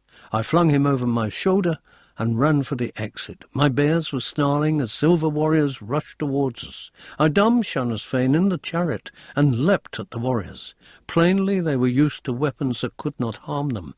The black sword whined and howled, and it sheared through their strange armour to reveal that they were indeed very much like men. Their blood spilled as easily, their innards spewed from the cuts the blade made. Their silver-flecked faces showed their pain. I got back into the chariot, flicked the reins, turning it in the narrow passage, and then gathering speed as we made for the main door. Then I saw Belfic. He yelped as he saw our headlong approach, and he flattened himself against the wall. I leaned out, trying to reach him with the sword, but he was far too distant. We went around the door block and out onto the causeway again, going down much faster than we had come up. This time our path was not blocked by silver warriors. They had learned to be wary, but they still flung their halberds at a safe distance, and 2 nicked slight wounds in my left arm and my right cheek. I was laughing at them again, holding my huge sword aloft, more powerful than the sword of Erekose, which had been one of its partial manifestations. It thrummed out its evil song of death as my bears bore us towards the beach. There was cheering now from some quarters as the prisoners saw me re-emerge. I shouted to them, "Fight, men of Roanoke, fight! Turn on the silver warriors, slay them if you can!" Downward the chariot rumbled. "Kill them, or you will die!" Some of the prisoners picked up halberds and began to fling them at the vanquishers. Page 318. The silver warriors were again startled, not knowing how to react. "Now flee!" I cried. "Make for the depths of the mountains, and then head along the coast for the Scarlet Fjord. You will be welcome there, and safe. The black sword will defend you." I hardly knew what I was shouting, but it had a surprising effect on the spiritless people of Roanoke. While the silver warriors were confused, they began to run. They still had time to be soldiers, I thought, and soldiers the survivors would become, for now they knew what their fate would be if they did not fight. Laughing in my crazy battle joy, I drove the chariot down the cliff, and its wheels bounced over the crystal. "Shannos Fane is safe," I called to those who listened. "Your leader is with me." As best I could, I raised his prone body. "He is alive, but unconscious." I saw one of his eyelids flutter. He would not be unconscious for long. Belfic and a party of silver warriors were still in pursuit. From one of the entrances now came Moorcock and his men on their seal beasts, and I knew I had to fear these more than the clumsy aliens. Across the beach they crashed in pursuit. A spear grazed the shoulder of one of my bears. The powerful animals were labouring somewhat now, for I had driven them hard. And then, halfway to where I had left the boat, the chariot wheel hit a rock, and Shannos Fane and I were flung onto the ground as the bears raced on, dragging the chariot behind them. It bounced, hit another rock, righted itself, and riderless disappeared into the gloom. I put Shannos Fane over my shoulder again and began to run, but the thump of the seal beast's fins came close behind. I saw the boat ahead. I turned to look at Moorcock and the others. They would reach me before I could get to the boat. Shannos Fane was moaning, rubbing his head. I put him down. "See that boat, Lord Shannos Fane? It will take you to safety. Get to it as quickly as you can." Page 319. I took the black sword in both hands as the dazed Shannos Fane staggered away. Then I prepared to stand my ground. Moorcock and 6 other riders, all armed with axes, charged at me. I whirled the huge sword around my head and sheared half through the necks of 2 of the seals. They bellowed as the blood pumped from their veins. They tried to come on, but collapsed and threw their riders from their saddles. I killed one of the riders at once, lunging the black sword through steel and padding straight into his heart. I brought the blade round and killed a man who was still mounted. He jerked in his saddle and then toppled out. The other man on foot came at me crab-like, with his battle-axe circling his head. I chopped at the half of the axe, and the blade went spinning through the air to strike a rider directly in the face and knock him from his saddle. I drove my sword through the weaponless warrior's gorget. Now Moorcock fought to control his frightened mount. He glared at me in hatred. "You are tenacious, Count Erekose," he said. "It seems so." I fainted at him. There was only one rider left alive, say Moorcock. I lowered my sword and spoke to the man. "Would you leave while I kill Moorcock, or will you stay and be slain with him?" The man's pale face twitched, his mouth dropped open. He tried to say something, failed, and wheeled his seal beast about, heading back to Roanoke. Moorcock said quietly, "I think I should like to return also." "You cannot," I said simply. "I have to repay you for marooning me on that island." "I thought you were dead." "You did not check." "I thought the sea stag killed you." "I killed the sea stag." He lipped his lips. "In that case, I should definitely like to return to Roanoke." Page 320. I lowered the black sword. "You may do so if you tell me one thing. Who leads you?" "Why, Belfig leads us." "No, I mean who is the leader of the Silver War?" Moorcock thought he had seen a chance. He swung his axe down on me. But I blocked the blow with the flat of the sword. I turned my own weapon, and the axe flew from his hand. The sword could not be stopped as it went to his groin, and the point drove deeply in. "Cold," murmured Moorcock as his eyes closed. "So cold." The corpse fell backwards in the saddle, and the seal beast reared and turned, charging towards the bay. I saw Belfig at the head of a group of silver warriors. There were a score of them, and I wondered if even the black sword could deal with so many. I heard a shout from seaward. I heard the noise of wings beating overhead. "Lord Erekose, now!" It was the steersman's voice. He had bundled Shanasfane aboard and had come along the coast to find me. I sheathed the black sword and plunged knee-deep into the water. The stuff clung to my legs, hampering me. Belfig and his men were almost upon us. Behind him, in the way, everything was still in confusion. I grasped the smooth side of the boat and hauled myself in, gasping. Immediately the steersman turned, and the herons and we were heading out to sea. Belfig and the silver warriors came to a stop at the edge of the water, and were soon swallowed in the gloom.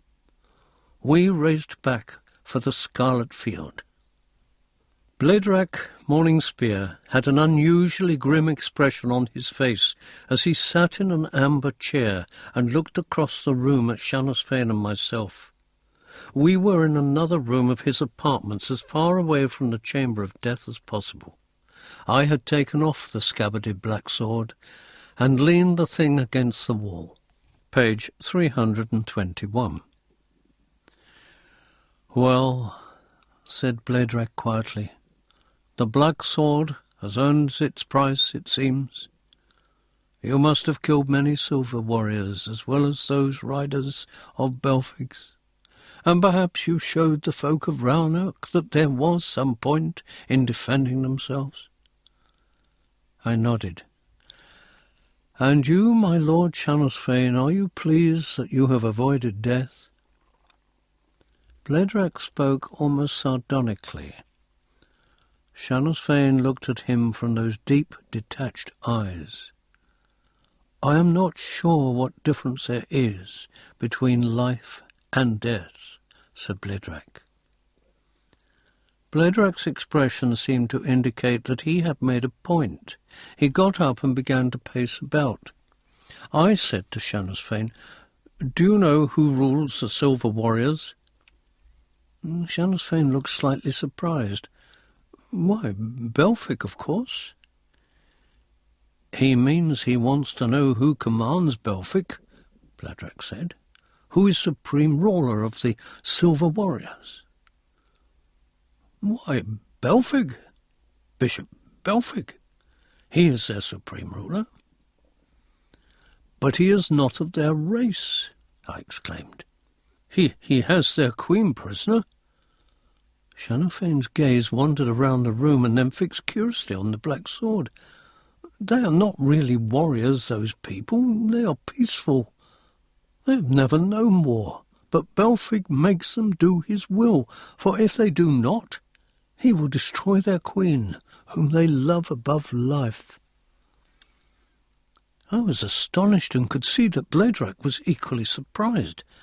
So that is why they are such poor halberdiers, I murmured. They know how to build engines to make ships move through the water, Shanasfane said. They have several such mechanical skills. Belfic told me all this. Page 322. But why is he enslaving our people? Bledrak demanded. What use is there in it? Shanasfane looked calmly at Bledrak. I do not know what use there is in any activity. Perhaps Belfic's plan is as good as any other. You have no idea of his ultimate ambitions, I said. I told you none at all. I did not think to inquire. Do you not care that your people are being enslaved, killed? Bledrak shouted. Does that not touch you anywhere in that cold soul of yours? They were slaves already, Shanasfane said reasonably, and they were dying. How much longer do you think our race could have lived like that? Bledrak turned his back on the Lord Temporal. Lord Erlich, you wasted your time. Because Lord Shanasfane does not think as we do, I replied, it does not follow that he was not worth saving. I was not worth saving. A peculiar look came into Shanafane's eyes. I do not think I have been saved. Who told you to rescue me? We decided to do it ourselves, I replied, and then I paused. No, perhaps not. Perhaps it was the Lady of the Chalice who suggested it. Shanafane returned his attention to the black sword. I think I would like it if you could leave me alone, he said. I would meditate. Bledrak and I went to the door and walked out into the corridor. Well, perhaps he was worth saving after all, Bledrak admitted reluctantly. He gave us information we should not have had otherwise. But I have no liking for the fellow, and cannot see why you admire him. He's nothing but a... We stopped in our tracks as a blood-curdling scream came from the room we had just left. We looked at each other. Sharing a certain knowledge, we ran back towards the door. Page 323. But the black sword had done its work. Shanasfane lay spread-eagled on the floor, with the blade waving from the middle of his chest like an obscene plant. Whether the sword had attacked him, or whether he had managed to kill himself with it, we would never know. Shanasfane was not dead. His lips were moving. I bent to listen to the words he whispered. I had not realized it would be so chill. Those incredibly intelligent eyes closed, and he spoke no more. I tugged the black sword from his body and put it back in its sheath. Bledrak was pale, Was that why the Lady of the Chalice made you bring him here? He said. I did not understand him at first. What do you mean? Did the sword need the life of a good man, an especially good man, as its price for helping us? The black sword's reward, the soul of the Black King? I remembered the words of the chant. If the black sword is wakened, it must take its black fief. I clenched my hands together as I looked down at the corpse of the scholar king. "Oh, Bladrak," I said, "I am afraid of our future." And a coldness, colder than the coldest ice, filled the room. Book 4. The Blood of the Sun. A knife, a cup, and a man shall be the means by which the world's set free. The Chronicle of the Black Sword. Chapter 1. Siege of the Scarlet Fjord.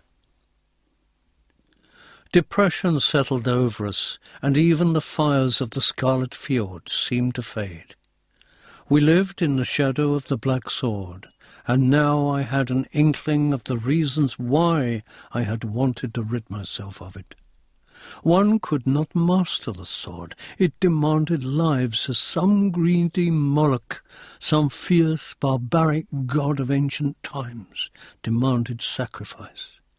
And what was worse, it often chose its own sacrifices from among the friends of the man who bore it. A jealous sword, indeed. I know that Bladrak did not blame me for what had taken place. In fact, he claimed that the fault was shared between himself and the Lady of the Chalice, for they had encouraged me against my will to awaken the black sword and use it.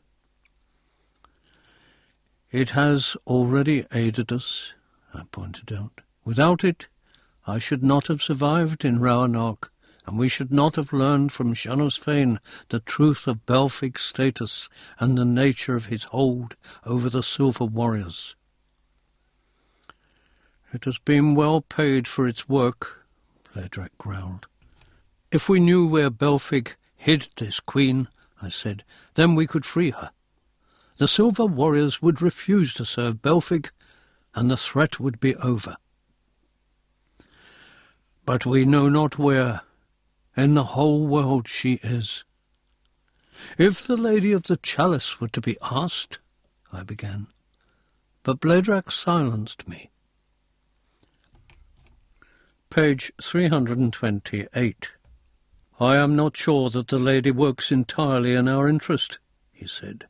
"I think she uses us in some larger scheme of her own." "Aye, you could be right." Now we walked along the quays, staring down at the red-stained water, at the many boats we were preparing for our war against the Silver Warriors. The knowledge that the slender, awkward aliens fought us only because they had been forced to do so by Belfig took some of the savagery out of our feelings, and our work had slowed accordingly.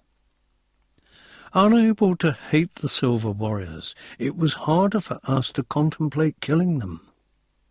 But we should have to kill them, or see the whole of humanity slain or enslaved.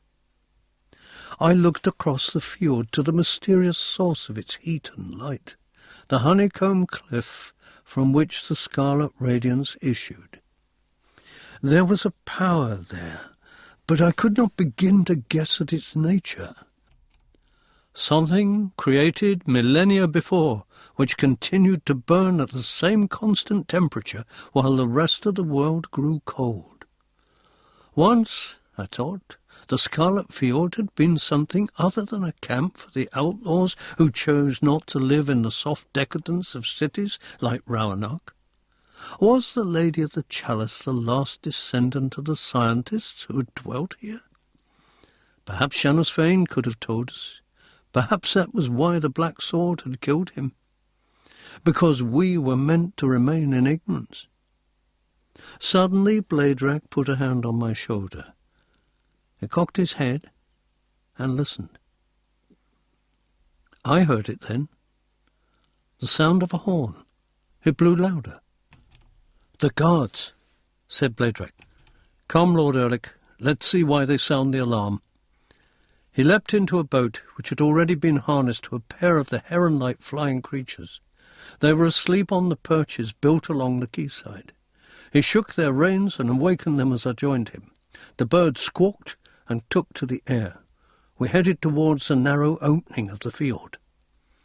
Between the tall black cliffs we moved until the open sea was in sight. And then we saw the reason for the guards' alarm.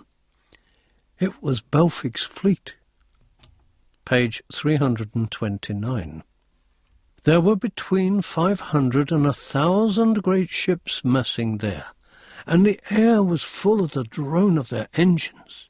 Low, sluggish waves rocked our craft as their wash reached us.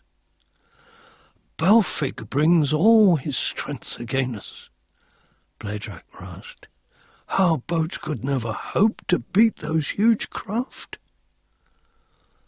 "But in one thing their size is against them," I pointed out. "They can only enter the fjord one at a time. If we mass our warriors on the cliffs above the opening, we might be able to attack them when they try to enter the approach to the Scarlet Fjord." He brightened a little. "Aye, it might work. Let's get back." We were waiting in the heights when the first of the great craft, with its strange pyramidal arrangement of decks, nosed its way between the cliffs. We had arranged boulders on the ledges in readiness. The ship came directly beneath us, and I drew the black sword and shouted, "Now!" The boulders were levered over the ledges and crashed into the decks. Several crunched straight through, while others smashed down the terraces, taking timbers and warriors with them. A mighty cheer went up from the warriors of the Scarlet Field as the ship keeled over, and the soldiers in their silver armour were toppled into the viscous sea, which sucked them down as they struggled and screamed in their strange high-pitched voices. As I watched them die, I thought that these poor creatures were as much victims of Belfig's perfidy as were we. Yet what else could we do but kill them? They fought so that a queen they loved more than life would not perish. We fought for our freedom. What Belfig himself fought for I was yet to learn. Page 330. Another ship tried to enter the gulf, and again we jarred down our boulders, and this ship split in twain, both ends rising steeply out of the water like the slowly closing snout of some sea monster, sandwiching those who had survived and crushing them before there was a burst of white hotness from the centre and the waters bubbled and steam struck our faces. I realized that we had destroyed one of the engines. They seemed unstable things. Perhaps we had found another weakness of the Silver Warriors. After 2 more attempts, the ships withdrew, surrounding the entrance to the fjord in a semicircle many craft deep. The siege of the Scarlet Fjord had begun in earnest. Bladrach and I conferred in his apartments again. His spirits had lifted with our victories, but now, as the implications dawned on him, he began to frown. "You are afraid that we cannot sustain a long siege," I said. He nodded. "We grow much of what we need in our cavern gardens, but the slaves we have rescued have tripled our numbers, and the gardens cannot support so many. Our raids brought us the extra food we needed, but with Belfig's ships blocking the field, we can do no more raiding." "How long do you think we can last?" He shrugged his shoulders. 20 days or so. We have no stores. They all went to feed the newcomers. Crops continue to grow, but not fast enough. Belfic probably knows this. I am sure he does, and is counting on it. What are we to do, Lord Erlich? Go and do battle? At least we will die swiftly. That is the last resort. Is there no other way out of the fjord? Not by sea, and the path across the mountains leads only to the ice wastes. We should perish there as quickly as we'd perish here. How long does it take to reach the ice? On foot? 8 days, I think. I have never made the journey. Page 331. So, even if a foraging party was sent out, it could not expect to find food and return in time. Exactly. I rubbed at my beard, thinking deeply. Eventually I said, "Then there is only one thing to do at this point." What is that? We must seek the advice of the Lady of the Chalice. Whatever her motives, she seems to want Belfic defeated. She must aid us, if she can. Very well, said Bladrach. Let us go now to the cavern where the dark staff is. Lady. Bladrach looked around him, his face shadowed in the soft, weird glow from the stalactites. The strong smell of salt was in my nostrils. While Bladrach called the Lady of the Chalice, I inspected the short staff that was embedded in the basalt of the floor. I touched it and withdrew my fingers with a gasp, for it had burned them. Then I realized that it was not extreme heat that had caused the pain, but extreme cold. Lady. The thin whine came, and it grew to an oscillating shriek. I turned, caught a glimpse of an outline of a great chalice, saw it fade as the shriek died, and then the Lady of the Chalice, clad in golden radiance, her face, as before, completely veiled, stood before us. Belfic has almost vanquished you, she said. You should have used the black sword sooner. And slain more friends? I asked. You are too sentimental for a great champion, she said. The issues for which you fight are vast in scope and implication. I am tired of great issues, madam. Then, why did Bladrach summon me? Page 332. Because there was nothing else to do. We are boxed up and will eventually die. The only solution I can see is to rescue the Queen of the Silver Warriors whom Belfic has captured. If she is freed, then Belfic will lose his main strength. That is true. But we know not where to seek this queen, Bladrach said. Ask me a direct question, the Lady of the Chalice told him. Where is the Queen of the Silver Warriors? I asked. Do you know? I know. She is at Moon, 1,000 miles from here across the ice. She is guarded both by Belfic's men and by enchantments of Belfic's arrangement.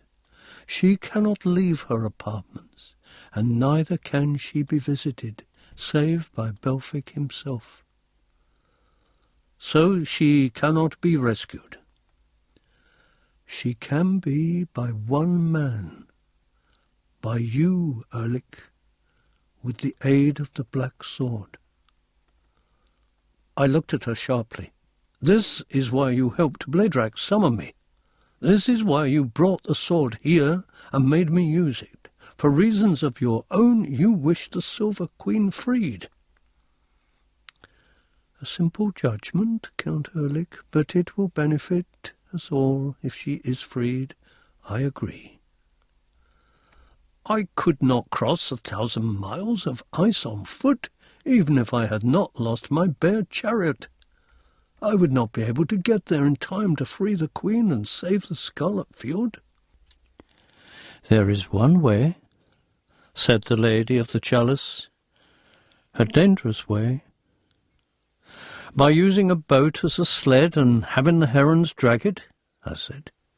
They would not last that long, and I suspect that the boats are not sturdy enough to— I do not mean that. Then explain quickly, lady, I said grimly.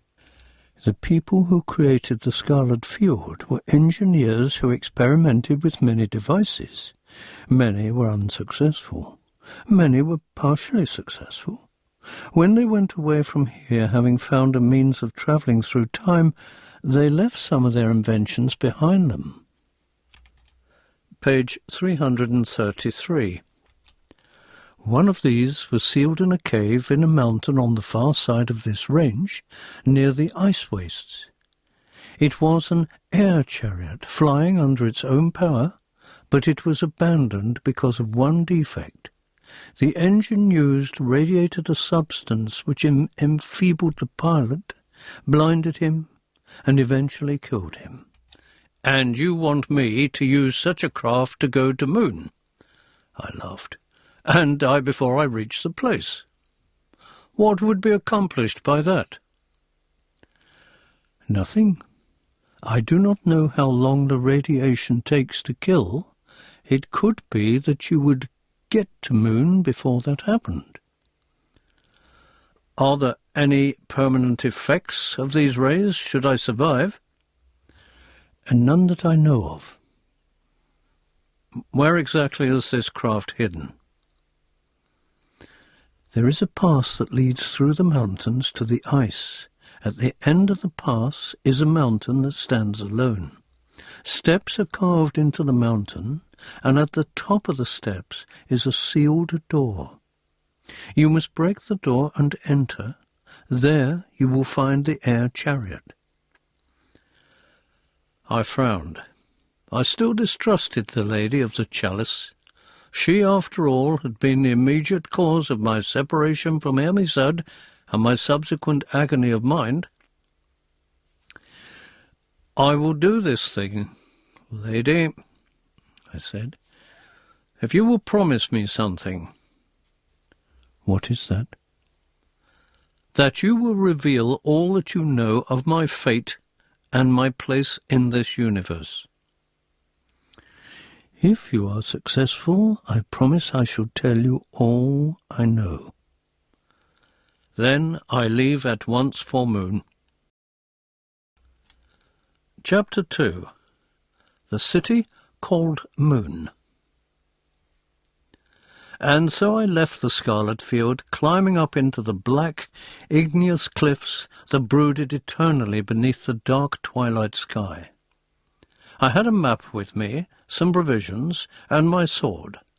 My bulky furs keeping out the worst of the cold, I moved through the mountains as rapidly as was possible. I slept little, with the result that I could barely keep my eyes open, and the walls of obsidian, the frozen cascades of basalt, the oddly shaped pumice visible in all directions, took on the appearance of leering faces, of menacing figures, of giants and monsters, until I felt surrounded by the creatures of nightmare, and I gripped my sword tighter, but continued, doggedly, to move on. And at last I saw the ice plains ahead, and the clouds thinned out to reveal the red sphere of the sun, the faint stars gleaming behind it. I welcomed that sight. If I had thought the ice gloomy and bleak when I first found myself in this world, it had been nothing compared with the mood of the mountains which surrounded Earth's last dark sea. I trudged over the smooth, glassy rock of the pass, and I saw the mountain ahead of me. As the lady of the chalice had said, it stood alone, directly before me, on the edge of the ice plain. I staggered as sleep tried to overcome me. I forced my feet to plod the last half-mile to the base of the mountain where ancient steps had been carved. And on the first of those steps I succumbed to sleep, not knowing for what new task my energies would be needed. Page 335. I awoke, only barely refreshed, and began to climb the steps until I came at length to what had evidently once been the mouth of a natural cave. But that cave mouth had been sealed with molten rock. The length and breadth was filled with a flow of red and yellow obsidian. I had expected to find a door which I should be able to force, but there was no means of opening this. I turned and looked back over the mountains. The brown clouds clung to them, increasing their enigmatic appearance. They seemed to share the joke which the lady of the chalice had played upon me. "Damn you!" I yelled. "Damn you!" they replied. "Damn you!" And those echoes damned me 100 times before they died. Snarling with frustrated anger, I drew the black sword. Its black radiance spilled out against the obsidian flow. Fiercely I attacked that which sealed the cavern's entrance. The blade bit deep into the rock, and pieces of it flew in all directions. Astonished, I struck again, and again a huge piece of the glassy stone fell away as if blasted. Again the black sword crashed against the rock, and this time, with a rumble, it collapsed completely, revealing a dark chamber. I stepped over the rubble, sheathing the sword. I peered about me but could see nothing. From my belt I took the torch Bladrack had given me just before I left. I depressed the stud in the handle, and a faint light blossomed. There was the machine the lady of the chalice had told me I should find. But she had not told me I should also find the pilot. He sat in the air chariot, and he stared at me in silence, grinning as if in anticipation of my fate. He was long and thin, and dressed in the silver armour of those who now serve Belfic. He lounged awkwardly in the seat, and I guessed he had lounged in the same attitude for centuries. For it was a fleshless skull that grinned at me, and fleshless hands that gripped the side of the chariot. I guessed that he had been left there as a warning, perhaps, of the lethal rays of the chariot's engine. Page 336. With an oath, I knocked the skull from the neck and dragged the bones out of the car, hurling them across the cavern floor. The lady of the chalice had told me that I should find the controls simple enough. She had been right. There were no instruments as such that I recognized, merely a crystal rod rising from the floor. By squeezing the rod in my hand, I could activate the engine. By pushing the rod forward, I could move ahead. By pushing it back, I could slow my speed and stop. By pulling it back at an angle, I could gain height, and by pushing it forward at an angle, I could lose height. Similarly, the crystal rod could be moved from side to side. I was anxious to leave the former pilot behind. I got into the chariot and squeezed the rod. Immediately, the whole chariot began to glow with a pink luminosity, so that it resembled flesh. A throb came from below my feet, and I guessed that the engine was there. I licked my dry lips and pushed the lever very slightly forward. The air chariot began to move towards the entrance of the cave. I took it into the air a few feet to avoid the rubble, and then we were in the open air again, and I discovered that quite small movements of my hand would control the craft. I inspected my map and took a bearing from the compass embedded in the top of the lever. Then I increased speed and headed for the city called Moon. The Obsidian Mountains had disappeared, and now there was only ice, seemingly infinite ice that streamed past me as I flew. Occasionally the flat plain was broken by frozen drifts and spires, but for the most part nothing relieved that cold, desolate landscape. I began to doubt that the Lady of the Chalice had been right when she had mentioned the engine's poisonous radiations, but soon I realized that my vision had dimmed slightly, that I felt lethargic, and my bones ached. I was driving the air chariot at its maximum speed, but there was no clear means of judging how fast that was. The cold air bit at my flesh, and frost rimed my beard, and my thick coat was blown about as the white breath was whipped from my mouth. Page 337. The discomfort increased. It also seemed to me that I was leaving the sun far behind, that the world was growing darker. Soon the sun was close to the horizon, and the stars blazed more brightly in the sky. But by this time I had fallen back against the support of my seat, and nausea shook my body. I was dying. I was sure. At one stage I was forced to slow my speed and vomit over the side of the craft. I wanted to stop altogether, to get away from the source of my discomfort, but I knew that to leave the aircraft would be to ensure my death. I increased speed again, and then I saw it ahead.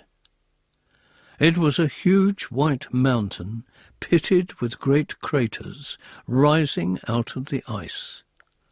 I recognized it, of course, for it was the moon itself. How many thousands of years had passed since it had crashed into the earth? A dim memory came back to me. I was sure I had witnessed this sight before. A name, an impression of despair. What was the name? It had gone. With the last of my strength, I brought the air chariot to a skidding halt on the ice and pulled my aching body from it. Then I began to crawl across the ice towards the towering mountain that had once been Earth's satellite.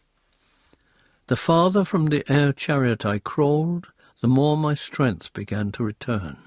By the time I had reached the curved side of the mountain, I felt greatly recovered. I could see now that even the mountain was covered with a thin layer of ice in some parts, but not enough to obscure its outlines.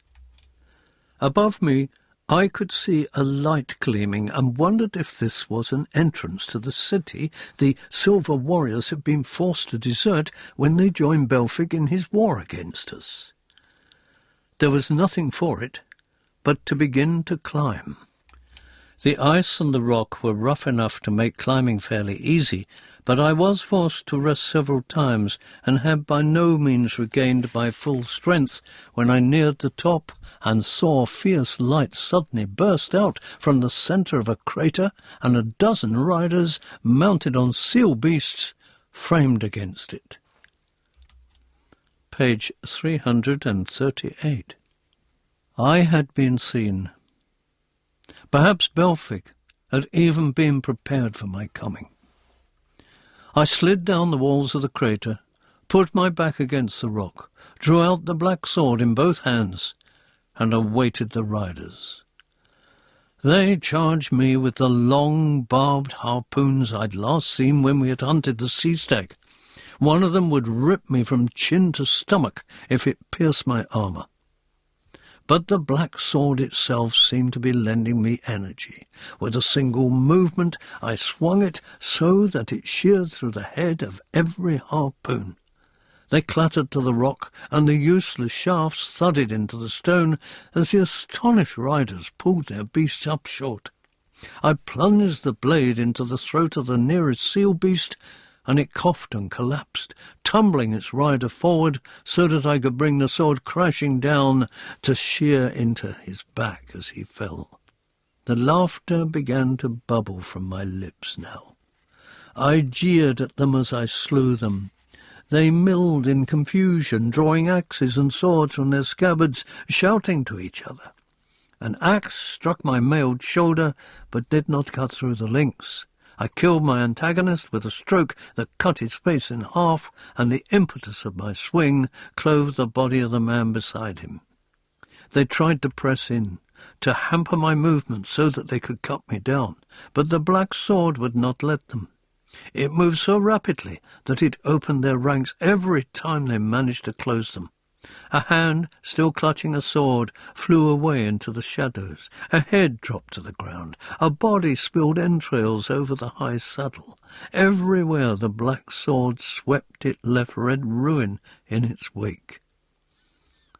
And at last they were all dead, save for a few seal beasts that lumbered back towards the source of the bright light.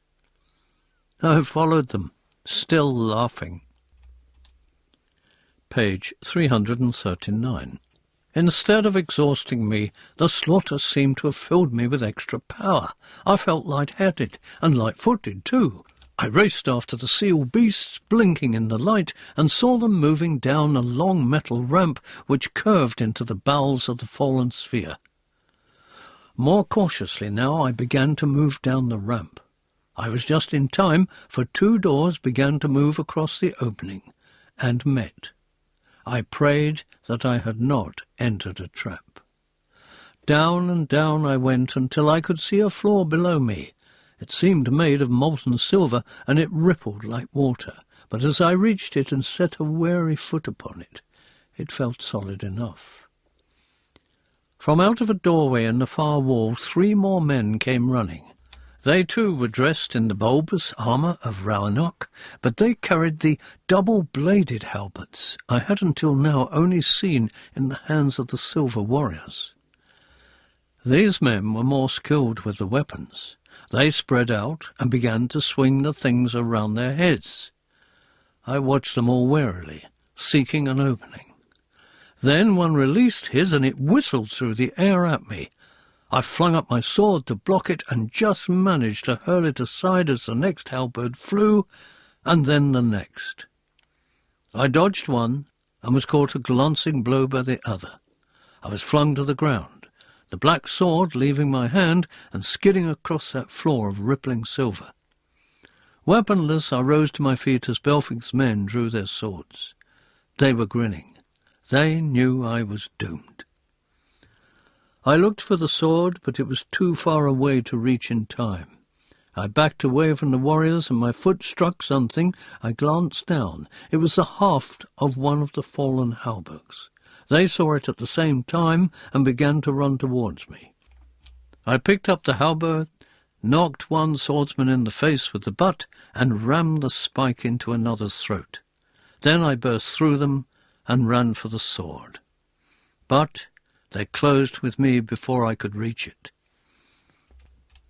Page 340. I turned again, blocking a thrust with the shaft, and then reversing the movement to bring the axe blade down onto the helm of the second man. He staggered, dazed, and I skidded across the floor to the sword. It settled into my hands, and it began to moan like a savage hound that needs to kill. I let it kill. I split my first assailant from skull to midriff, and I chopped the body of the second man in 2. Then I shuddered as the battle fever began to leave me. Sheathing the sword again, I ran towards the entrance through which the warriors had come. I was in a long, twisting corridor.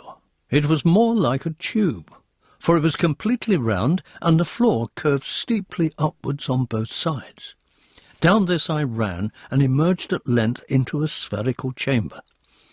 I had a feeling that these passages had not originally been used by human beings, but had possibly carried traffic or liquids of some kind.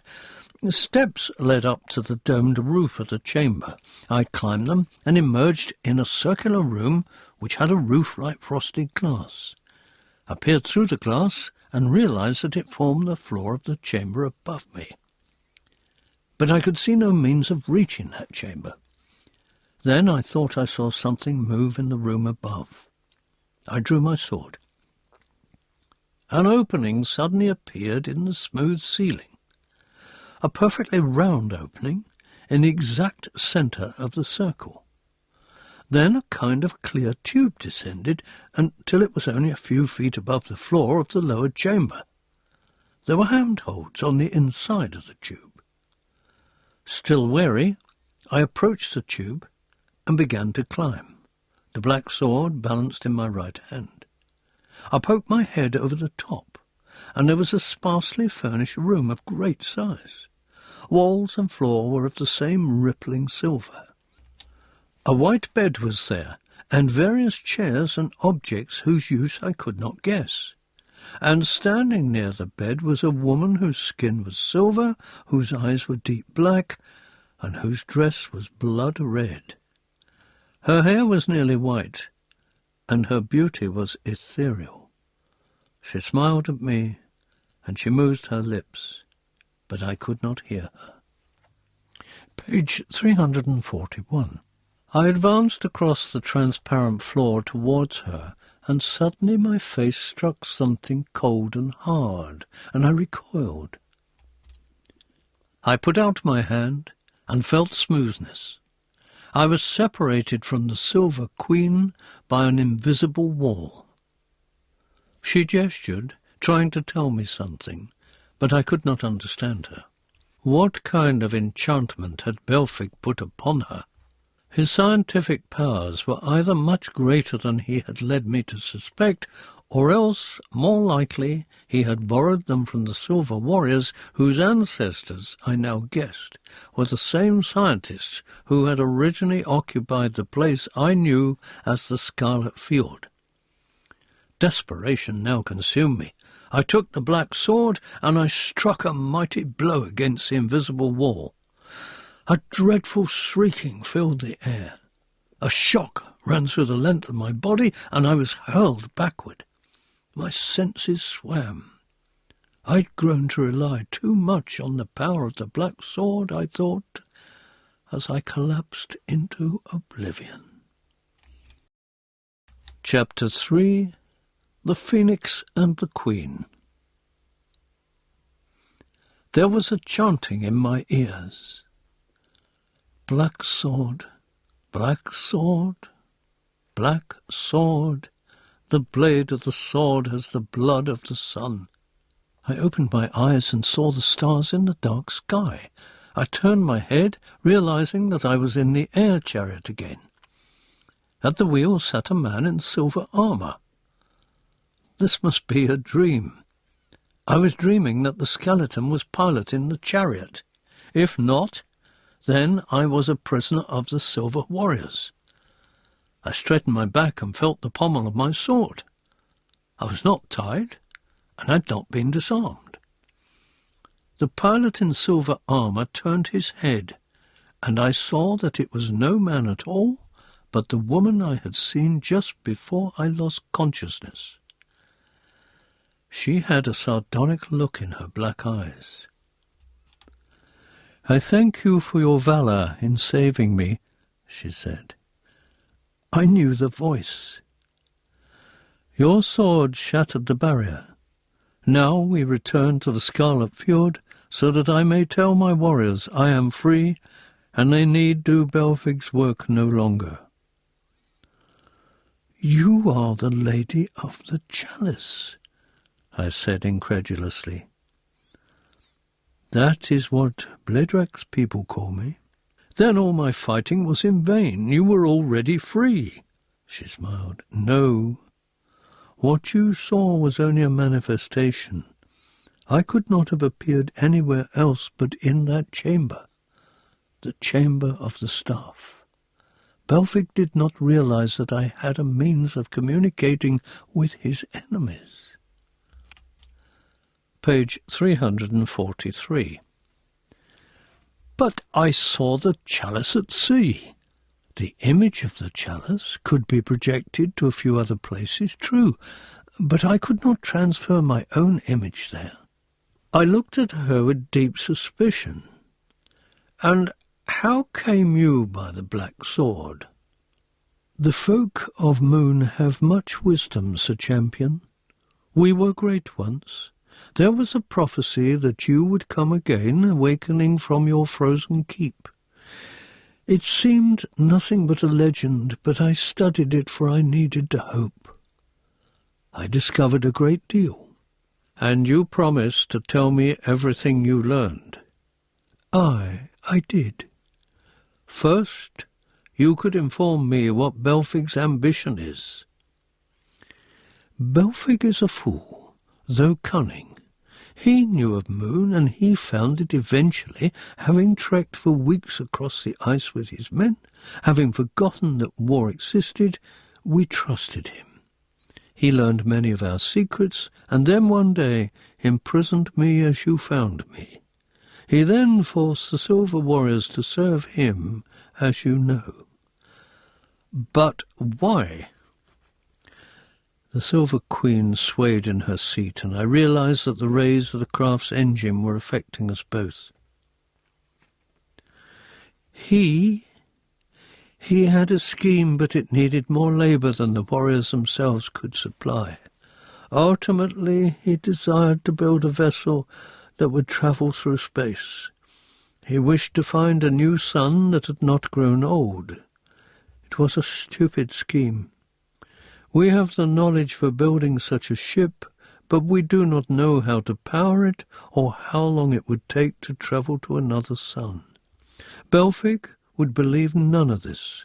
He felt that if he tortured me and my people long enough, we would eventually reveal everything to him.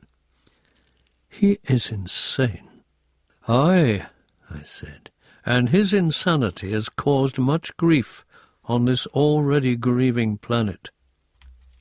Page 344. She moaned. My eyes.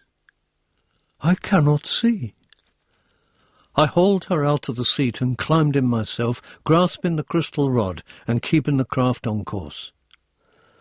So you conjured up the black sword, I said, and the chalice of gold, and did you send those dreams to plague me?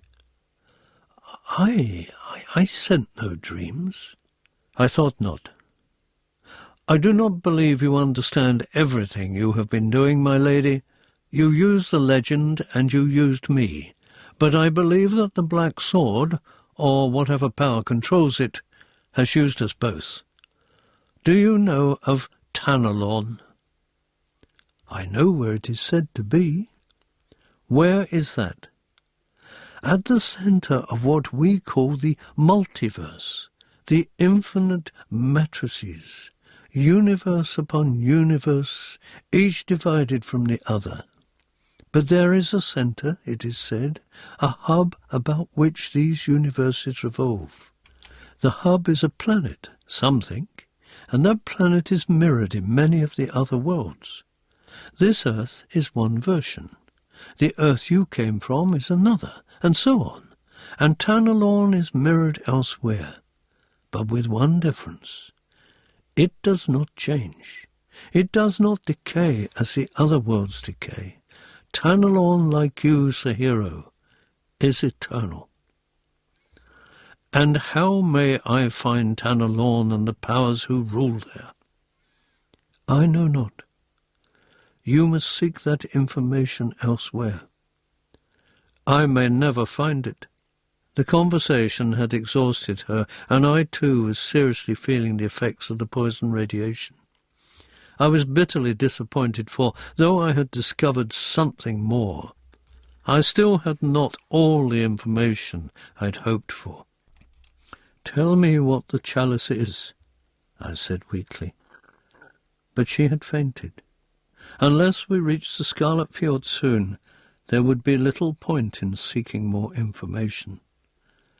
Then, at last, I saw the mountains ahead, and I pulled back the lever to increase the aircraft's height, for I intended to fly all the way to the Scarlet Field, and that was still a good distance away on the other side of the range. Page 345. We passed into a bank of thick brown cloud, and I felt salty moisture on my face. I could see only a short distance ahead, and I prayed I'd taken the vessel up high enough to avoid the highest crags. If not, then we should crash and be killed instantly. I fought to keep my vision clear and rid my head of dizziness, my body of its ache. If I lost control of the craft, we were bound to go into the side of a mountain. Then came a break in the cloud. I saw the dark, brooding sea below me. We had overshot the fiord. Quickly I turned the craft and decreased height. Within moments I saw the bishop's great fleet below. I fought against the nausea and dizziness engulfing me.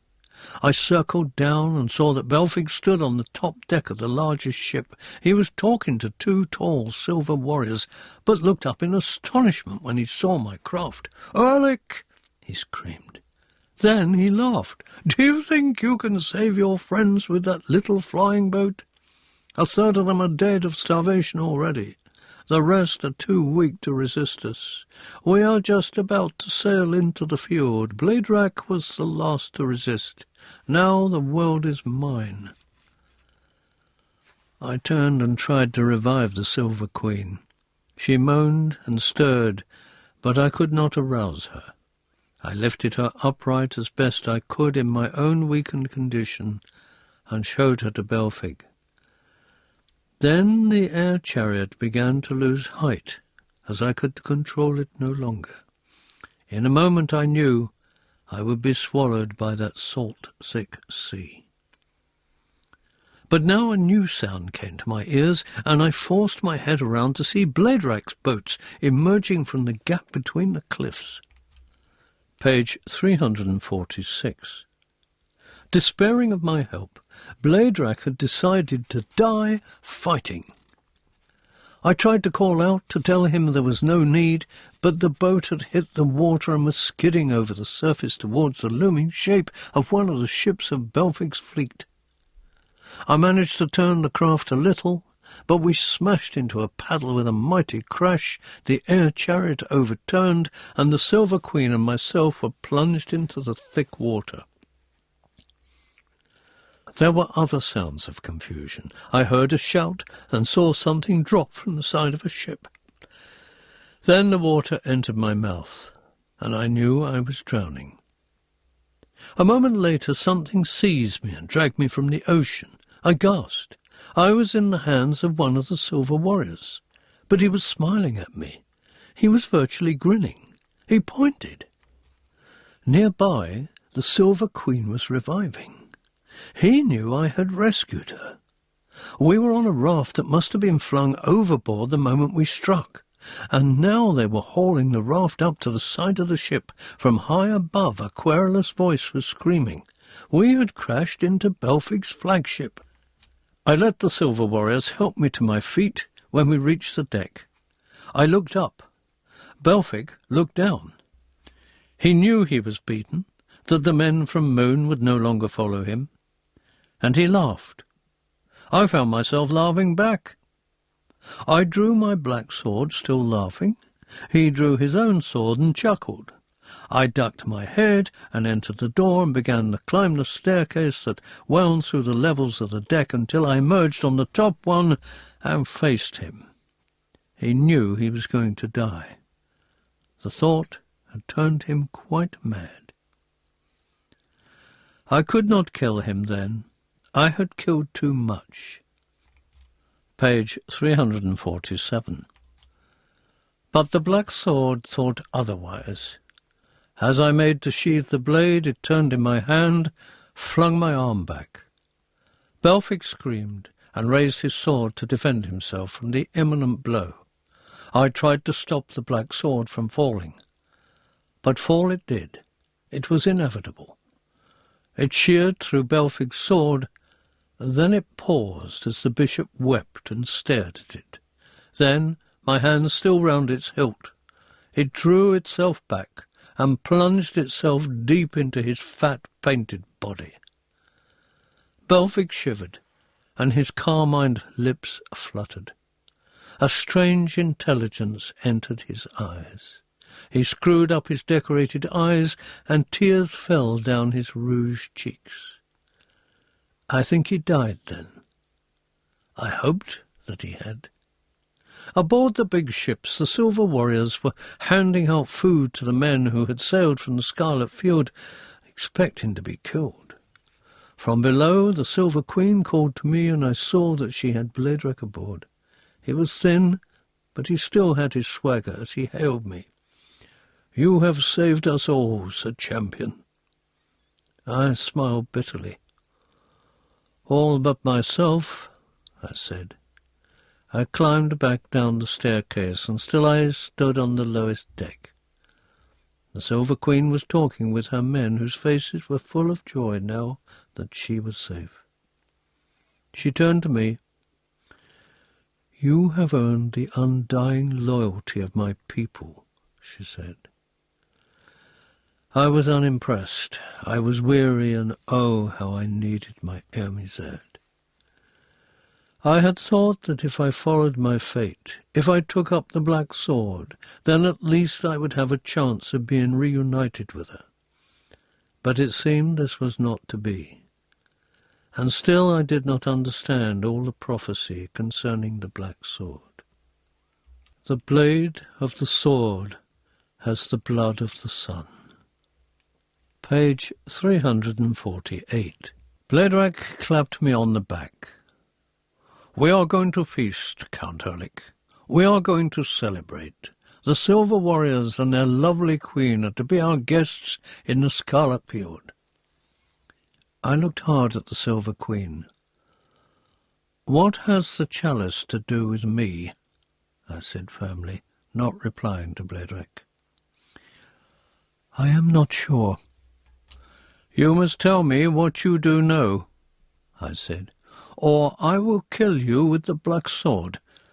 You have unleashed forces you do not understand. You have tampered with destinies. You have brought great grief upon me, O Queen in Silver, and still I think you do not understand. You sought to save a few lives on a dying planet by scheming to call the Eternal Champion. It suited those forces of destiny which control me to help you in your scheme, but I do not thank you for it, not with this hell sword hanging from me, this thing I thought myself rid of." She stepped back, the smile fading, and Bledrak looked grim. "You have used me," I said, "and now you celebrate. But what of me? What have I to celebrate? Where am I to go now?" And then I stopped, angered at my own self-pity. I turned away, for I was weeping. The Scarlet Fjord rang with merriment. Women danced along the quays, men roared out songs. Even the Silver Warriors seemed lusty in comparison with their former demeanour. But I stood on the deck of the great sea chariot, and I talked with the Silver Queen. We were alone. Bledrak and the rest were joining in the merrymaking. "What is the golden chalice?" I said. "What do you mean by using it to such a petty end?" "I do not think the end petty. How did you gain the power to use the chalice?" "There were dreams," she said, "and voices in the dreams. Much of what I did in a trance." I looked at her with sympathy then. I had known the kind of dreams she described. Page 349. You were told to call the chalice as you were told to call the black sword. Aye, and you do not know what the chalice is or why it makes that sound. The legend said that the chalice is meant to hold the blood of the sun. When that blood is poured into it, the chalice will take it to the sun, and the sun will come to life again. Superstition, I said. A folk tale. Possibly. She was subdued. I had shamed her. Now I felt sorry for my outburst. Why does the chalice scream? It calls for the blood, she murmured. And where is that blood? Suddenly I looked down at my sword and grasped the hilt.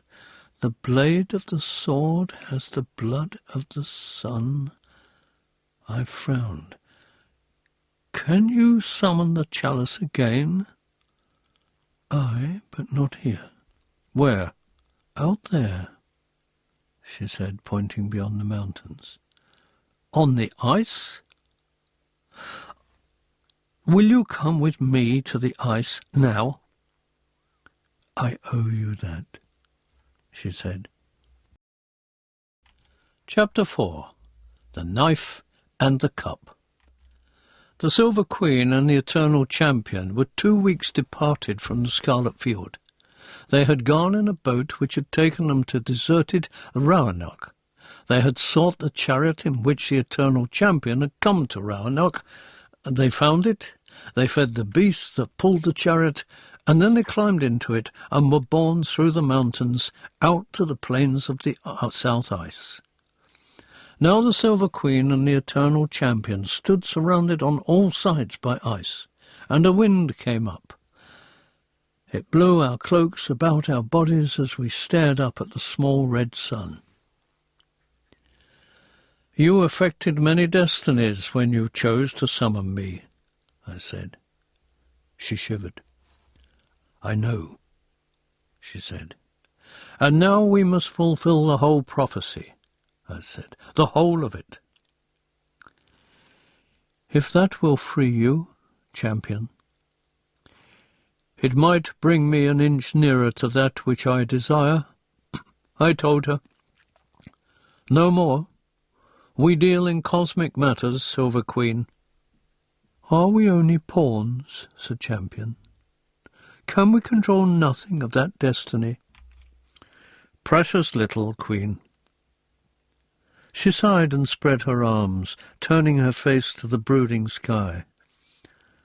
I summoned the screaming chalice, she cried. I unsheathed the black sword, and I stood with it point first in the ice, my 2 hands gripping the 2 halves of the crosspiece. The black sword began to tremble and began to sing. Page 351. I summon the screaming chalice, the Queen of Moon cried again. The black sword shuddered in my grasp. Now tears fell down the Silver Queen's silver cheeks, and she fell to her knees on the ice. The wind blew stronger. It came from nowhere. It was not a natural wind. For the 3rd time she called, I summon the screaming chalice. I raised the black sword, or it dragged my hands behind it, and almost tenderly I plunged a blade into her back as she lay spread-eagled on the ice. I had slain her in this manner, so that I should not see her face. Her body writhed. She groaned, and then she screamed, and her voice blended with the moan of the wind, with the howling of the sword, with my cries of anguish, and then at last with the shrill whine that grew so that it drowned all other sound. And the screaming chalice stood upon the ice, blinding me with its radiance. I flung one hand over my eyes and felt the black sword leave my grasp. When I looked again, I saw that the huge sword was hovering over the chalice, and from it poured blood. Blood ran down the black blade and flooded into the chalice, and when the chalice was full, the black sword fell to the ice. And it seemed to me then, although I could not swear this happened, that a huge hand reached down from the faded sky and picked up the chalice and drew it higher and higher into the air until it vanished. And then I saw a crimson aura spring around the sun. It flickered and was hardly visible at first, but then it grew brighter, and the twilight turned into late afternoon, and I knew that soon it would be morning again. Do not ask me how this came to pass, how time itself was turned back. I have been many heroes on many worlds, but I do not believe that I have ever witnessed another event as strange and terrifying as that which took place on the South Ice after the Black Sword slew the Silver Queen. South Ice after the Black Sword slew the Silver Queen. Page 352. The prophecy was complete. It had been my fate to bring death to this dying world, and now life. I thought of the Black Sword differently then. It had done much that was evil in my eyes, but perhaps the evil had been to accomplish a greater good. I walked to where it had fallen. I stooped to pick it up, but the sword had gone. Only a shadow was left on the ice. I removed the scabbard from my belt and put it near that shadow. I walked back to where I had left my chariot, and I climbed into it. I looked at the corpse of the Silver Queen, stretched where I had slain her. To save her people, she had conjured up cosmic forces of indescribable power, and those forces had brought about her death. Would that they had brought about mine, I murmured as the chariot's wheels began to roll. I did not expect to be much longer on the South Ice. Soon I knew I would be called again, and when I was called I would try once more to find my way back to Ermizad, my Eldrin princess. I would look for Tanalorn, eternal Tanalorn, and one day perhaps I would know peace again.